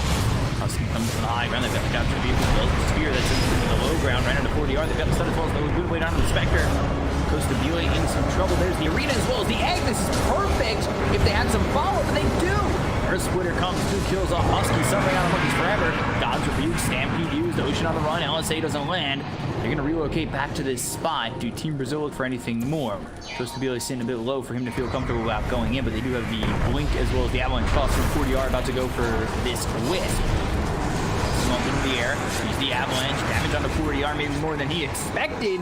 He goes down to Sammy Boy. They take out Monkeys Forever. Gunner survives, and it ends up being a 2-1 in that split. Yeah, I think in that scenario, you just want to accept that you got just the Abaddon and then get back afterwards. It's not really worth it jumping in on that Tiny, trying to grab that Wisp. Made it especially hard by the fact that the Wisp is holding onto the Nether Shawl, just 25% magic resistance item, wasn't able to burst him down with his combo in that scenario. Outside of like the Tiny being able to jump on someone and blow them up really quickly in conjunction with the magical damage and from natural order and the Phoenix Egg Mars combo, if you're not able to bring down enough people in that, you need to just get back. I expect to get a bit more farm and have her contribute more in team fights in the future. So, the enemies definitely prefer these long, drawn-out fights, and you do have the ability to disengage just with higher movement speed and lack of lockdown for the enemy team. You go. Bottom tower is under attack. But you need some sort of way to get more map control in the team, because they're going to out-farm you when they have this tier 1 tower up in the mid lane still. Make them much easier for them to gank your heroes. Playing so far into the enemy zone right now, up in their triangle farming. She's just going to go for the tier 2. They do have the catapult with them. The diaglyph is now active. Got Sammy Boy just hitting away. He's got the Mask Madness as well as the Manta. Going into the Daedalus next. Are there any halberds being built? Mars is going for one. He's kind of far from it. Arena down. Haunt is used. Gunner looking for the relocate, but it's literally 2 feet away from where he started. Dagger thrown out by Kostabile. He's already used the Haunt. Borrowed time is popped by Husky. They use the Mystic Snake, throwing at Fleet and Kostabile. Comes on back. Now the spear misses Gunner and the God's Rebuke. King already kind of whiffs it. Avalanche toss though. They've sicked him off from his team. So they still get that kill onto Gunner, despite the fact that King RD whiffs his kick. Now Monkeys Forever blinks forward, gets the hook stomp out onto the Mars. He's in some trouble. The Supernova is a bit back, but that means that they can't really chase forward. They get the kill on the Husky. They look over at Sammy Boy, take out the Medusa, look over at Monkeys Forever. The police are ringing outside my house. They get a full team wipe for the side of Brazil because this is highway robbery for Brazil after whipping some of that. Brazil managed to pull off that team fight despite jumping in on that Mars and missing both the Gods of Duke and the Spear. This is going to go so bad for Zoomers. The 2,500 net worth swing in their favor. They managed to get that tier 1 tower. They were holding on so well for so long, and 5,000 XP going their way too. Just a disaster. You can't help but to feel like this game is just going to get worse and worse. You completed a couple items before you lost the fight too, and Medusa just finishing Daedalus Manta style. So Spectre finally coming online. Once she has this Manta, she's going to go up so much to the fact that Medusa's going to have access to this Desolate and Diffusal Plate as well. Once he gets this, it just becomes too easy for her to get on the backline, jump on Medusa, burn down the shield, and where's your damage at that point? I'm going to tell you, it's not going to come from Gunnar. All he's got is Helm of the Dominator and Heaven's Halberd. Don't feel your position 1's damage, and it's not scaling into this game either because all you got is a Vlad's. Medusa's the only thing that they have to worry about, and they're going to be building solutions to it pretty quickly. It's not going to be that long until our Elder Titan, Phoenix, Mars all have Heaven's Halberds, and you just need to disable their attack for 5 seconds. We trying to TP out, but there's going to stop. Kill onto the Phoenix. So, I mean, we do call Gunnar the one.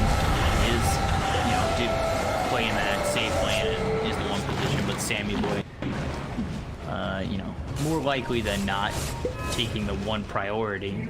Or, actually, Gunnar's the 2 on 4 Zoomers. I take that back, but he was playing safe lane on this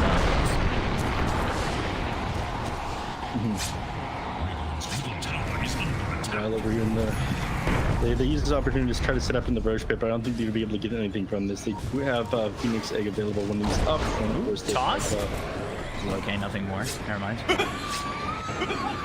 All right, think you want to relax. Pursue this one too hard. Wait for Phoenix to come back up, then I think start to play around the Roche pit.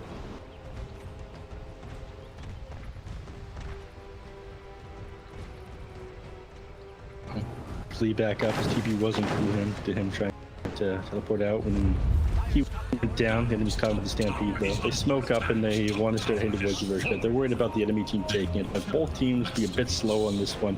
They don't have any big damage dealers for Roche, and they don't have that much minus armor. Setting up around the pit regardless though. Spectre does have haunt available, so she can put it up. Avalanche toss coming through on Monkey's Forever. They don't stop missing. Now they get the haunt. Link in with the arena right down an ocean. They get the spear, they get the kill to the Lena. Now they look for the rest. So after Monkey's Forever, they're going to jump forward, looking at Monkey's Forever for the finishing blow. Stops the stampede. For the rest of his team to try and leave, especially Husky, who's right next to these heroes on the side of the team. Stone Gaze gets used. Spear pushes Sammy Boy back. Turn to stone for this Spectre. It's a relocate out, but they're ready to just set up on the west. I'm not even sure that relocate is a... Did they time this right? Oh, okay. Nicely done. All right, Flea, I see you.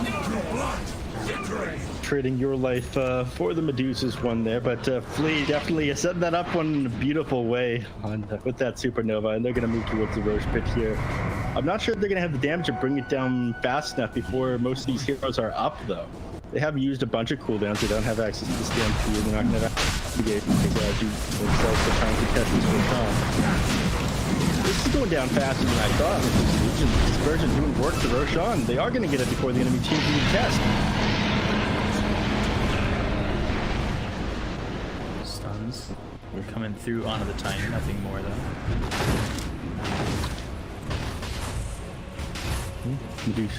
Sorry, Spectre with the Aegis now going for that Scotty. Again, 50% slow. Both the chorus on the side of 4 Zoomers. And reducing that Io's healing of the Scotty too. Will do wonders against him. So, Team Brazil finishing up the last of the things they need to be able to take the fight against the enemy team. And of course, actually... Going bottom, Centaur, Monkeys Forever? No. So... I say I saw them queue up like Heaven's Halberds on a couple of these heroes, but I just don't see them. They've opted to go for other things instead. They've decided that they want to do damage and chase the Medusa rather than worry about the disarm. It was Mars who had it queued up.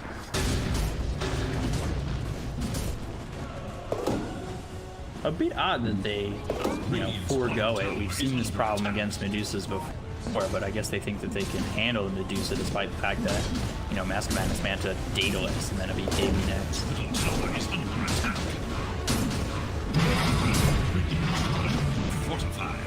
I'm sure about this though. About the Daedalus, yeah, she does have a bunch of damage in these team fights. Unfortunately, she doesn't get to just stay and attack people for that long. Again, crit is only proccing on one target where your damage is reduced by that 20%. Doesn't feel like enough. But she can blow someone up quickly while they're in stone form. Could be good for them. Tower is under attack. Dire's top tower is under attack. Sammy boy. In a way, this top tier 2 down to about half health, but bottom Coast of BO is pressuring your tier 3.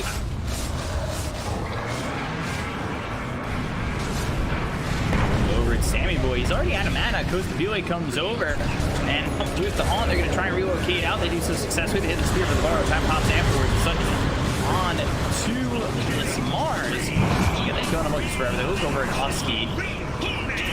Bit of a late supernova. Going for Gunner on the way back, trying to time it once again. Well, they'll kill him regardless. While down here, Ocean just moving to farm neutrals, trying to grab those items there.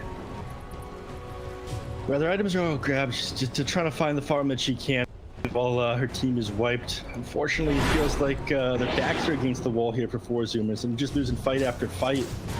Try to find this Medusa, but I think she's going to be able to get away. Again, these major damage items is you did have the farm for a while, but you're getting outscaled now by the Spectre, and she's out farming you too. We find Sammy boy. Motion comes over. Manta still stunned.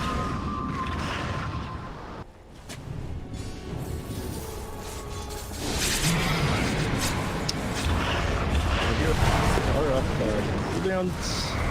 I think they're cooldown right now for Team Brazil. They have to be careful if they initiate on. Alright, toss back, saving close to BOA's Aegis. But I say saving it. He goes back up to the bounty rune. He might just get it popped right here. That puts him in a little bit of trouble. The spear hits onto Sammy where they've got him up against the wall. Earth Splitter flies through. They're going to do a lot of damage. They hit the soup out of a bunch of those. They get to an Ocean. Now they look over the rest. Finishing off King RD. It ends up being a 1-for-1 so far. They'll buy back on this Lina. The LSA doesn't land, but they go after 40R. Damage on the Sammy boy is more than enough to get the kill. Costa Vila gets credit for that one. Now they're up 12k with this Medusa different 70 seconds of buyback. Sunray right on Gunner. They'll take out the Wisp too. And those big cores of 4 Zoomers end up dead on top of a second Ocean kill. Supernova in very deep. Husky getting body blocked, hoping that Supernova lands. Doesn't matter, they don't need it. They'll get the kill onto Husky, take out a technical 5th with 4 heroes dead and Lina buying back and dying twice. That's gotta be it. That was insane there. That Elder Titan in the middle of that team fight had plus 415 damage. He landed that Astral Spear on every enemy hero and just started whacking them down. He was invincible, the tiny as well, popping DD for that fight. That was so bad for 4 Zoomers to take. It's just way too much damage coming out from Team Brazil.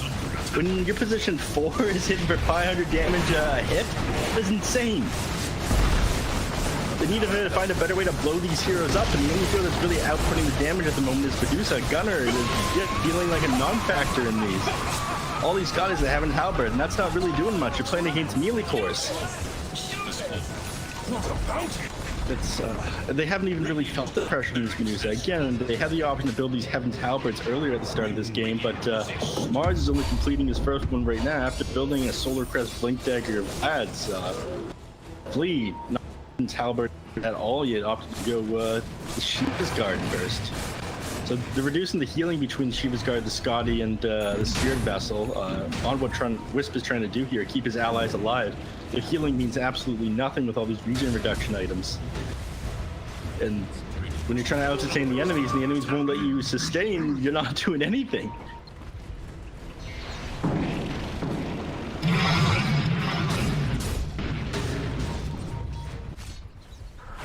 Also about to go on again, Medusa. On the lawn, they look over over Sammy Boy. Oh, nice, sweet, nice spear. Gunner trying to do what he can to save this Medusa. First Splitter comes in, someone on neighbor. There we go. They're killing Sammy Boy. He's dead for 72 seconds with 5 axe. So is Gunner. They look over at Husky. They'll take out a third. They'll go deep past the racks. And there's the spear. Patches them to the Ancient. They'll just focus their attention over on the tier 3. Tier 3, and I don't think anything's really stopped them taking tier 4s. They're not able to get through the mid lane, tier 2 at the moment, but he's just trying to buy back, but I think she's just going to go down again. Sammy Boy buying back, so does Gunner. Now King RD gets the spear to land on the ocean. They'll get the swoop on everybody. Oh, AJ. For 349 extra, they will take out everybody, and then they'll finish off with a kill on a... No, the Ancient explodes too quickly. Just, after they, it looked rough at the very start.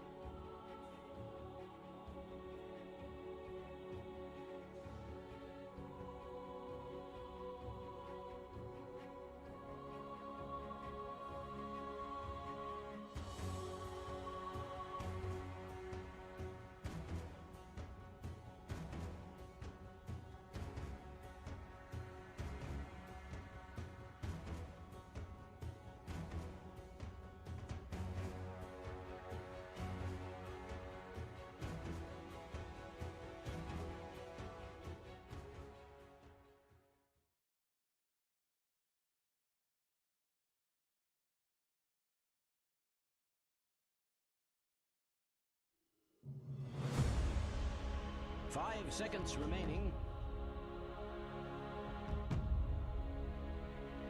Radiant team ban.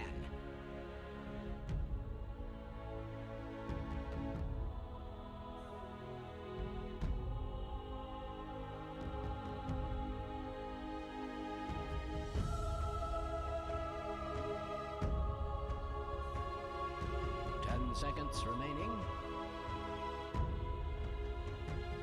5 seconds remaining.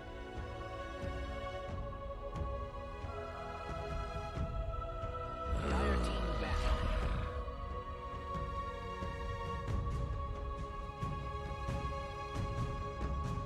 Radiant team back.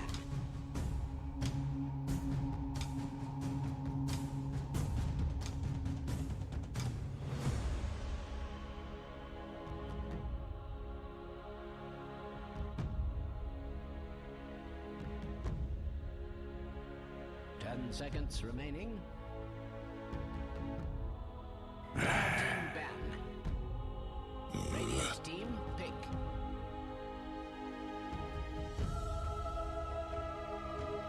Dire team pick.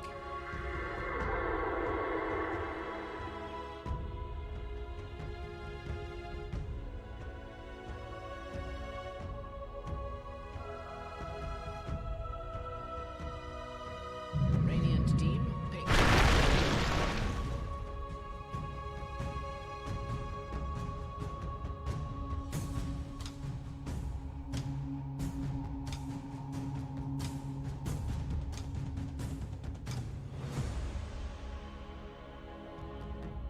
Seconds remaining. 5 seconds remaining.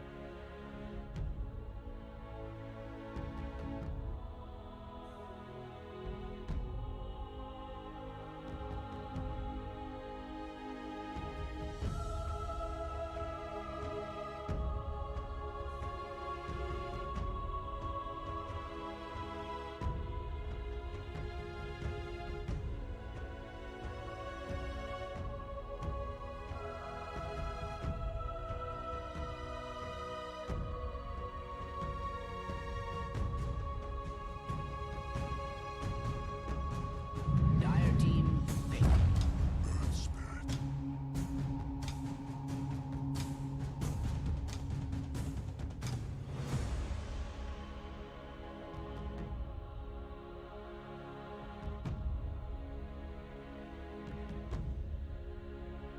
10 seconds remaining. 5 seconds remaining.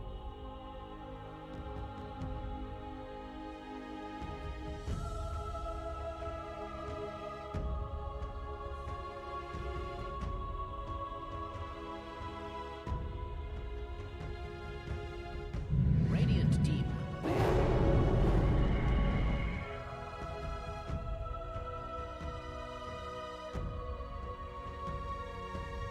Dire team ban.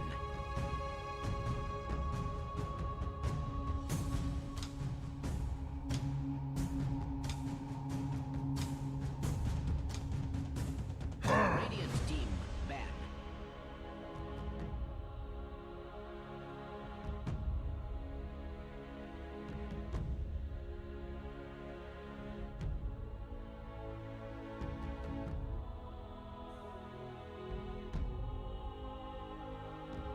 Seconds remaining. 5 seconds remaining. Dire team ban.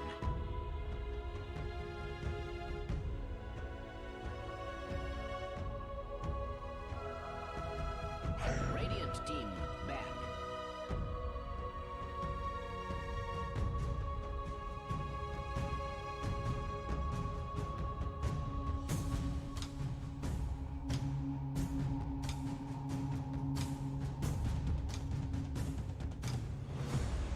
Seconds remaining.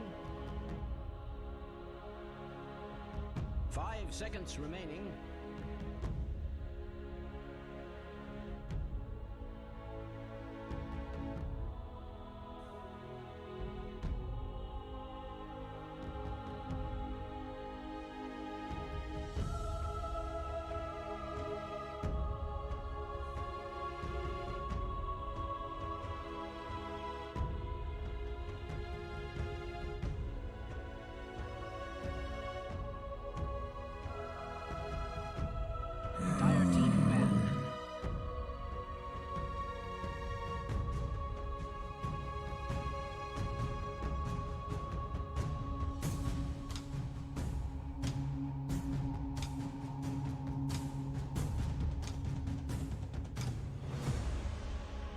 seconds remaining.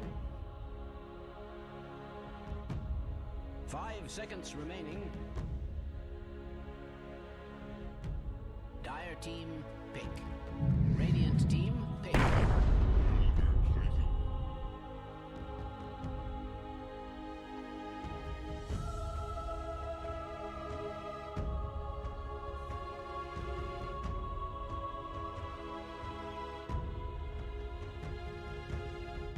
10 seconds remaining. 5 seconds remaining. Dire team, pick.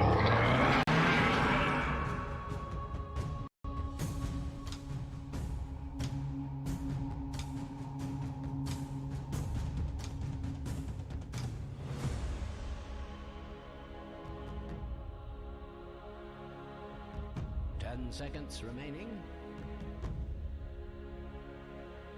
5 seconds remaining.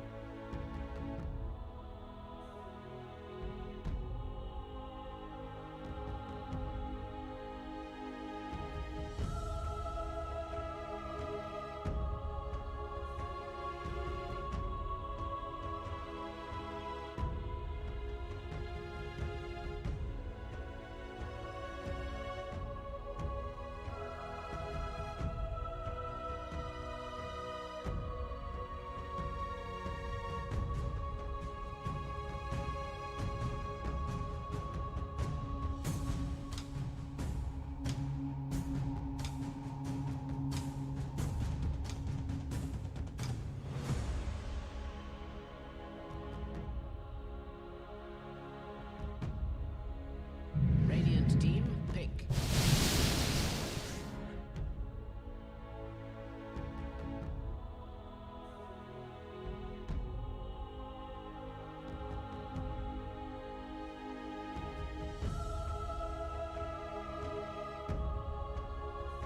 10 seconds remaining. 5 seconds remaining.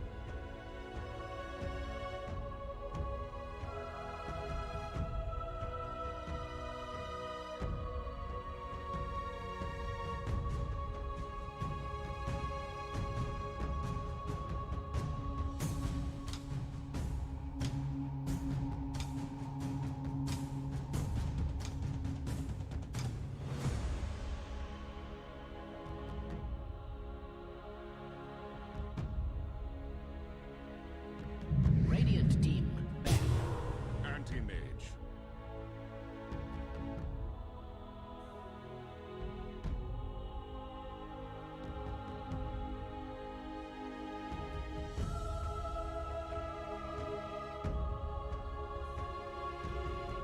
10 seconds remaining. 5 seconds remaining.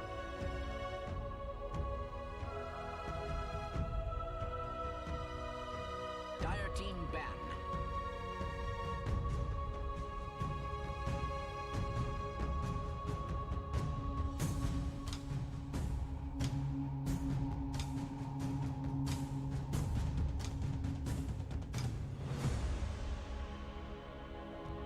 10 seconds remaining. 5 seconds remaining. Team ban.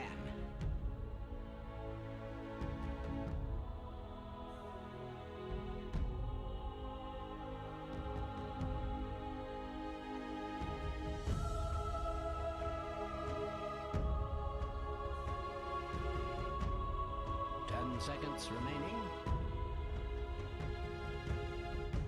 5 seconds remaining.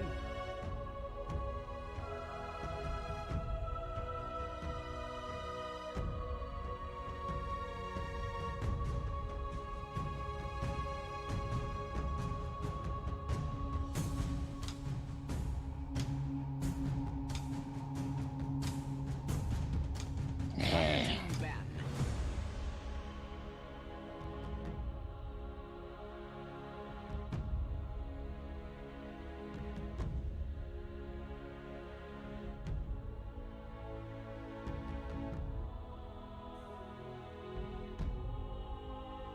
10 seconds remaining. 5 seconds remaining.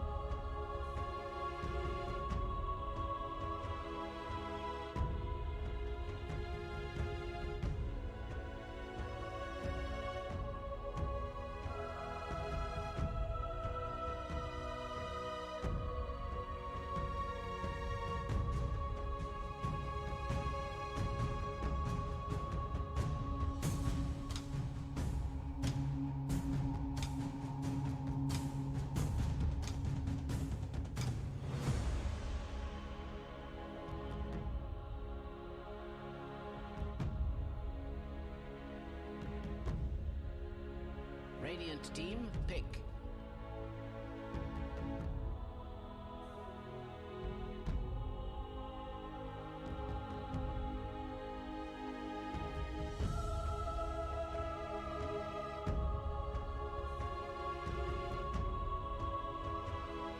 Seconds remaining. 5 seconds remaining.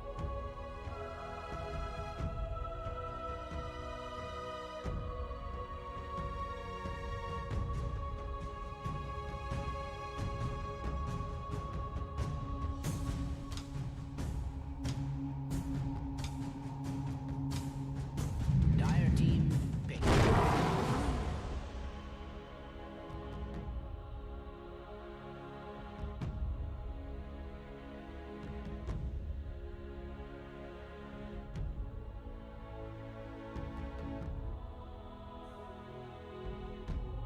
10 seconds remaining.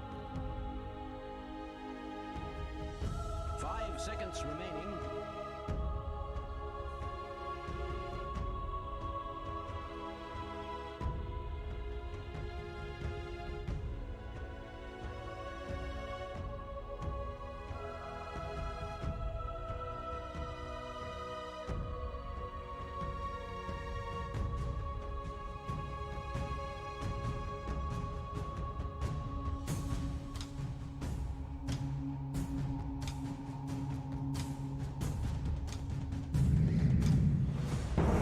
Points away.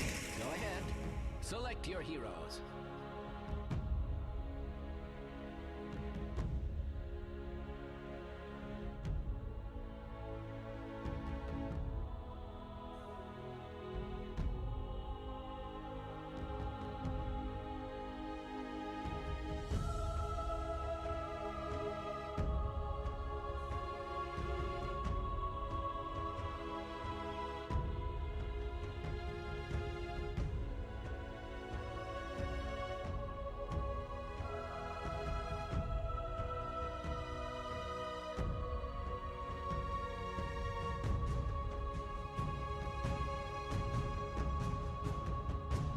Seconds remaining.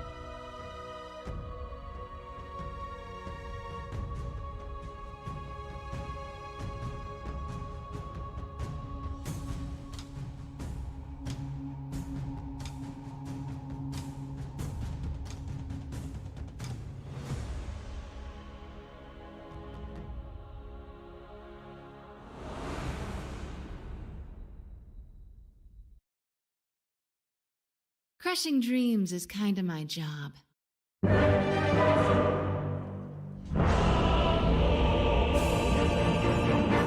a bit harder next time.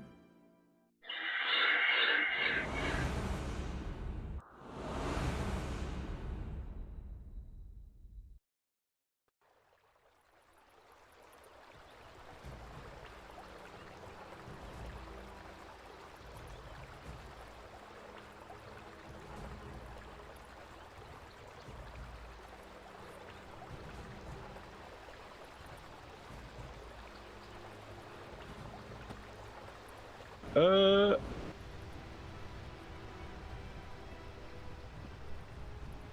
Interesting. Okay. Oh, I thought that was a thumbs down for us. Okay. Looks like we're remaking. We're gonna hop into the lobby real quick, everybody. Sorry about that. Be back in just a minute. And I'll mute us real quick. We'll be right back. 2 seconds.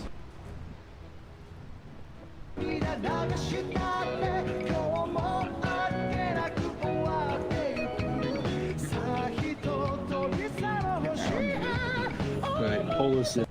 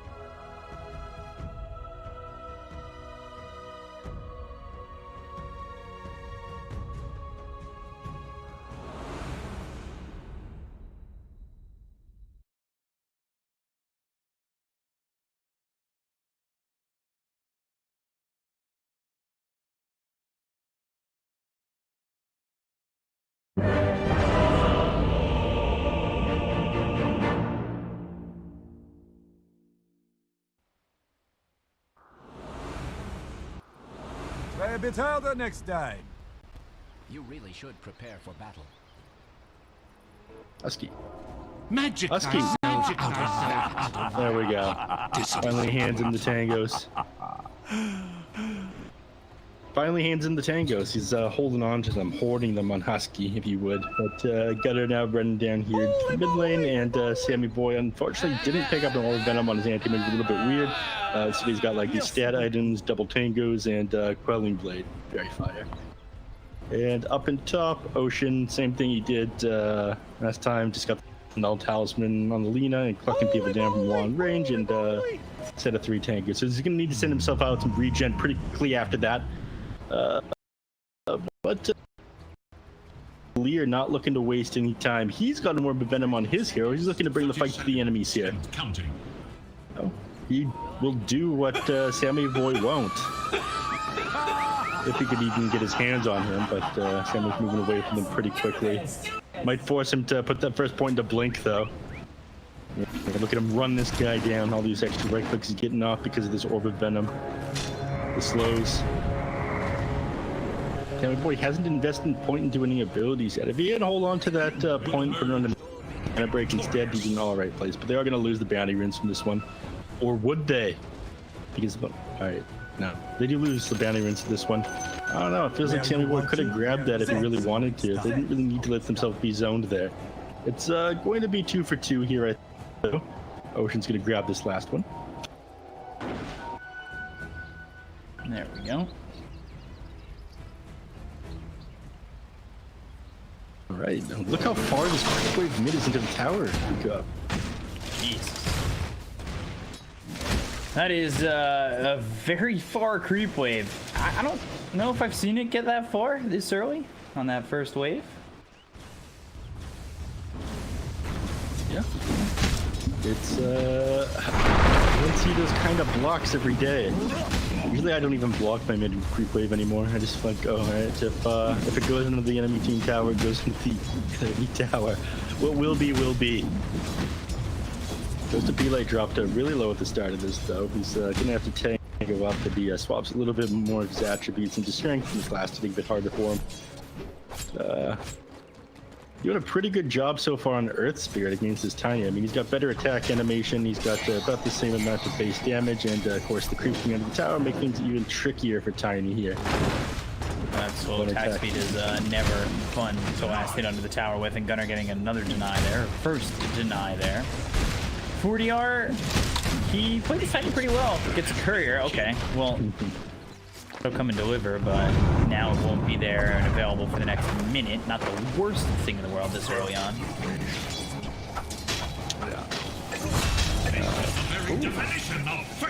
They got the mortar.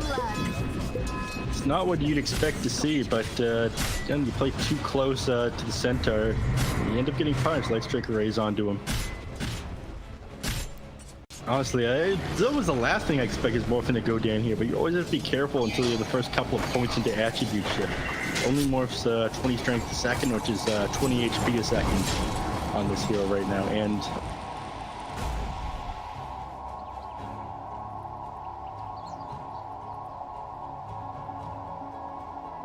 just because it's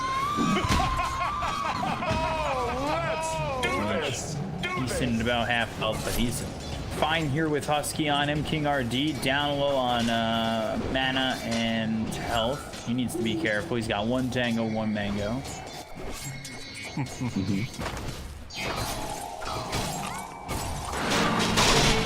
trying to get Husky behind the 2. King RD tried to hit both of them, but only gets 1.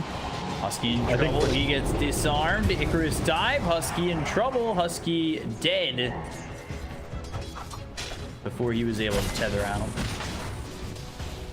A couple hundred gold going their way now. Unfortunately, King ID didn't get the kill. Not the biggest deal in the world, though. King ID, I'm not sure if he's just going to try to rush a Javelin. Either way, he's going to need a little bit of regen. Depends whether or not Flea is going to give it to him, given the fact that he got that kill. Not the other way around. Top lane. Because they've got KJ taking some damage right now, but nothing too crazy. The more concerning thing is just Costa Viola is 8-3 CS. Yeah, that is an issue. I mean, Luna's keeping him so far back, doing really well with this harass.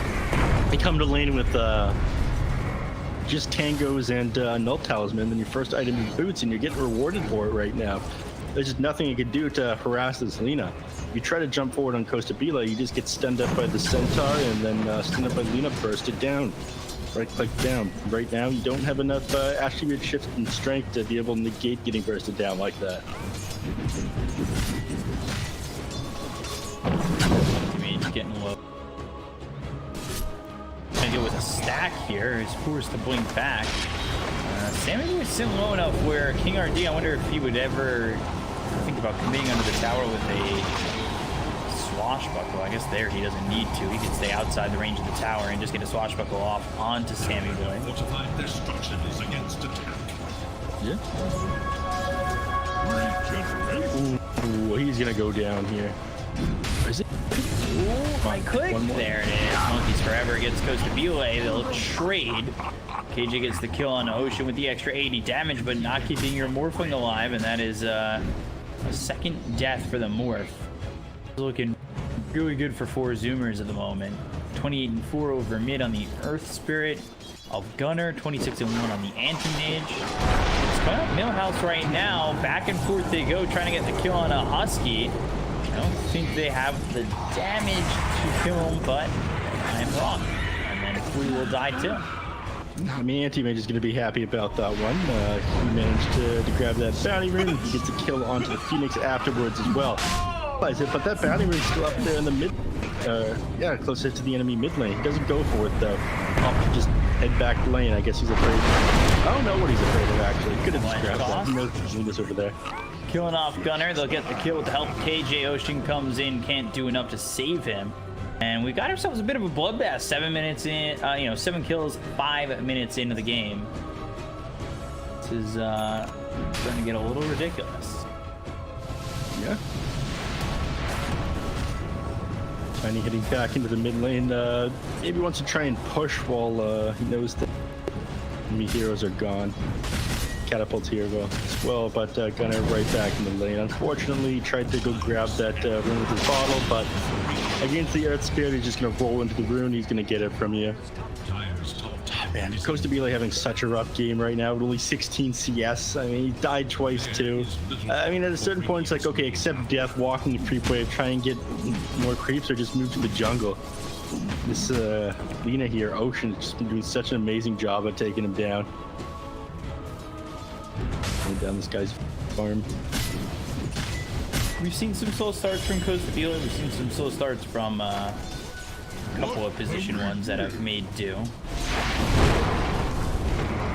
LSA once again, right click's coming through, but there's the sweep on it too. I might even turn this on the Monkeys Forever. Certainly thinking about it. 5 wand charges. Monkeys Forever is sitting low. Costa Belay moving in. He's got wave form to work with, and there's the damage to get the kill. The rotation is 40R. Avalanche comes in, and he'll take not 1 but 2. Middle tower is under attack. 2 heroes going down, 4-4 Zoomers thing already going the way of Team Brazil. But that was much needed for this Morphling up here. Again, they were doing such a great job of shutting him down, so you basically you were obliged to move to the top lane and start killing the enemy heroes. You don't want them to have a slow game. We've seen what happened in more sensible games. Yesterday, Team Infinity against Haven Liberty, that Morpha not coming online ended up costing them. He's got 3 points into attribute shift right now, so they just don't have the burst in order to bring him down anymore. Good sleep again. Yeah, he's just able to shift full strength. They do salve on him, but they use it a little bit early. He's still sitting on 40 strength right now, so we're going to get the max use out of this. Enemy's trying to dive under the tower, but they're not going to be able to grab Costa Belay. Again, too many points in attribute shift for them to be able to burst him. Instead, this Elder Titan's going to be their main focus. They want to bring down Warfling. They need Elder Titan to rotate up there, but 4DR. Here again, an Avalanche. Oh, toss, but you can still get the sweep. Question is, can they still get the kill? Not with Husky making a rotation. They've also got a 4th Gunner rolling Boulder all the way over, getting onto the Elder Titan. Phoenix comes in. They should try and get this kill, or should get this kill onto KJ. But no! away. The sweep, the damage, all of a sudden, KJ walks away. Oh, just barely dying after the Magnetize comes in. They will lose the Morphling. The worst part about that is Costabile going down. But this is so far, that could be a decent trade if they kill off Monkeys Forever. Here comes Gunner again, though. Just need to get closer to Gunner, toss him onto Monkeys Forever. They couldn't get him. Boulder Smash looking for the stun double edge. Now Gunner's the one who dies instead. 40R still wants Monkeys Forever. Yeah, they're out for blood. They killed his friend. And, I'm not sure he's going to get it. Dive behind that tower. Ocean's having a great game right now, so go deep. How deep will he go, though? I don't know about this one, man. There's 2 stuns here. You're underneath the enemy tower. They can just TP to this. No, I don't think they can. They TP'd a bunch of heroes already. The only TP that's off cooldown is Monkeys Forever. So they're okay. Diving the tower, 2-man stun comes in from Ocean. They'll bring Husky in. Now, finally, there will be a TP from Gunner once again.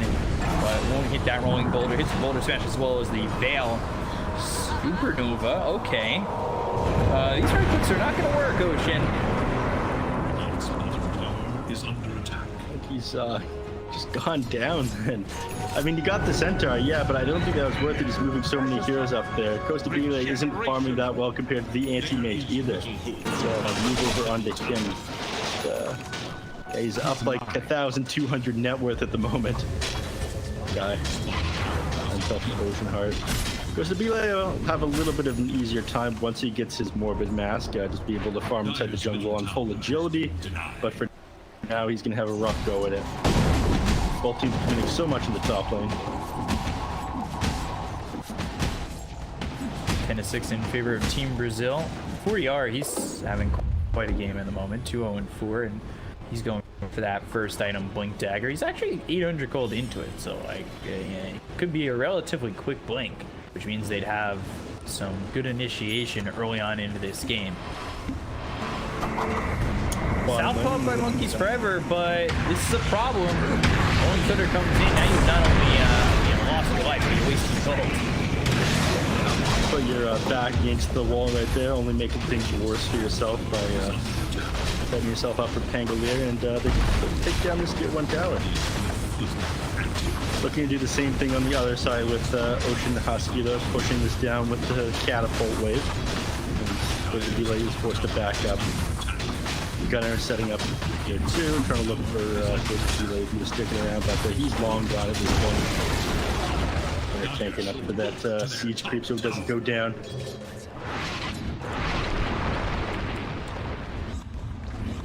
Radiant have fortified their structures against attack.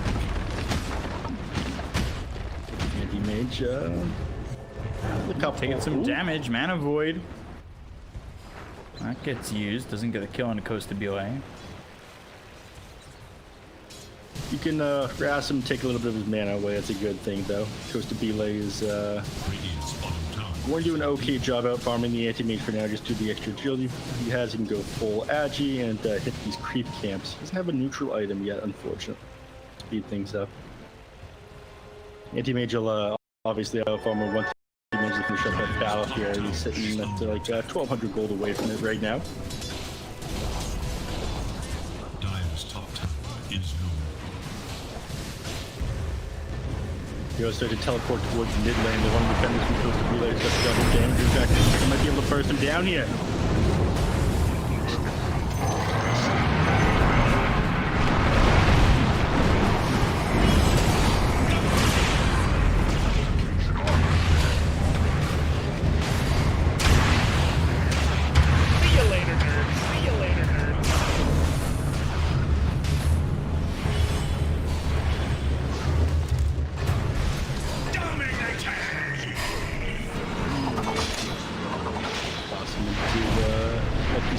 Here. Unfortunately, don't mention that electric array, and this guy is going to die as well.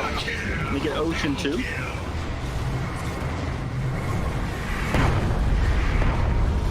Oh no, that's going to be a good one.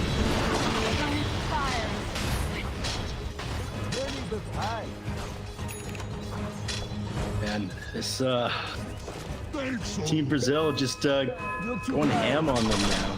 1900 XP change on their favor, 1200 for the enemy team, and of course about 500 swinging the way of Team Brazil right there overall. Phoenix working on his spirit vessel, but they definitely need a spirit vessel on the other side to deal with this Morphling here. I'm not sure who's going to build it. Gunner has opted to go for this little Discord, which makes a lot of sense. He can do the all stats now. It's not strictly an int-hero item. He's just really low damage. He's going to need level 12 pretty quickly here. It'll definitely increase... oh no! Gunner gets gone on, but he rolls out, and it's going to be a lot faster than King ID trying to chase him in his own ball.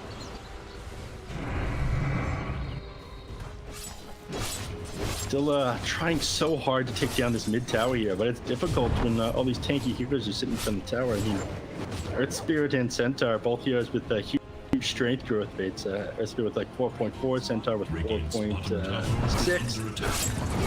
Got the Hooded Defiance as well. Lena's able to spam out the creepers as well with Dragon Slayer. Anti-Mage's battle theory is finished though. Getting himself out some cannon portals though. If you have any. Clears out this ancient stack that was done for him by Husky. Now's the time that he's going to heavily outfarm this Morphling. Morphling's just not going to be able to keep up with what he has. So it looks rough for them, but they aren't losing towers, and they're getting Sammy Boy further and further ahead here.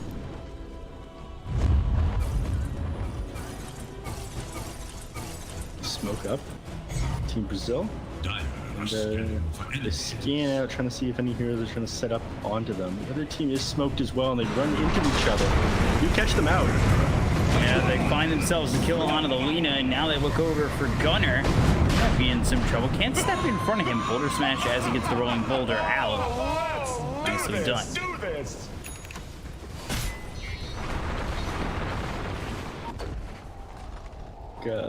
Not done invading yet though. Team Brazil just trying to sit on top of the triangle. Supernova? I don't think they have what it takes to break this egg. They will get away from it though with the Stampede.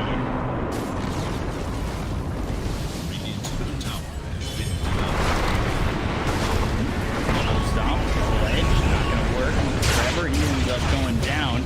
Magnetize out Sunray right on top of the Earth Spirit. Enough to get the kill, but now Team Brazil continuing to pressure for Zoomers. Yeah, Team Brazil just not stopping here. Centaur is down. I think they just want to continue to run at them right now. Stop his anti-mage from getting further ahead. He is sitting leaps and bounds ahead of everyone else on the CS chart, but it's just him. Definitely want to keep running him before he grabs his Manta style. Everyone takes a minute to back off here. Goes to Relay, wants to finish his own Manta style before he's really ready to go in. Maybe dodge out the Centaur stops. Light strike arrays, and of course the geomantic grip is a huge thing they have to worry about. If he's able to get on top of him in the team fight, or even like rolling boulder, geomantic grip from outside of vision instead of in your vision, or silence for 2 seconds, you can chain the red. Toss on the Gunner. Swashbuckle comes through, doesn't disarm Ocean. Rolling boulder away. Some space. Rolling Thunder committed by King RD. Goes back and forth. There's the relocate out. Look for Sammy Boy for a second. They won't find him just yet. But now the avalanche toss out onto the Antimates. They got the disarm. The two-man stun from Ocean. That'll keep Sammy Boy alive. They'll get the kill on a fleet. Gunner gets credit for that one. 30 seconds without buyback. Unfortunately, I can't do anything about that one. They didn't quite manage to lock on. This is only avalanche toss once again on an Ocean. Sammy Boy's been disarmed. This is constantly happening from King RD for the Mana Void. First splitter coming down. Mana Void used. Won't land on anybody. They'll blink away. Coming back in is 4DR. Swashbuckle misses Monkeys forever. But they've got the toss. They have the avalanche. They'll get the kill on Husky looking at Monkeys forever. Adaptive strike stops the TP. Now with the right clicks and the damage and everybody surrounding Monkeys forever, they'll get another kill. Triple kill for 4DR. 4DR just on this godlike spree. I mean, this guy is popping off right now. If he gets taken down, though, things start to swing in favor of 4 Doomers. That last fight didn't quite manage to blow up the anti-mage inside his disable. When he gets his Manta, it's going to be even more more tricky to do that one. Being able to dodge some of this stuff, and of course, I'm not sure the Morphling going to be able to come anywhere near close to catching up. He just needs to keep running at him. He doesn't have time to stop him from his anti-style. One gunner. Rolling Thunder coming in, Avalanche, the toss. Trying to get the kill on a gunner, but good boulder smash and the rolling boulder away. Once again, Swashbuckle gets the disarm while shot procs onto the Hina. They go in with the Rolling Thunder, and there is the kill for 40 on. Team Brazil seem to be the aggressors for the last few minutes or so. I mean, this is exactly what they need to be doing. They can't let the anti-mage continue to out-farm this Morphling. You're not going to be able to catch up to him. He's got the Battle Fury. You need to continue to push these towers and shut down the rest of his team and force him back from the base eventually.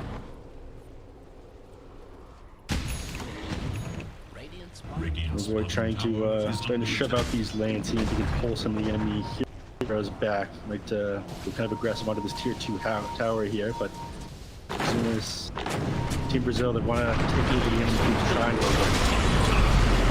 Also once more, Monkey's Forever on the run, but there's the sleep.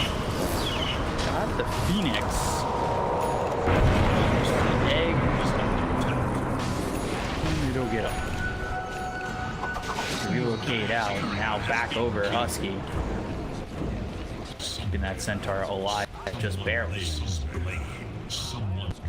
I mean, for now, their eyes turned towards Sammy Boy. I'm not sure they're going to be able to catch him, though. This feels like just a waste of time on their part. Another couple seconds, the Stampede lets him get away from the stop. And he's gone.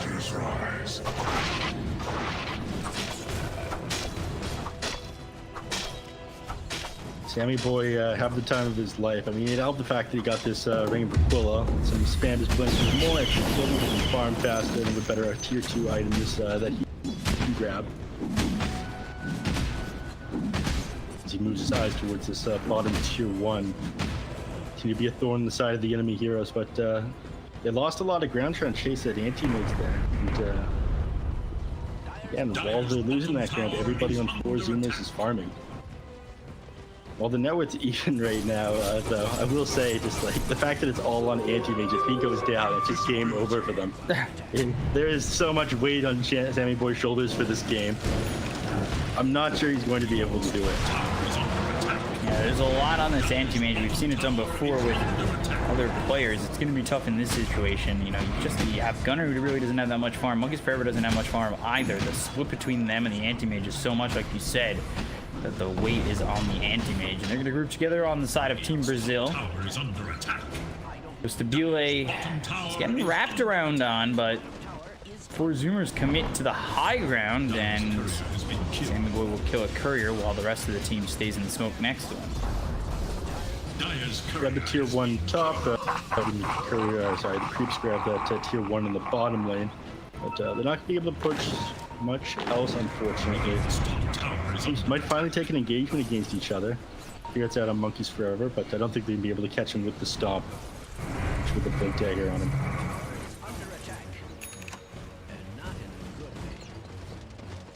He finally picked up for Gunner.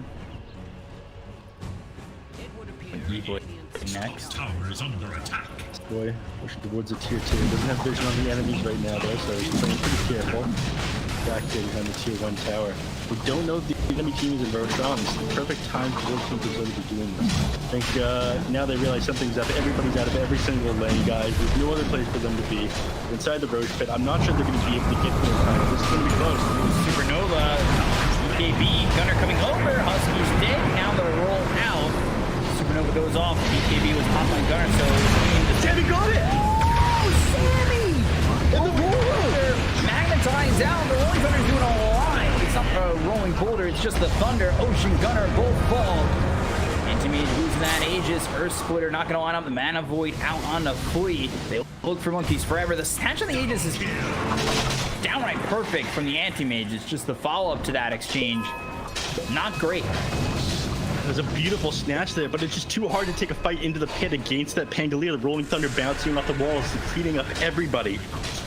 And that could have been a disaster for the Anti-Mage as well if they managed to get that Earth Splitter off. But the timing was just not there. But Tier 2 tower, you're definitely going to lose here. It goes to jump back on as soon as the fortify goes down. They lose this one, so Sammy Boy definitely stalling for his team, stopping them from grabbing these ages, but I don't think it's going to matter in the grand scheme of things here. Certainly takes away some confidence, though.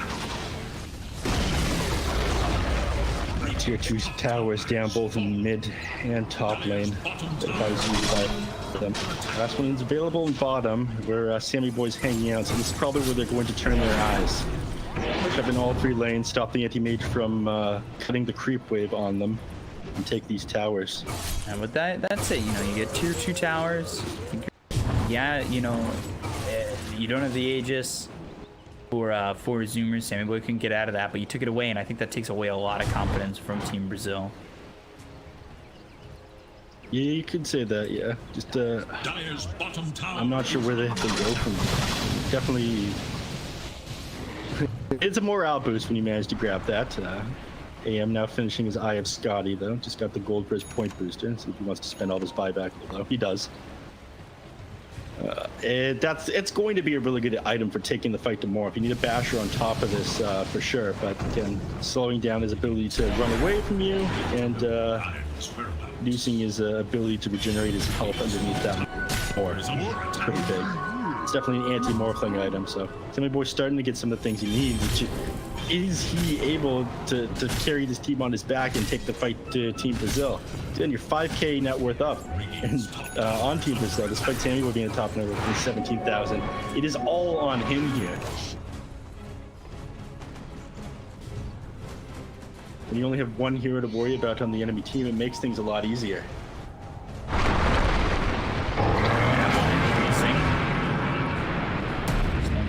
They might want to turn this on 4DR. Sunray comes out. Ocean trying to run. Getting stun out to stop that TP, but instead of Ocean, they'll take the kill on Muggins Forever. That's fine.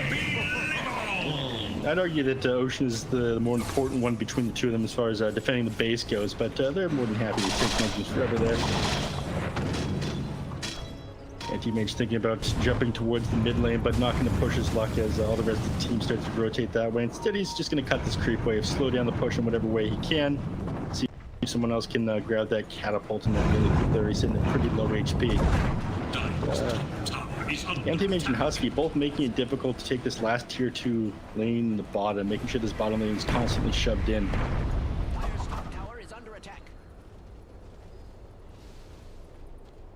King RD. See him migrating towards bottom with the rest of the team. He's got a Diffusal Blink as well as that Vlad's going into the BKB next. The Morphling, like we said, Scotty now going BKB.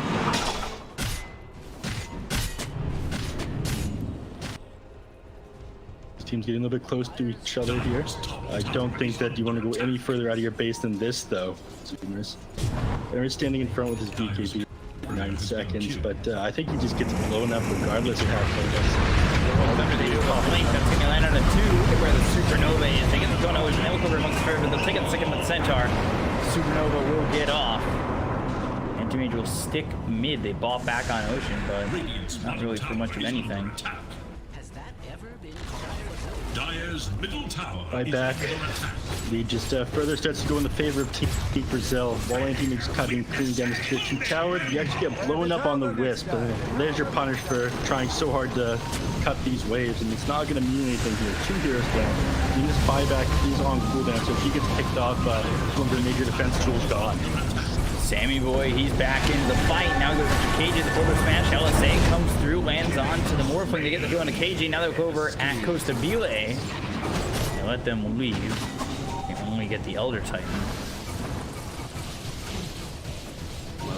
Push them back for now. Send them away to farm a little bit more. Certainly don't take a fight against them here, though, do they? They're pinging them out. They know that they're here. Got vision on them with this ward on the high ground. Guys need to get back here. Visibility. Sammy Boy has a basher in the abyss. Staying right near them. Flea is definitely the hero he wants to get on. Has the ultimate available skill. And they've got the geomagnetic grips. Rolling Boulder and the Boulder Smash coming through Sammy Boy. They'll get that kill. Rolling Boulder for more. Slosh away from Boulder Smash coming through. That lands onto the Pangolier. Will go into the Rolling Thunder. Disengage. They're not sure want to re-engage here. For a little while still. This anti-mage is very scary. You can't underestimate him. And they're going to go for Sammy Boy. They lose Ocean. He fought back in the previous exchange. Now they've got the Magnetized down. And they get this kill for the Boy. They're really getting low. Down goes KJ. Earth Splitter in. King RD falls. 4 heroes got on the side of Team Brazil. Fuldiar needs to run. Pops the BKB. Avalanche comes through. Rolling Boulder coming in from Gunner. Doesn't land on a 40R. But he's playing Ring Around the Rosy. He throws the Monkey Forever Centaur over the tower. Doesn't matter. Sammy Boy gets credit for that kill. Kills off 40R. Full team wipe for the favor of 4 Zoomers. And all of a sudden, Sammy Boy about to hit 25. And the game about to hit even. I don't know what that was. It felt very clear that they wanted to disengage there. They used half the Rolling Thunder duration trying to leave. The enemy had vision of that area. You knew that wasn't going to go well. They were all in on that. You just had to wait for your Phoenix to come back up so you could take another fight. Now, you handed 4 Zoomers a way to get back into this game. This anti-mage is becoming scary. You need to let this Morphling finish up his BKB. You have 1 hero to worry about right now. You need to play around that. If the anti-mage is grouped up with his team, it's time for you to get back there. Don't take these unfavorable fights. He's under attack. The diaglyph is now active. 30 minutes from the game. Sanatory set in the enemy territory. He's run. They're going to lose another. Lose the Phoenix. Flea dead. 3 heroes got no buyback. Tiny about to be up in 10 seconds. So 40R. He's up in a second, but... How does the game turn on its head like this? Open this net worth XP win probability. They're throwing this. All they had to do was get back there. It looks like that's what they wanted to do, too. Now they're playing so far forward on Zoomers. Just bide your time. Don't make things worse than they have to be. He's under attack. Now the heroes starting to respawn, but really feeling the effects of this one. They've managed to get this tier 2 in the middle lane. What's going to stop you in the tier 2 in the bottom lane as well? You can probably grab that before Pangolier back up and land in position. We'll move to the jungle instead. A lot of their damage at this point is magical. Sammy Boy, they've allowed to let him have 25. He has his Titan Sliver. They have a pipe on Centaur. This guy has got 77% magic resistance when he's not near the Centaur. When he is, it's at 80. Needs to be Morphling that's doing his damage to him. Playing more Tiny, he's still he's dataless. Does he pass that off to the Tiny? Or does he hold that? I believe he holds it. They're holding Enchanted Quiver right now.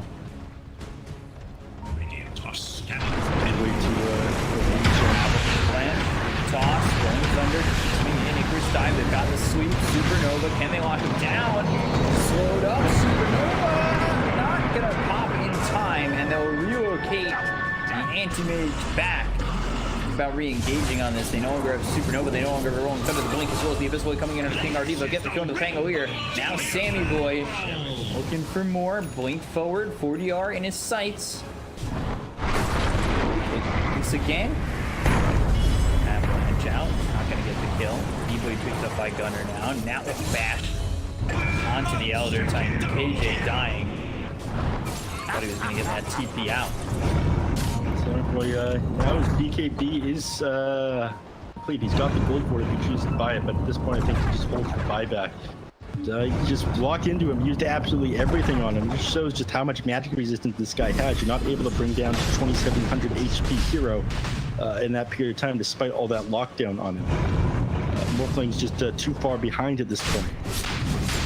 He goes for Tiny, just a little bit away from the data. I think if they have either of those items, they win this. But those 2 fights that they just took has cost them too much, and now the enemy team's going to get this Aegis. I don't think you can fight into this pit. You need the perfect Rolling Thunder by Pangolier, who's only level 17. They start to back off here, but I think they can just take the fight to the enemy team. Sandboy's about to move forward, it looks like. Now the Blink kills the Abyss Boy, close to the he gets one of the gonna wait 70 seconds without buyback. Into the back lines on Phoenix using that summary. They'll get the kill on a Flea now with the Rolling Thunder coming from Gunner, but it's not gonna land. Phoenix already dead. find 40R. They have the stun. The LSA follows it up. They control up this tiny 40R getting bashed. BT's been popped. It's not going to matter. They'll get the kill on the 40R. They'll take him out. E-Boy thrown over the Pangolier. King RD, he'll drop 2. 4 euros gone, an 11k lead for Zoomers. So they brought this game successfully back and potentially into their hands. Only one buyback available. That's on Phoenix. Fortifies were used as well. There's nothing that they can really do to defend from this, though. Anti-Mage does opt to go for the Aegis and the cheese instead of push the base, but Centaur's here. He just needs to tank up the tower, continue to turn back off onto it.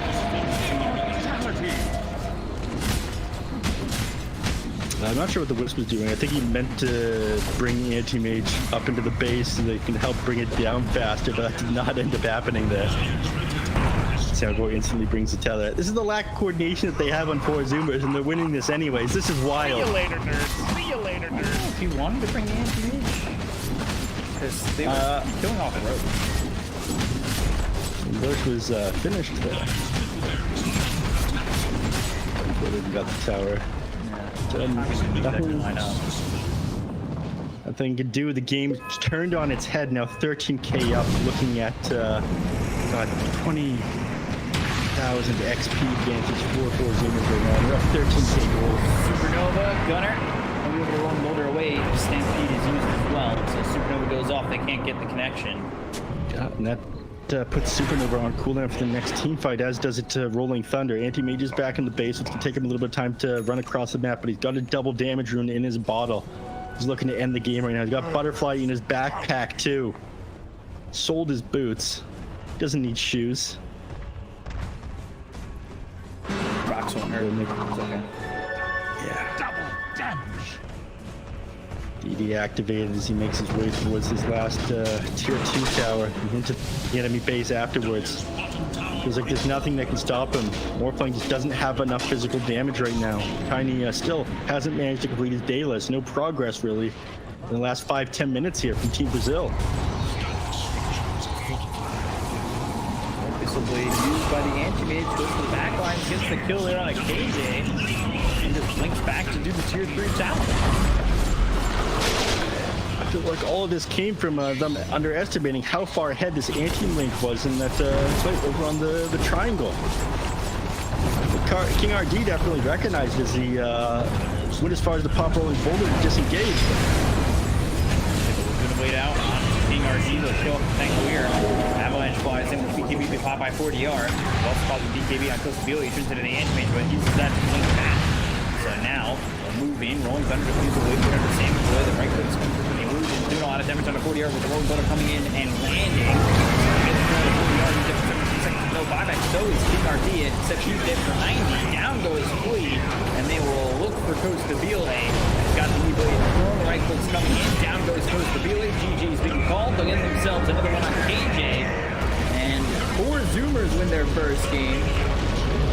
And even the series, or the BO2 at 1. I don't know how that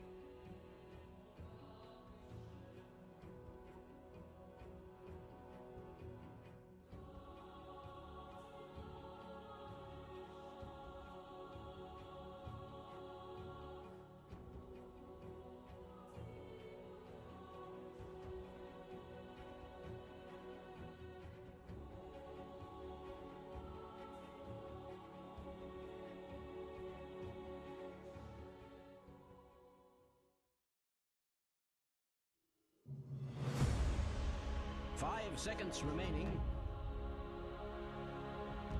Dire team ban.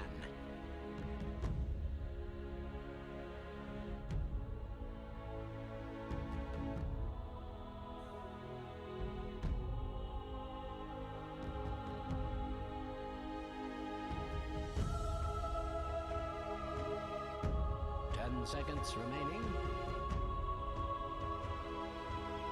5 seconds remaining. Ban. Dire team ban.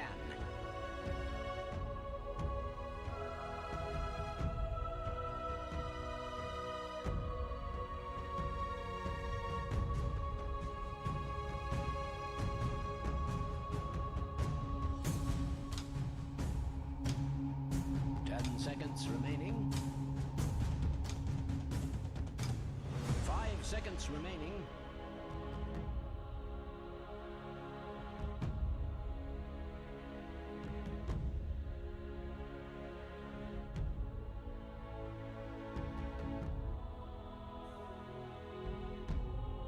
Radiant team ban.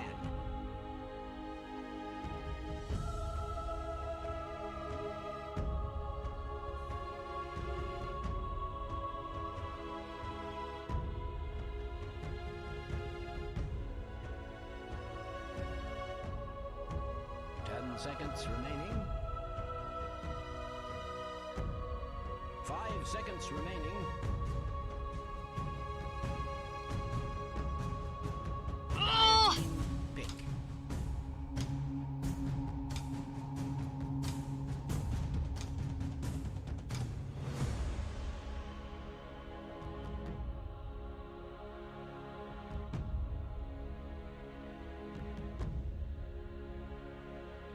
Seconds remaining. Radiant team pick. Enchantress.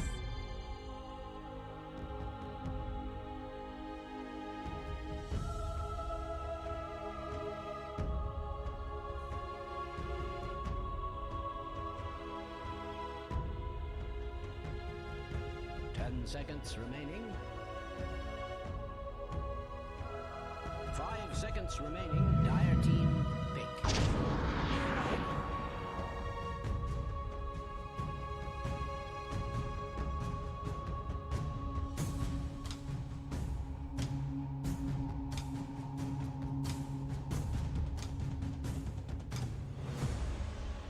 10 seconds remaining.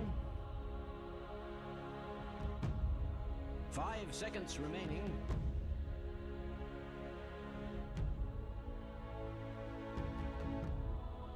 Radiant team pick.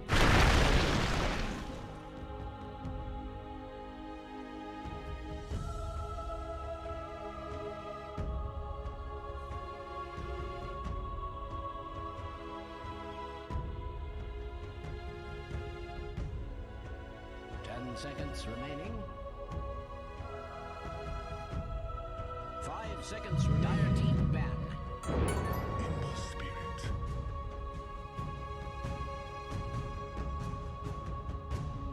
Radiant team ban. Dire team ban.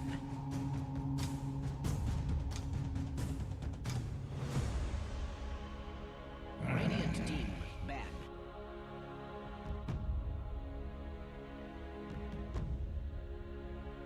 Dire team ban.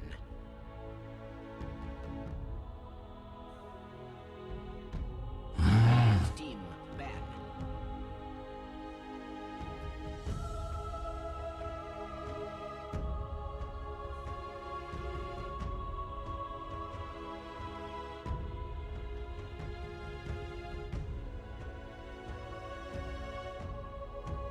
Seconds remaining.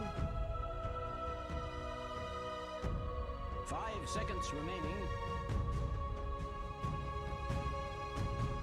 Radiant team pick.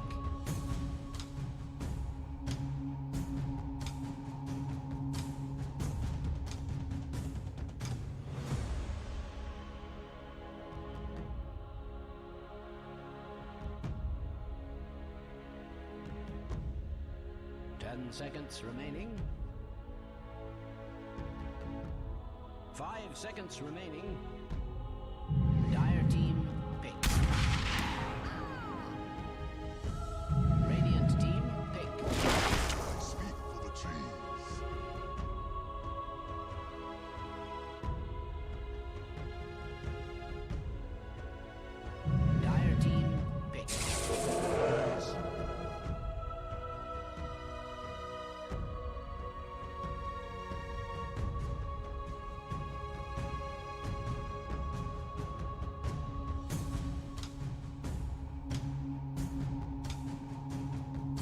seconds remaining.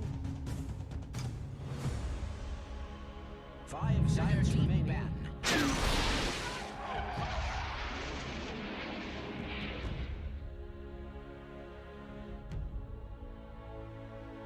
Radiant team ban.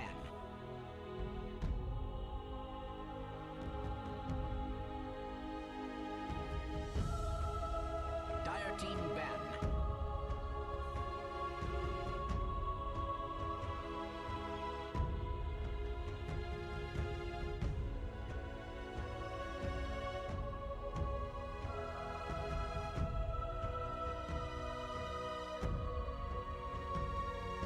Seconds remaining.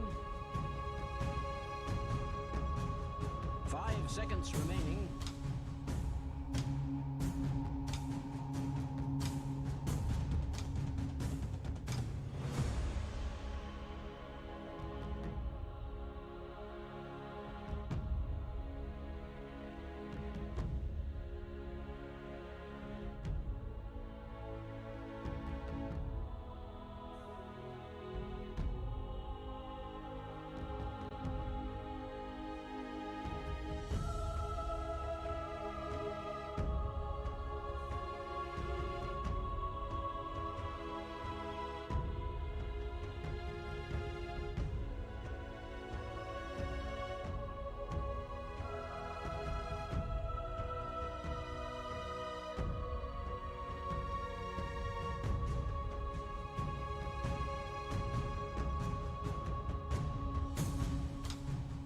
Radiant team ban.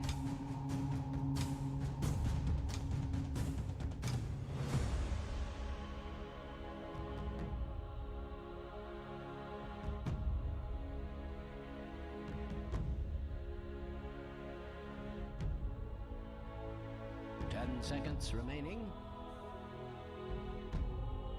Dire team pick.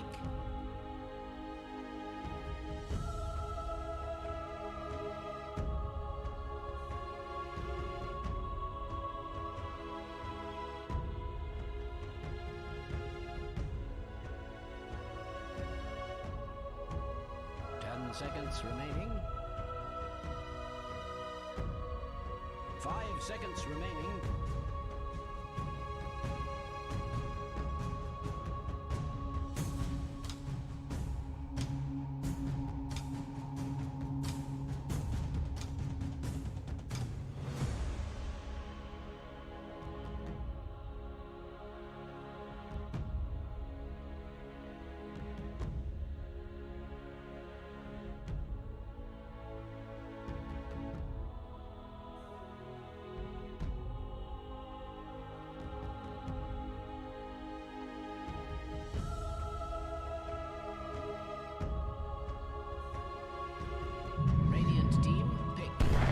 Mars!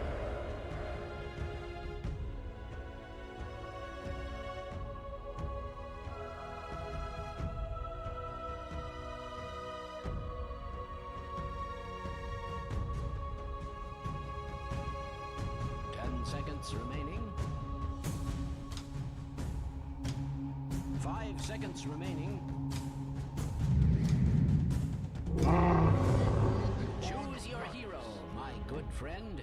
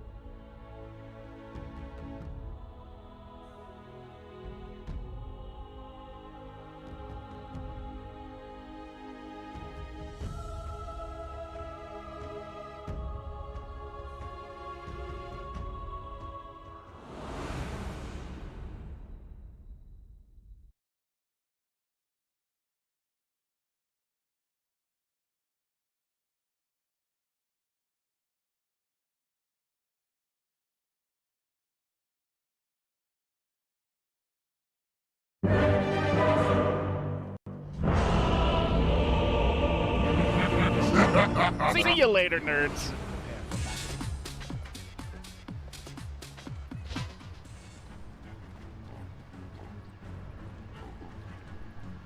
Players out of South America. Actually, is pretty accomplished down there already.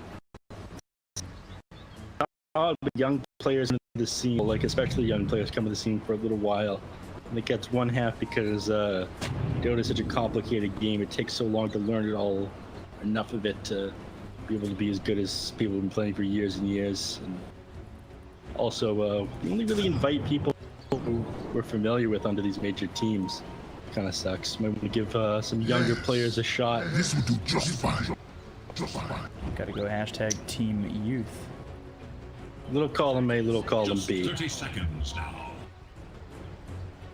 There's a lot to learn about Dota. There's a lot of temperament you need as well to not just run in and go and die and lose the game to your entire team.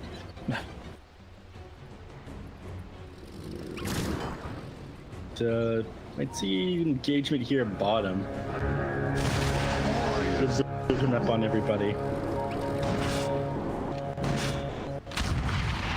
The match of matches. Playing Fox. There's actually opts not to try and engage Ray Kill here. Get that boundary, which is odd. Normally you play Jarkov, you're more than happy to run at the ruins, spam people, rocket barrage and get that first blood, or at least force out some of the enemy team's regen, but opt not to do that here. So 2 for 2 bounty rune trade.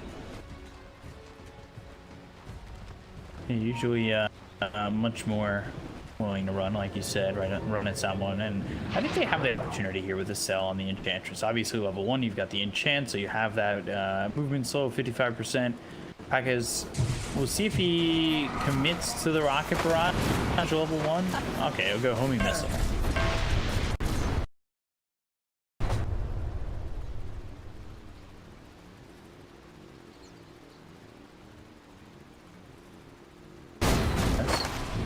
I always thought it was Banyas. I always thought Jay was not, I don't know. Pronounced differently? I don't know. I'm probably the worst person to speak to about the Spanish language. I don't even speak English very well, to be completely honest with you. So and I only think because of someone like Hoist Gracie, where it's spelled with an R, but H in that way.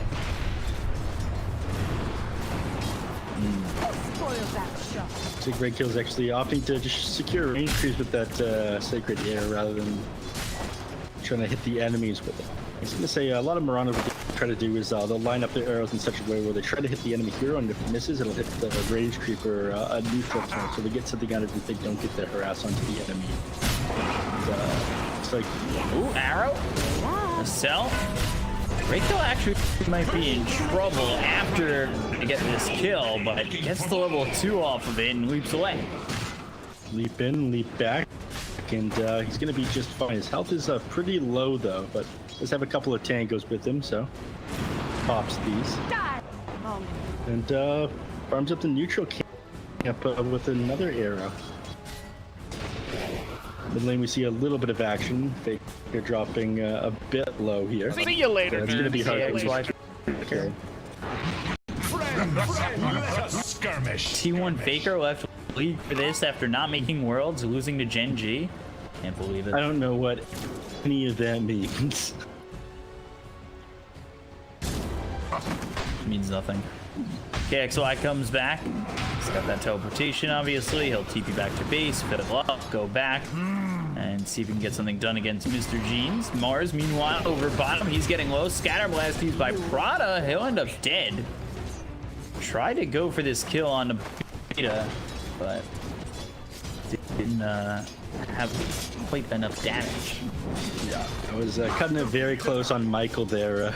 Must have ran the numbers in his head a bit quick, so he wouldn't be able to take that sound. Or sorry, beat it down. But Mandy might not survive. His HP's dropping very low. He's okay. Both God's Rebuke and the Spear on cooldown. When that happened, he landed that spear and just didn't have the damage and didn't want to commit to it with the beta being so low. Meanwhile, Mandy, when was the last time we saw a safe lane Ember? It's been a little while, but again, it makes sense. Ember has been better to play in that safe lane carry role when he's coupled with something. And Snapfire can miss, and I think that's going to end up causing the kill on Pepita here. Just walking a little bit too far forward.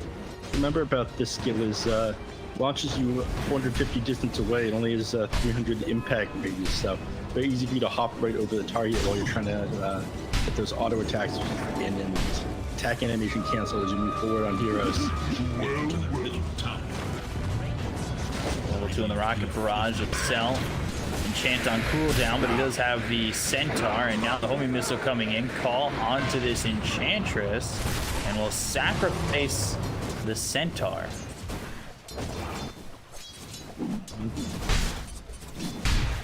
Enchantress backs up in the meantime. Man is sitting a little bit low. Same with HP.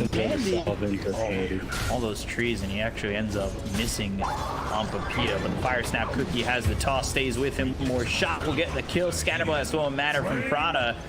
Kill there for Pepita. Kill on the one position, Ember.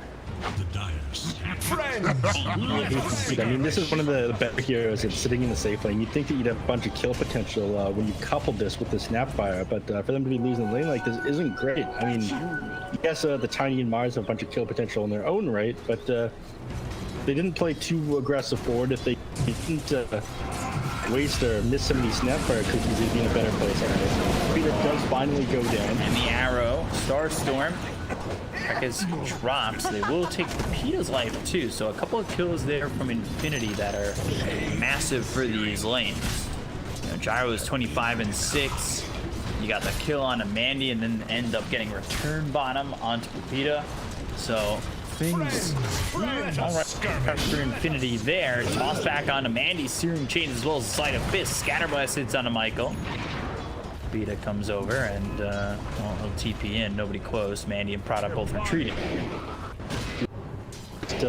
Don't have the ability to Snapfire Cookie under that tower. Put you a little bit too far forward, unfortunately, and of course that's defending your positioning as well as the Magic Beacon Spear of Mars. I would just put you too far left over the top lane though. That's nature. Doing a lot of damage on a Ray kill as well as Benjaz. It is crazy to see CS charts and net worth right now. Again, Nature's Prophet is actually ahead of this Magnus, despite Magnus having 20 more CS. Those Nature's Call Tree aren't worth any gold. Top lane. Ember.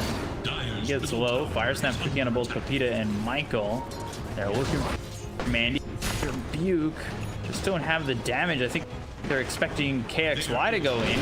Gets the Sprout onto Mandy, but Mandy's got that Quelling Blade, so he's able to step out. So close, but Michael's not done yet. Michael wants more. He wants to go for this guy. I think he's going to be able to cut him off. He does have more movement speed than him. The Avalanche is about to come out. Nah, he doesn't even need it. He's just got the toss. Not a Sunstrike, not a Zeus Thunder God's Wrath, but just Michael walking in with the toss. Up and down you go. A little bit getting the advantage back in their way for Infamous shutting down that safe lane carry. Andy doing all he can to shove this lane. The Nature's Prophet leaving. It's ended with 1,000 and 1,800 health. See, Nature's Prophet, he could just go for this. This guy's health is pretty low. Fire Snap Cookie lands onto Pepita. Searing Chains, Avalanche Chains, Spear is out. Now they've got the toss. Prada low. Michael, though, he's got nothing left to throw. Arrow comes in, Ray kill. Double leap forward. God's Rebuke hits on a Pepita. They back over, looking towards Michael is Tiny. He has the mana for a toss, has the mana for a TP, and is successfully out. There is little hope for Dire's middle tower. He manages to get out of that one, but Nature's over in the mid lane, things aren't so great. Nature's Prophet just going down to the Magnus and him shoving that tower in. But, I feel like Mr. Jesus focused enough on actually taking this tower while he had that time Nature's Prophet being down, wasn't whacking away at it. KXY walks away from the lane again, but he's not. Here we go. That was dropping lower and lower. Take it, get control over the map. Or have an ally come in, just give you assistance, force KXY a little bit further away from it. Mid lane Excel could be about to go down, but think Shockwave got to miss. Doesn't matter. They've got more than enough damage. Level 9. I'm not really sure the Enchantress is trying to accomplish one. That's good. It's not a good spot to be in. Take off ahead of this nature's prophet. Now these able After nature again, Rina Andy. A spear in 10 seconds. Fire away. KXY scatter blast on themselves. The sprout. Packus dies up and goes down. Now they look over at this snapfire. They catch onto him. Wish I did have is like split screen.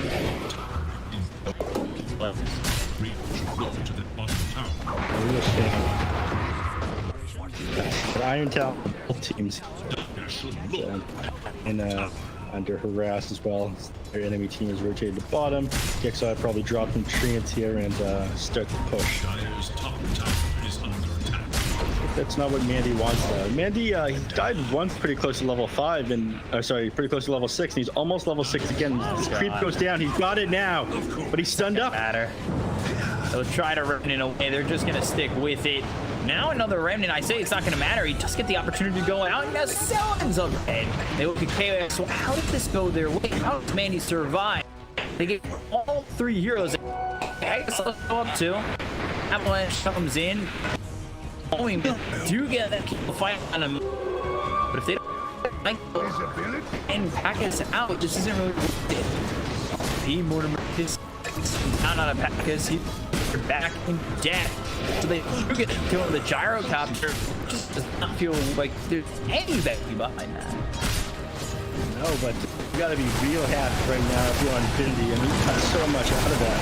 You're so convinced that you can get on the end, cut him down one more time before he gets like 6, but you're so close to it.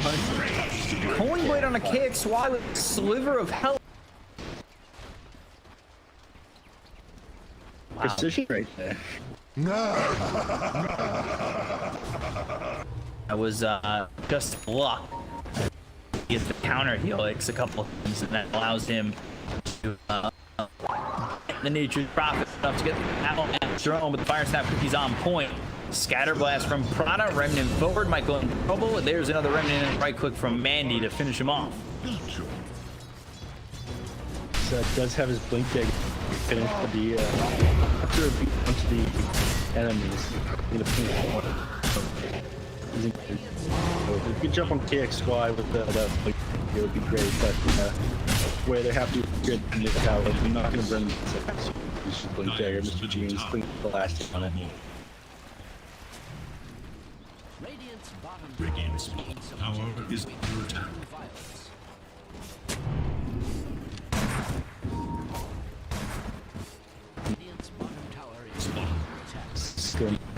Section. I'd build his bigger for the enemies still actively looking for fights. Goes back to for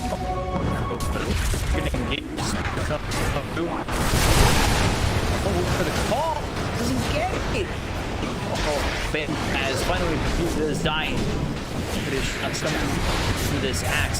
Trouble, call down, use the himself turn. So far, Mandy's still nearby. You're thinking about going.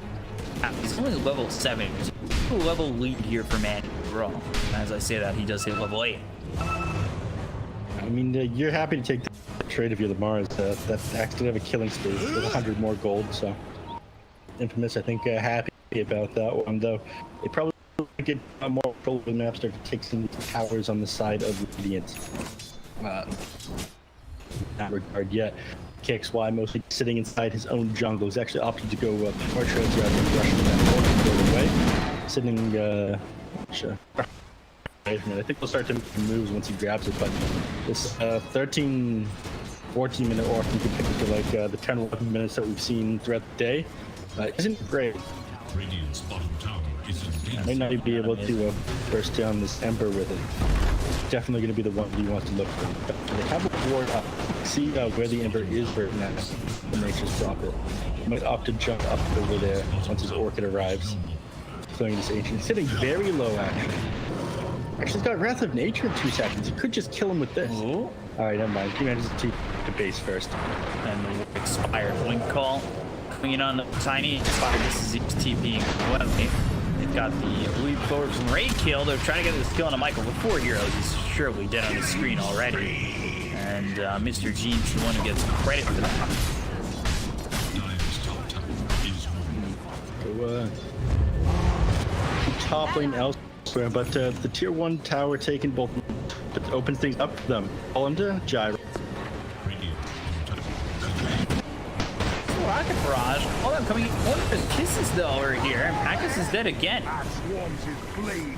Infinity have not let off the gas.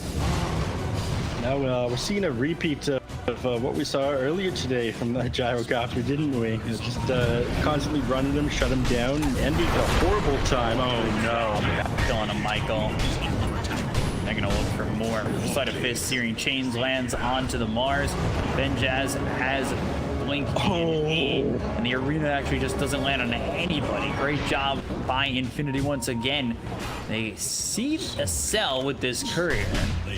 I could kill Cell's courier too. Enchant this Satyr Tormentor and now get the shockwave out on Benjaz to stop the call. But everybody's here anyway, and they'll finish him off regardless. Taking more and more all over the map. 6K now worth up, and this is just skyrocketing for them in the last couple of minutes here. The bottom tower was taken. Hit again. Oh, use for that. Avalanche toss. Now the spear onto this mag. Can they? Okay, they can get the kill. They've got the silence to finish him off. But now Mandy's coming in. Fire Snap Cookie gets him past Pepita. Scatterblast slows him down. Now Mandy, without a lot of mana, in some trouble. Air spear to the trees from the sprout. They'll get killed. Blink calls a little bit slow. Now they've got the Starstorm. So I taking some damage. There's the Orchid. Scatterblast again. Pepita back. Path them through. Fire Snap Cookie. It got to this Mars. Now they'll call him. For 30. Still up the lead for Infinity. Yeah, but with all the waves pushed in right now, there's not much else they can do. Someone's going to want to farm out top on the side of Infinity. It was pretty unfortunate, though. Yeah, these Fire Snap Cookies, these axe calls, they keep being a little bit off point. Tiny keeps on tossing out the apple. The apple point in. And he just kind of sits there trying to call. Like he's sitting there screaming, "Let me out, let me out." He's not able to get these good ones off. Gyro's dead again. He's looking very dead. Mortimer's kisses, trying to line him up, hits one, and can he get a second? Battle Hunter's on him, so he's dead regardless. Lada does get credit for that kill. Continuing to just invade the dire side of the map, overwhelm them, and make sure that they can shut them down, especially with Gyro. You know, earlier in the day with Eternal Envy not really having a Gyro game, and here it is again. So Skewer Arrow on Mars. Pepita dead once more. 22-8 for Infinity, and here they go for tier 2 over mid. Yeah, they do have the fortifies, by them a little bit of time to clear out the creep here even, in fact, but 17 minutes in the game, the neutral items are up, and they'll start looking for those. Magnus grabbing the Philosopher's Stone, and another shawl there for Nature's Prophet. Probably actually want to pass that nether shawl to the Gyrocopter, stop them being blown up by this magical damage quite so fast, and the huge magical damage. Oh, Mandy up here with the double damage, and he starts clicking down Michael here, and he does end up getting the chain. That was that was a 50-50 there, right? Fire Snap Cookie lands onto his cell. They'll get another kill onto the Enchantress. Kill after kill after kill after kill. I mean, they're averaging like a kill and a third per minute. Yeah, it's it is insane. I'm not sure where it slows down or if it slows down. I mean, you're doing a decent job of keeping the lane shoved out thanks to the fact that you have this Nature's Prophet, but you're falling further and further behind. I feel like you do have the late game on. But losing the early, we should be winning it here. If you get to that point.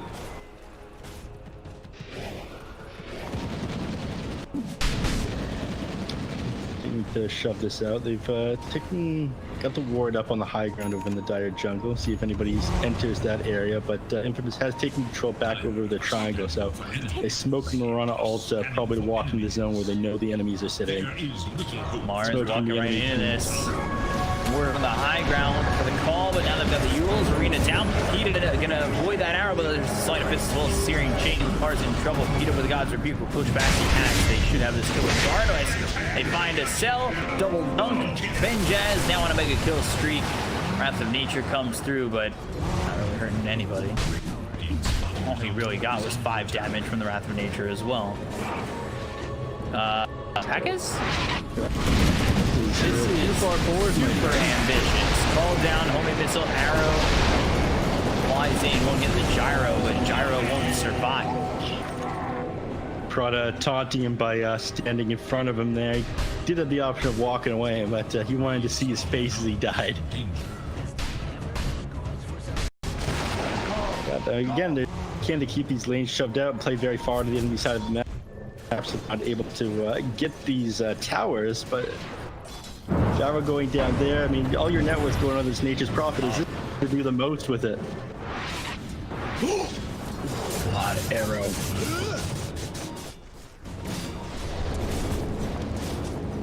Getting out of that one too. Pinging frantically to the side of the map. There's a hero over here. Get him! They go over. They find the tiny. They get the the arrow. Oh my god!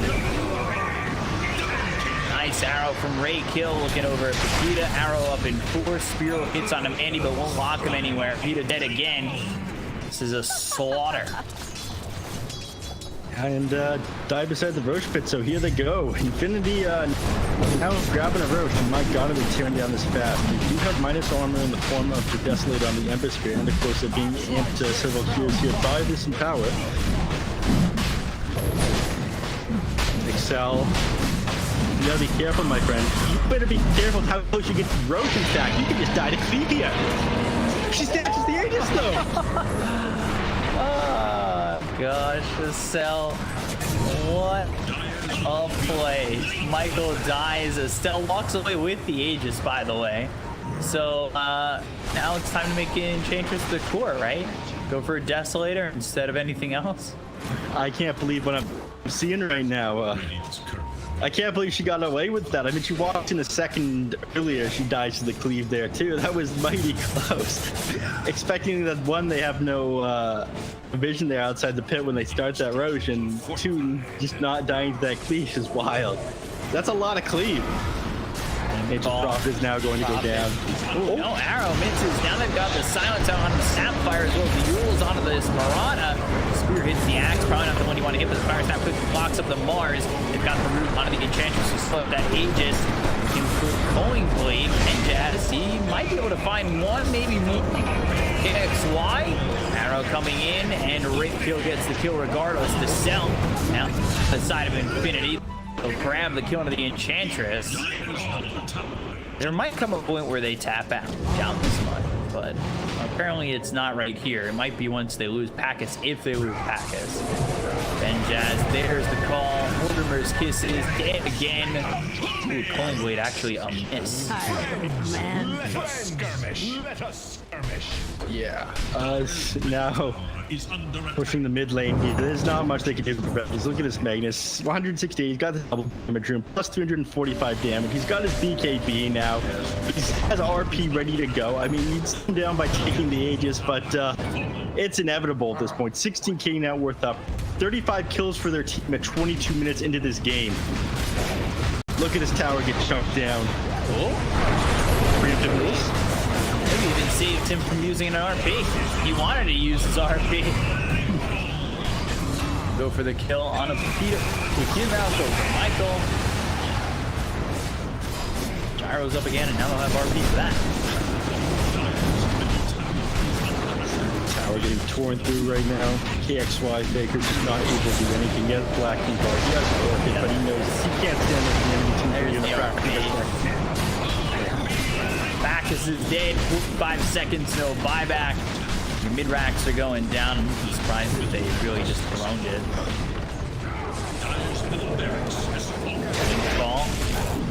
the Enchantress in. Shockwave pulls it closer. Blink Skewer locks up a cell, gets the kill. Prada now dominating. Prada quietly 4-1 in 26. Not quietly. He's loudly 4-1 in 26. Loudly 4-1 in 26. He's driving force behind his team. Some of these Snapfire cookies a little bit off the mark, but otherwise doing some amazing work this game. I'm not even sure he's going to manage to get his egg and scepter. In fact, these cards are gonna pass over Faker here. Get him. Oh, has been killed. Hit the other one. That was Prada's act. Is he going for it? He's not. That's depressing. Yeah, it is depressing.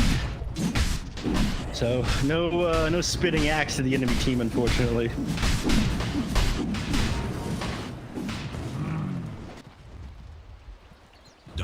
So far in their zone. This game feels so far gone. What do you do? This feels so hopeless. Do a 4-man smoke right now. I'm not sure you have the damage to accomplish anything. It's going to be a pretty big long shot here. Avalanche toss, pure slight. Mandy staying alive, but finally falls. Mr. Team's trying to come into this arena. He knocks at the door. Finally is allowed in. BKB to pop by KX. Slide got called out coming in from Packers, but Packers will drop. The team is dead. They look at a cell. They've got KXY and a cell. And GG is finally called as Michael will be the finish of the team wipe there for Infinity. They run through Infamous. This game, at 40 Dirt Plus, was basically over a couple minutes ago. My God. It's definitely what I would call a slaughter here. This gyrocopter never ended up getting online, just constantly taken down by the super aggressive lanes here on Infinity. I mean,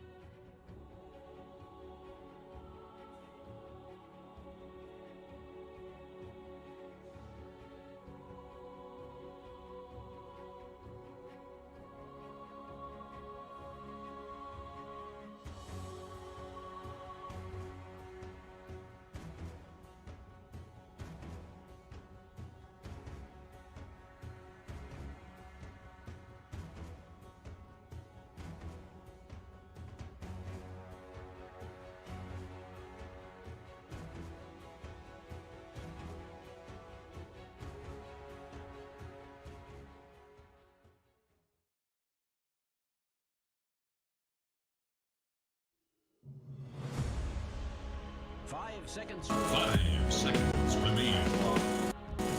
It is Radiant's path.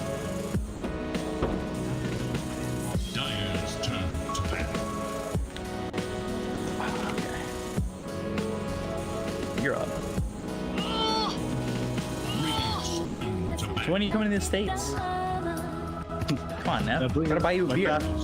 My passport is expired as of a month and a half ago, and my they're not issuing new ones right now to non-essential services.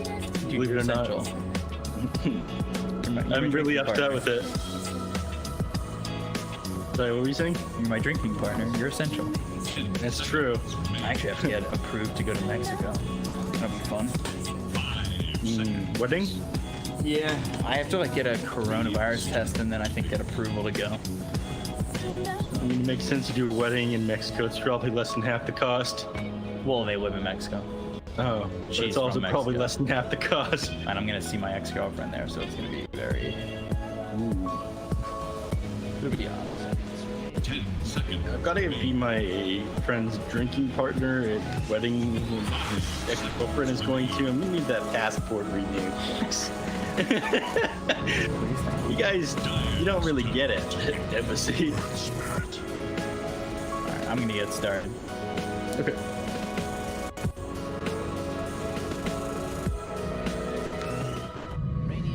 Radiant's turn to pick. All right, and welcome back here. Final game of the night. Infamous against Infinity Esports. Infinity Esports demolishing Infamous. Like, literally demolishing them. 44-9? 8? 10 seconds. Something like that. It was a really good game from Infinity. They played the pressure. They played really fast and loose, and I think that really worked for them in their draft. It's something that I can definitely see working for them again. Although right now from Infamous, I think this is a pretty fast 2 picks, not just draft time overall. I think, you know, Earthspirit can get things done level 2, level 3, and Ogre can really help with that. An Ignite with a Fire Blast and an early Bloodlust, and all of a sudden, like, just having a 1-1-1 is certainly of skills that, you know, when you have the full kit available to you as an Ogre Magi, means you can get something done early. So I'm interested to see that. Infinity, this time they go back to the Ember. One of the things that I questioned you about was safe lane Ember, and have we seen it in a long time? And we really haven't. You're usually seeing Embers like 2s and 4s and whatnot, and you know, now you've got the Phoenix. So I'm excited about this game. I think Infamous are drafting differently, maybe expecting the same kind of pressure and pace from Infinity. You know, at least that's what I'm getting from this draft so far. Yeah. They plan on doing something, yeah, sorry, I was responding to something questionable. Did I speak too long? Sorry. No worries. I'm sorry. These guys, and they got the 5-year strat going on right here, but they definitely need to here with this Phoenix going forward. The Mars is banned out, so they can't have that. The Magnus banned out. Again, Infamous thought, okay, they completely destroyed us what they had going on last time. We definitely need to stop them doing something similar here. What they're doing is pretty close, though. Again, grabbing that Sapphire as well. Probably looking at just a quick 2-0 of this series. Like, look, guys, they didn't deal very well with those heroes. Let's just stick with what worked here. Can teams confirm or deny that you guys talk to each other like that? Listen, guys, and they huddle up, you know, we just destroyed them. A couple of expletives in there, you know, destroyed them. Something, we destroyed them. Let's get in there and do this again. Let's, you know, go. Sorry, I'm trying to keep it clean right now. I don't know who's up at. Teams are 11:40. definitely, they're not clean when they're talking to each other about Yeah, this. I've been in on these comms before several times. It's just, that's what we need in a Dota tournament. Open comms. I don't know if teams would agree to that, but I would certainly love to Beastcoast see has that. done it. They've actually released some of their open comm things. Well, that's on post, YouTube. right? So you're not giving up, like, are you giving up strategy if you're releasing comms? Well, yeah, it's partially that. Like, you don't want to release all your comms. Obviously, you want to heavily edit what's going on. But Yeah. Beastcoast did the thing where they released like what was going on in the team fights, what we was saying what. South American teams, a lot of it is pretty funny a lot of the time, at least when they're winning. When they're losing, comps are never fun to listen to. I mean, it depends on the team, of course, but a lot of the time, in my experience, everyone's been pretty emo when they know the game's over.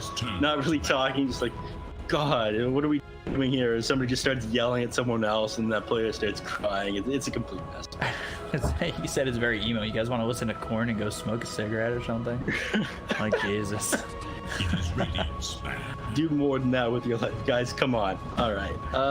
Arc Warden banned out by Infamous here, which is odd because I think Arc Warden would be a decent pick for them. I like their Draw Ranger, but I need something to couple with it, take advantage of that marksmanship.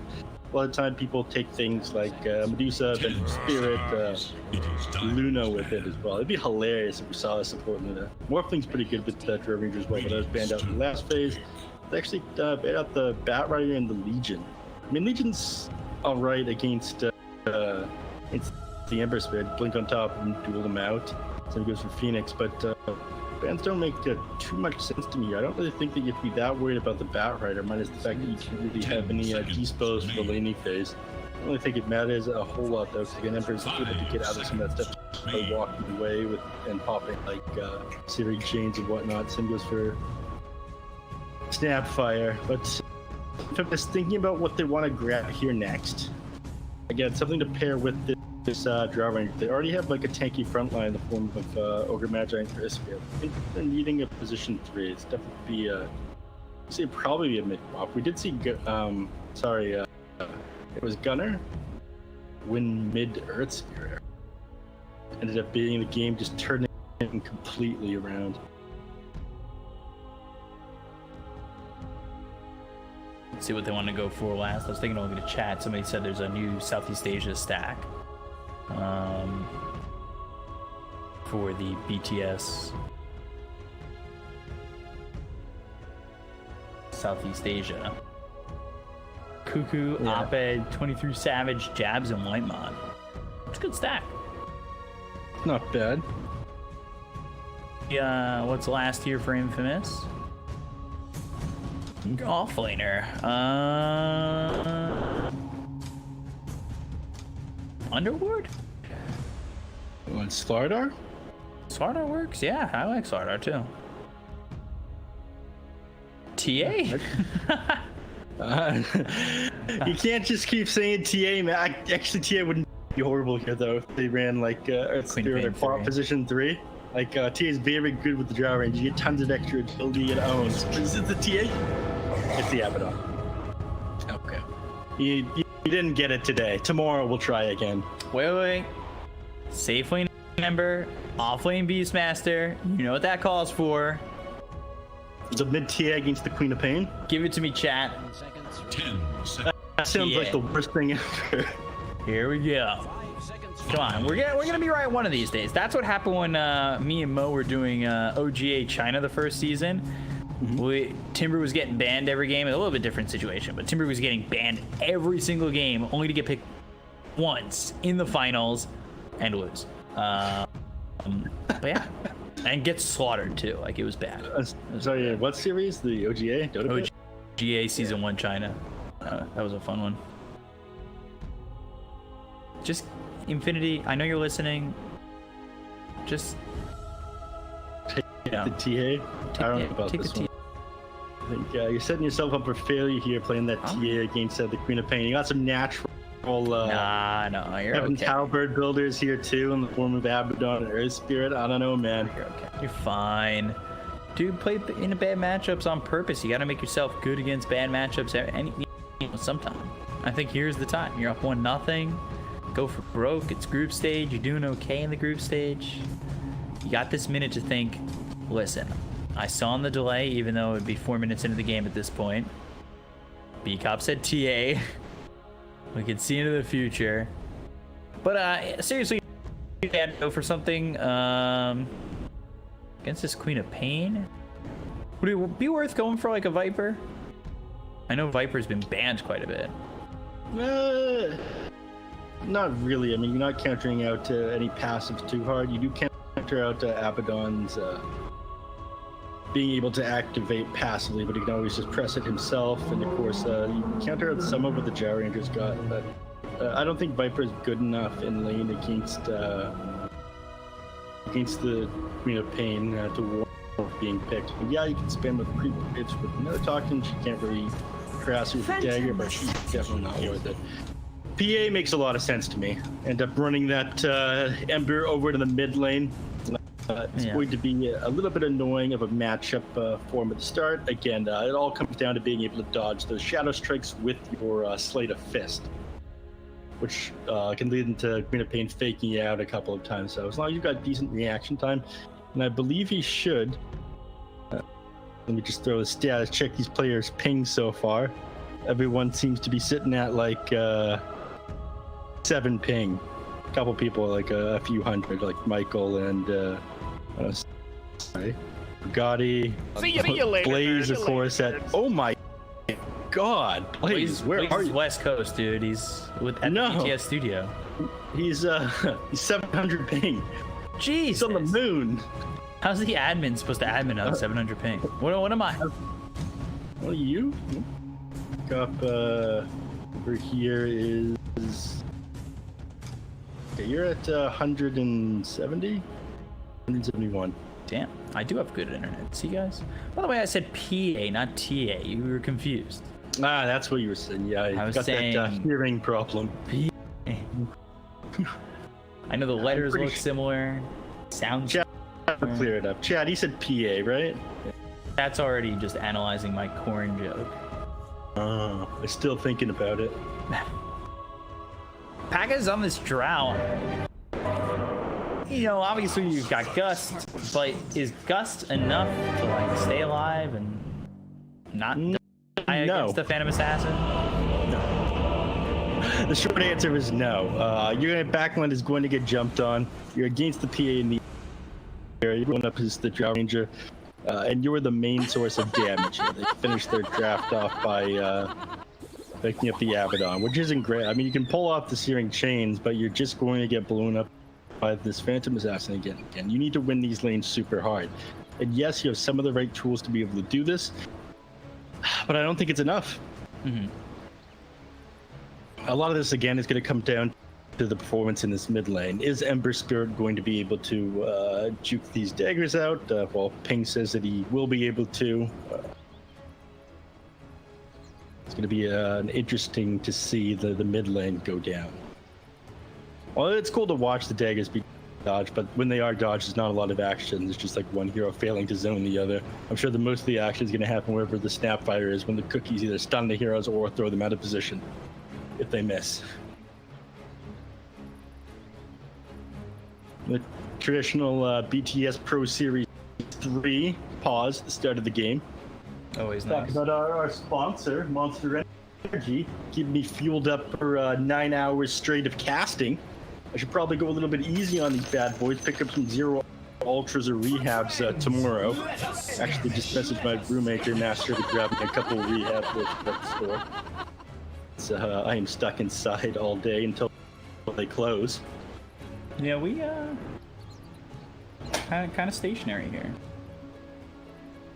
A stationary gamer lifestyle. I can't say I'm a fan. I like getting up and moving between my games. And, I don't have that much of a chance to get up and move. But, there's no one else who can bring you this kind of NASA action other than me and B-Cop. Everyone else right now, all the talent, they went to Omega League in Europe. You know, they've got a quarantine because they've infected with European. They need to eat a couple burgers before they're allowed on the summit stream. That's correct. That's all I got. It's like one burger per day for 2 weeks until they allow them to cast here again. These orders, of course. That's what I heard. So LD was here earlier. Hope I making him proud-ish. I never go for. I never go for just proud. I always go for proud-ish. Proud-ish. I hope I can make my parents proud-ish one day. Yeah, basically. Did I tell you about that? My dad actually tuned into one of my streams for the first time. Been at this esports thing for a couple of years now. And he just started talking about what a good commentator Moxie was. He doesn't understand what's going on or anything. He's talking about her voice control and what's going on. He was talking circles and everything. It's like, I was also there, Dad. Thanks for that. You know, first time tuning into me doing something. I'm glad you enjoy listening to the girl I was casting with, though. Packus, the cell. 2v3 right now. Stun out onto the Beastmaster. Raid kill going after a cell. This is an Ogre Magi with 7 armor. Come on, bring it. I have 7 armor.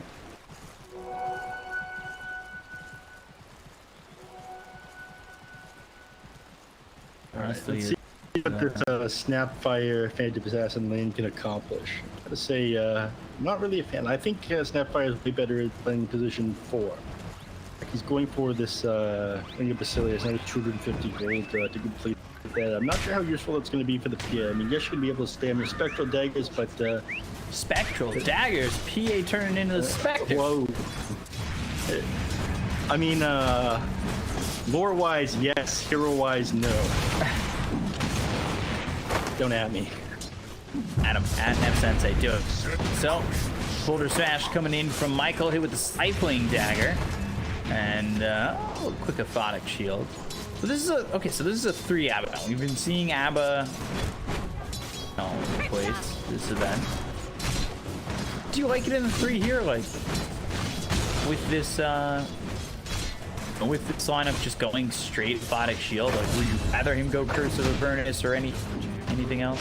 I don't know how that happened there in the bottom, but to be completely honest with you, that shouldn't have happened. But back onto Abaddon. No, I don't really like it. I don't think this was really worth your last pick.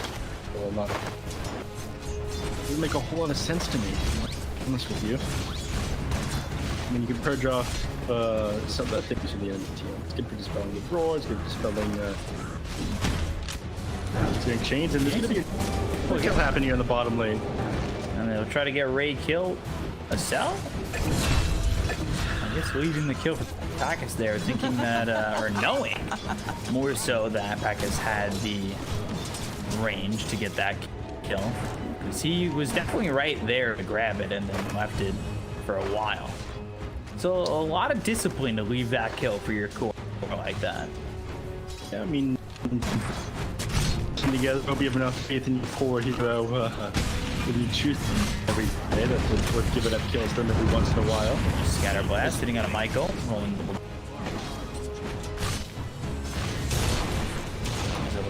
just walk that one off. Mandy not doing a lot right. Alright, forget it. I'm not looking top anymore. You guys are too boring. I'm looking bottom. I'm not missing any more kills from this point on. I'm just gonna watch and see everything. You might miss mid if you don't look over here real quick. I'm looking at KXY. I'm looking at Mr. Preemptive. Pristine camera work from this point. I haven't missed a kill since when I said I'm not gonna miss a kill just yet. There hasn't been a kill, but that's beyond the point. Meanwhile, I'll take that. You know what? No, I'm not even gonna waste my time looking up top. I'll get scored. I'll look there in a second. But we're killing a cell. The trading hasn't exactly been great. They're gonna go for Packus over bottom. They've got the boar slowing down Packus and hoping to get this kill. The damage is out, but under the tower, do they commit for this? Benjaz, one more shot. Is it there? And it will be. It's actually Raid Kill who gets it. A cell. He's chasing South Pop by both the Phoenix as well as this Beastmaster. They get to leave and be happy with the build they got on the ground. I'm just moving my camera all over the place in these scrappy engagements, trying to follow absolutely everything, you know. My moving a mile a minute here. Make sure I haven't planned battling off this monster. Mid lane. Okay, XY. He does have Blink if he wants to go aggressive, but being so low, that is quite the risk. Heads towards bottom, picks up an invis, pulls up that bottle, and now might be able to go in on Mr. G's all the scream for the lower ground.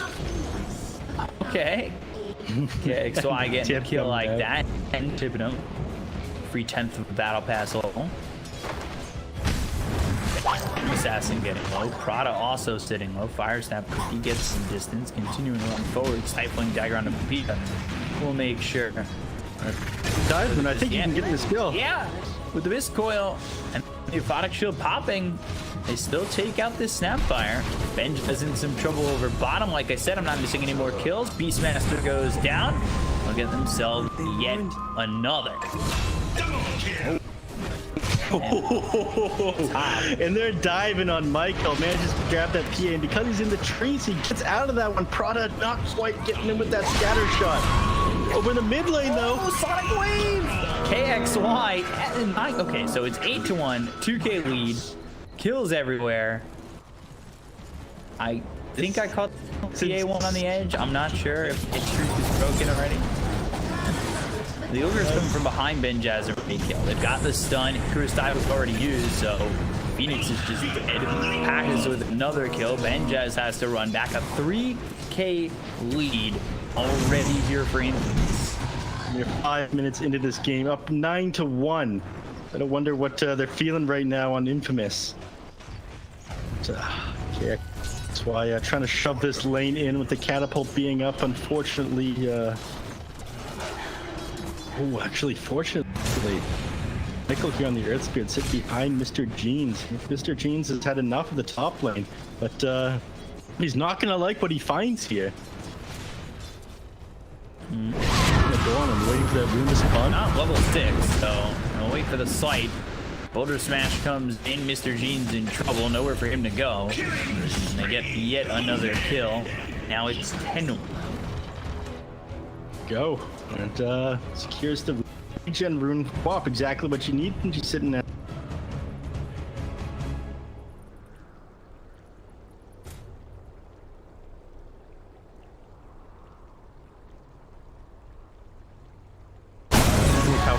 Be careful with how hard they go into this one. I don't know if Cell cares. He's running under tower. Stun right click. So he's drawn in the Beastmaster. Packers will get the kill there. Meanwhile, Mandy and Prada are dead. I'm still watching bottom. I don't have split screen opportunities here. But if somebody would like to buy me a second computer setup, I would be down to do it myself. I've got the Sight of Fist Searing Chain down onto the Drow. They'll take out Packers. Michael trying to get at least the return kill onto Mr. Jeans. Sunray not even level 6 yet. Meanwhile, this Queen of Pain is level 8. Meanwhile, Spirit is forced to back off there, but that was thankfully a favorable fight for the side of Infinity. Get a little bit of XP in their favor after getting slaughtered, but 4K up still at 7 minutes here. KXY looking to shove the lane. I don't think he's going to be able to get any damage on this tier 1 tower, though. No catapult up, and not attacking too fast with the hero, but Excel's here to change that. Gives them bloodlust. Actually, they're smoking in bottom lane. More action. Yeah, going for it. Boulder Smash trying to get Packers away. Sunray on him, Remnant forward. Another kill onto this Drow. Things starting to slow down. Meanwhile, Borrow top. Peta. Sonic Wave.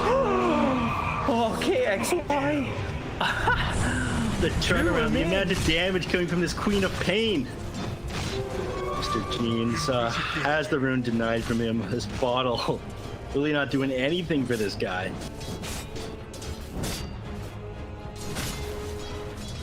Queen of Pain's out for blood though, and he's forced to just get back. But Michael's there. He might try to roll in. You're completely out of mana right now, Mr. Jeans.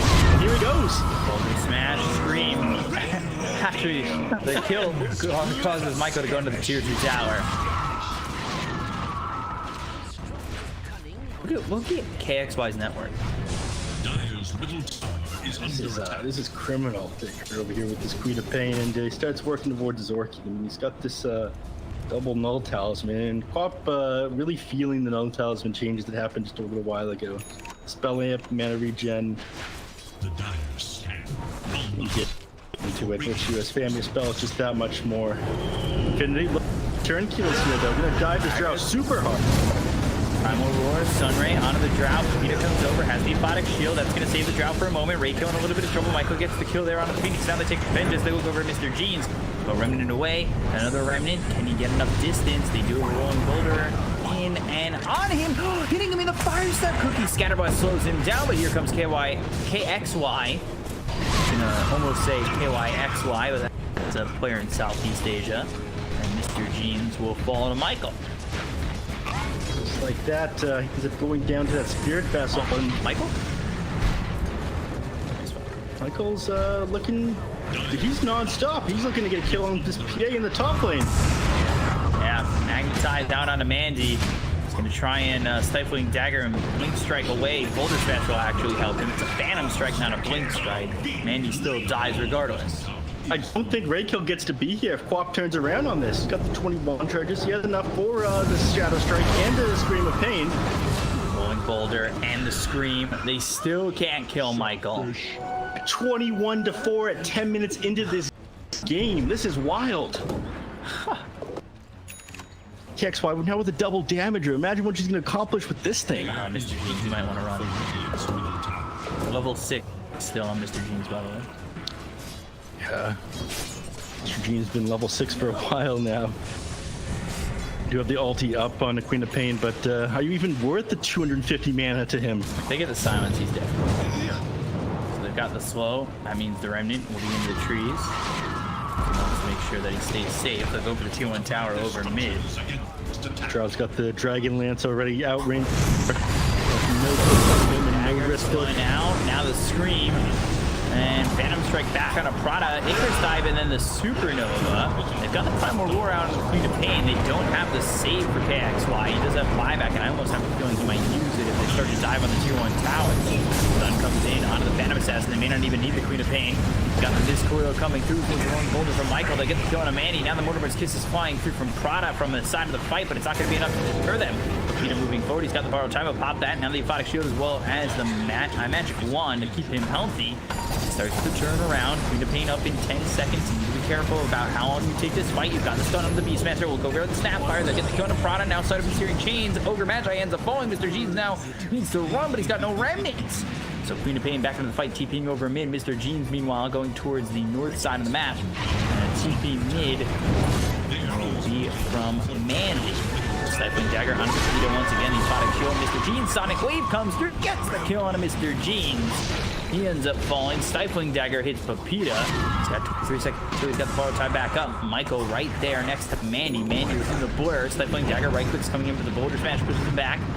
Boulder to get some distance. Prada looking to go in once again with the help of Mandy. Stifling Dagger pops the Aphotic Shield once again. Meanwhile, KXY with a double damage. So he avoids the Scatter Blast. Finally, they disengage, but they're not really disengaged. They're up over in the jungle, ready to fight again in just a second. Not ready to clear up this lead. You know, they're just going to run straight through their jungle. They do have the Hawk up, scouts the enemies out, but they quickly cleaned that up with the Sentry Ward there. And you know what? With 12 minutes in the game, maybe we'll start to farm some neutral items. Not at all. Right close coming in, and the Pepita's got the Sunray, but now the Phantom is already dead with the Fire Staff Cookie, not saving him. Silence comes down to the Ember as well as the Snapfire. Scatterblast inside of KXY. They'll get the kill on a Prana that will go over Mr. Jeans. The borrow time is Popeye Pepita again. Basically just came back off cooldown. They look over Raykill. Icarus dive onto the high ground. They look over Vengeance now. All of them retreat under the tier 3 tower, so it's a tough sell to die. A little bit of room there just for a moment when the Queen of Pain went too far forward and they got that Primal Roar off when he was just cut off from that Abaddon. But other than that,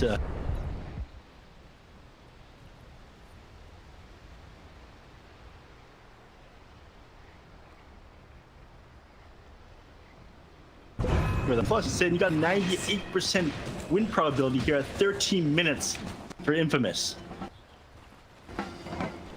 Haven't seen this kind of gameplay in a while. I mean, they're outside their base right now. It doesn't feel completely hopeless right now. But what can you do while you're outside your base? Look how scared you are. Look how close together you're playing. Orchid picked up for KXY. He's got his ult up in just a couple of seconds. They're going to go for the tier 2 tower up towards top pack as leads the charge. Meanwhile, over in the jungle, Stifling Dagger over at Pepita. Pepita doesn't really care. They'll take out the ward. Michael's making the rotation. They do have a tier 1 to TP to if Queen of Pain wants to go that way, but well, he already had. KXY. He's got the Arcane Rune. You can be looking to get a use out of this one. Have some real fun with this. Went very close together on Infamous. All they need to do is run straight into these enemy heroes. Smoke.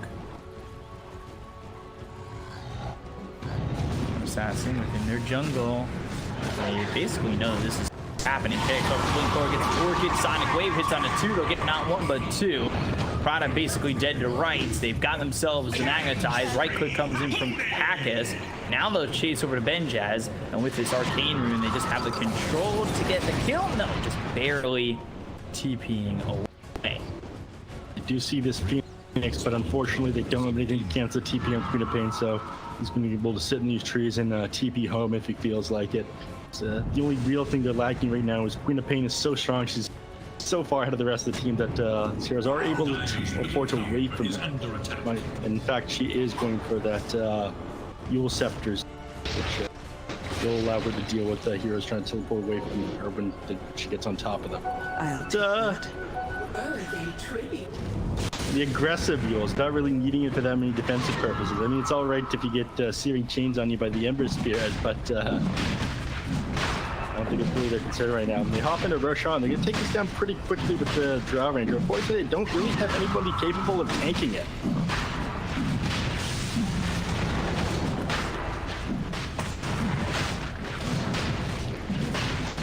Vladimir's offering on the Earth Spirit.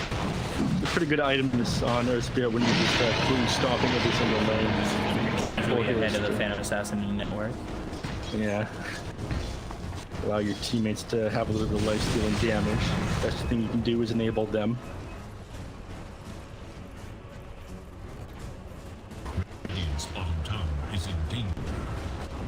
Tier 2 tower. Winning a fight here more so than where they were winning fights previously will definitely help them out. They'll glyph both sides. Glyphs come out, they'll keep the catapult alive, they'll go for the tier 2 tower over mid, and the only thing Infinity can do is really what? I'm not really sure why they popped that fortify on the second, to be honest with you. The tier 1 tower is all gone. All they've really done is open up the rest of their tier 2s and open up their tier 3s. They take the shrine here. Almost 17 minutes in the game. I think their next move is to grab this tier 3 along with the catapult, move back in the jungle, grab those tier 2 neutral items, and then go high ground. And why not?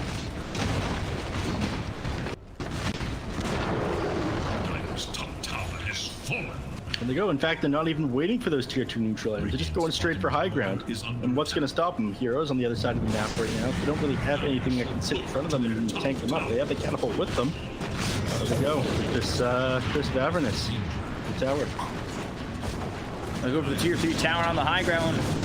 Mandy jumps in. Phantom Assassin really can't do anything. Knight bouncing around with the multicast. Prada right here, ready to throw a Mortimer's Kiss out. But only level 7, they really don't have a lot of experience. The experience difference is massive between these two teams. They pop the fortify just to keep that creep up.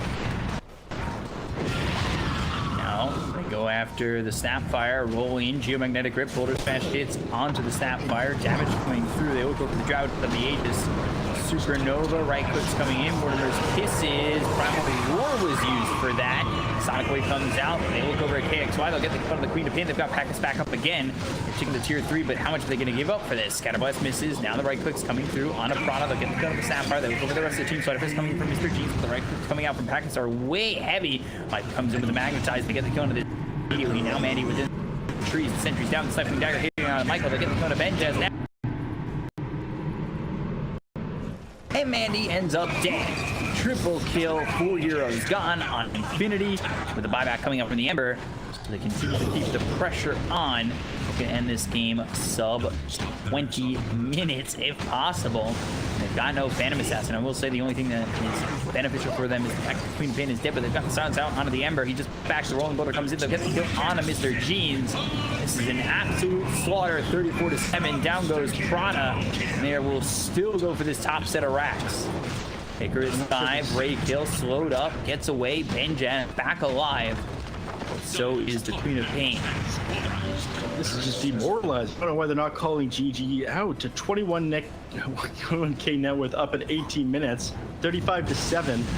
They're out tearing through this tower. Now Queen of Pain's back. Your Ember's still down for 30. That was the only hero that could really harass the enemies with this Sleight of Fist. I mean, you can sort of try to with throwing out these wild axes, the Phoenix Sunray, but look at your tower go down. Everything's in shambles here.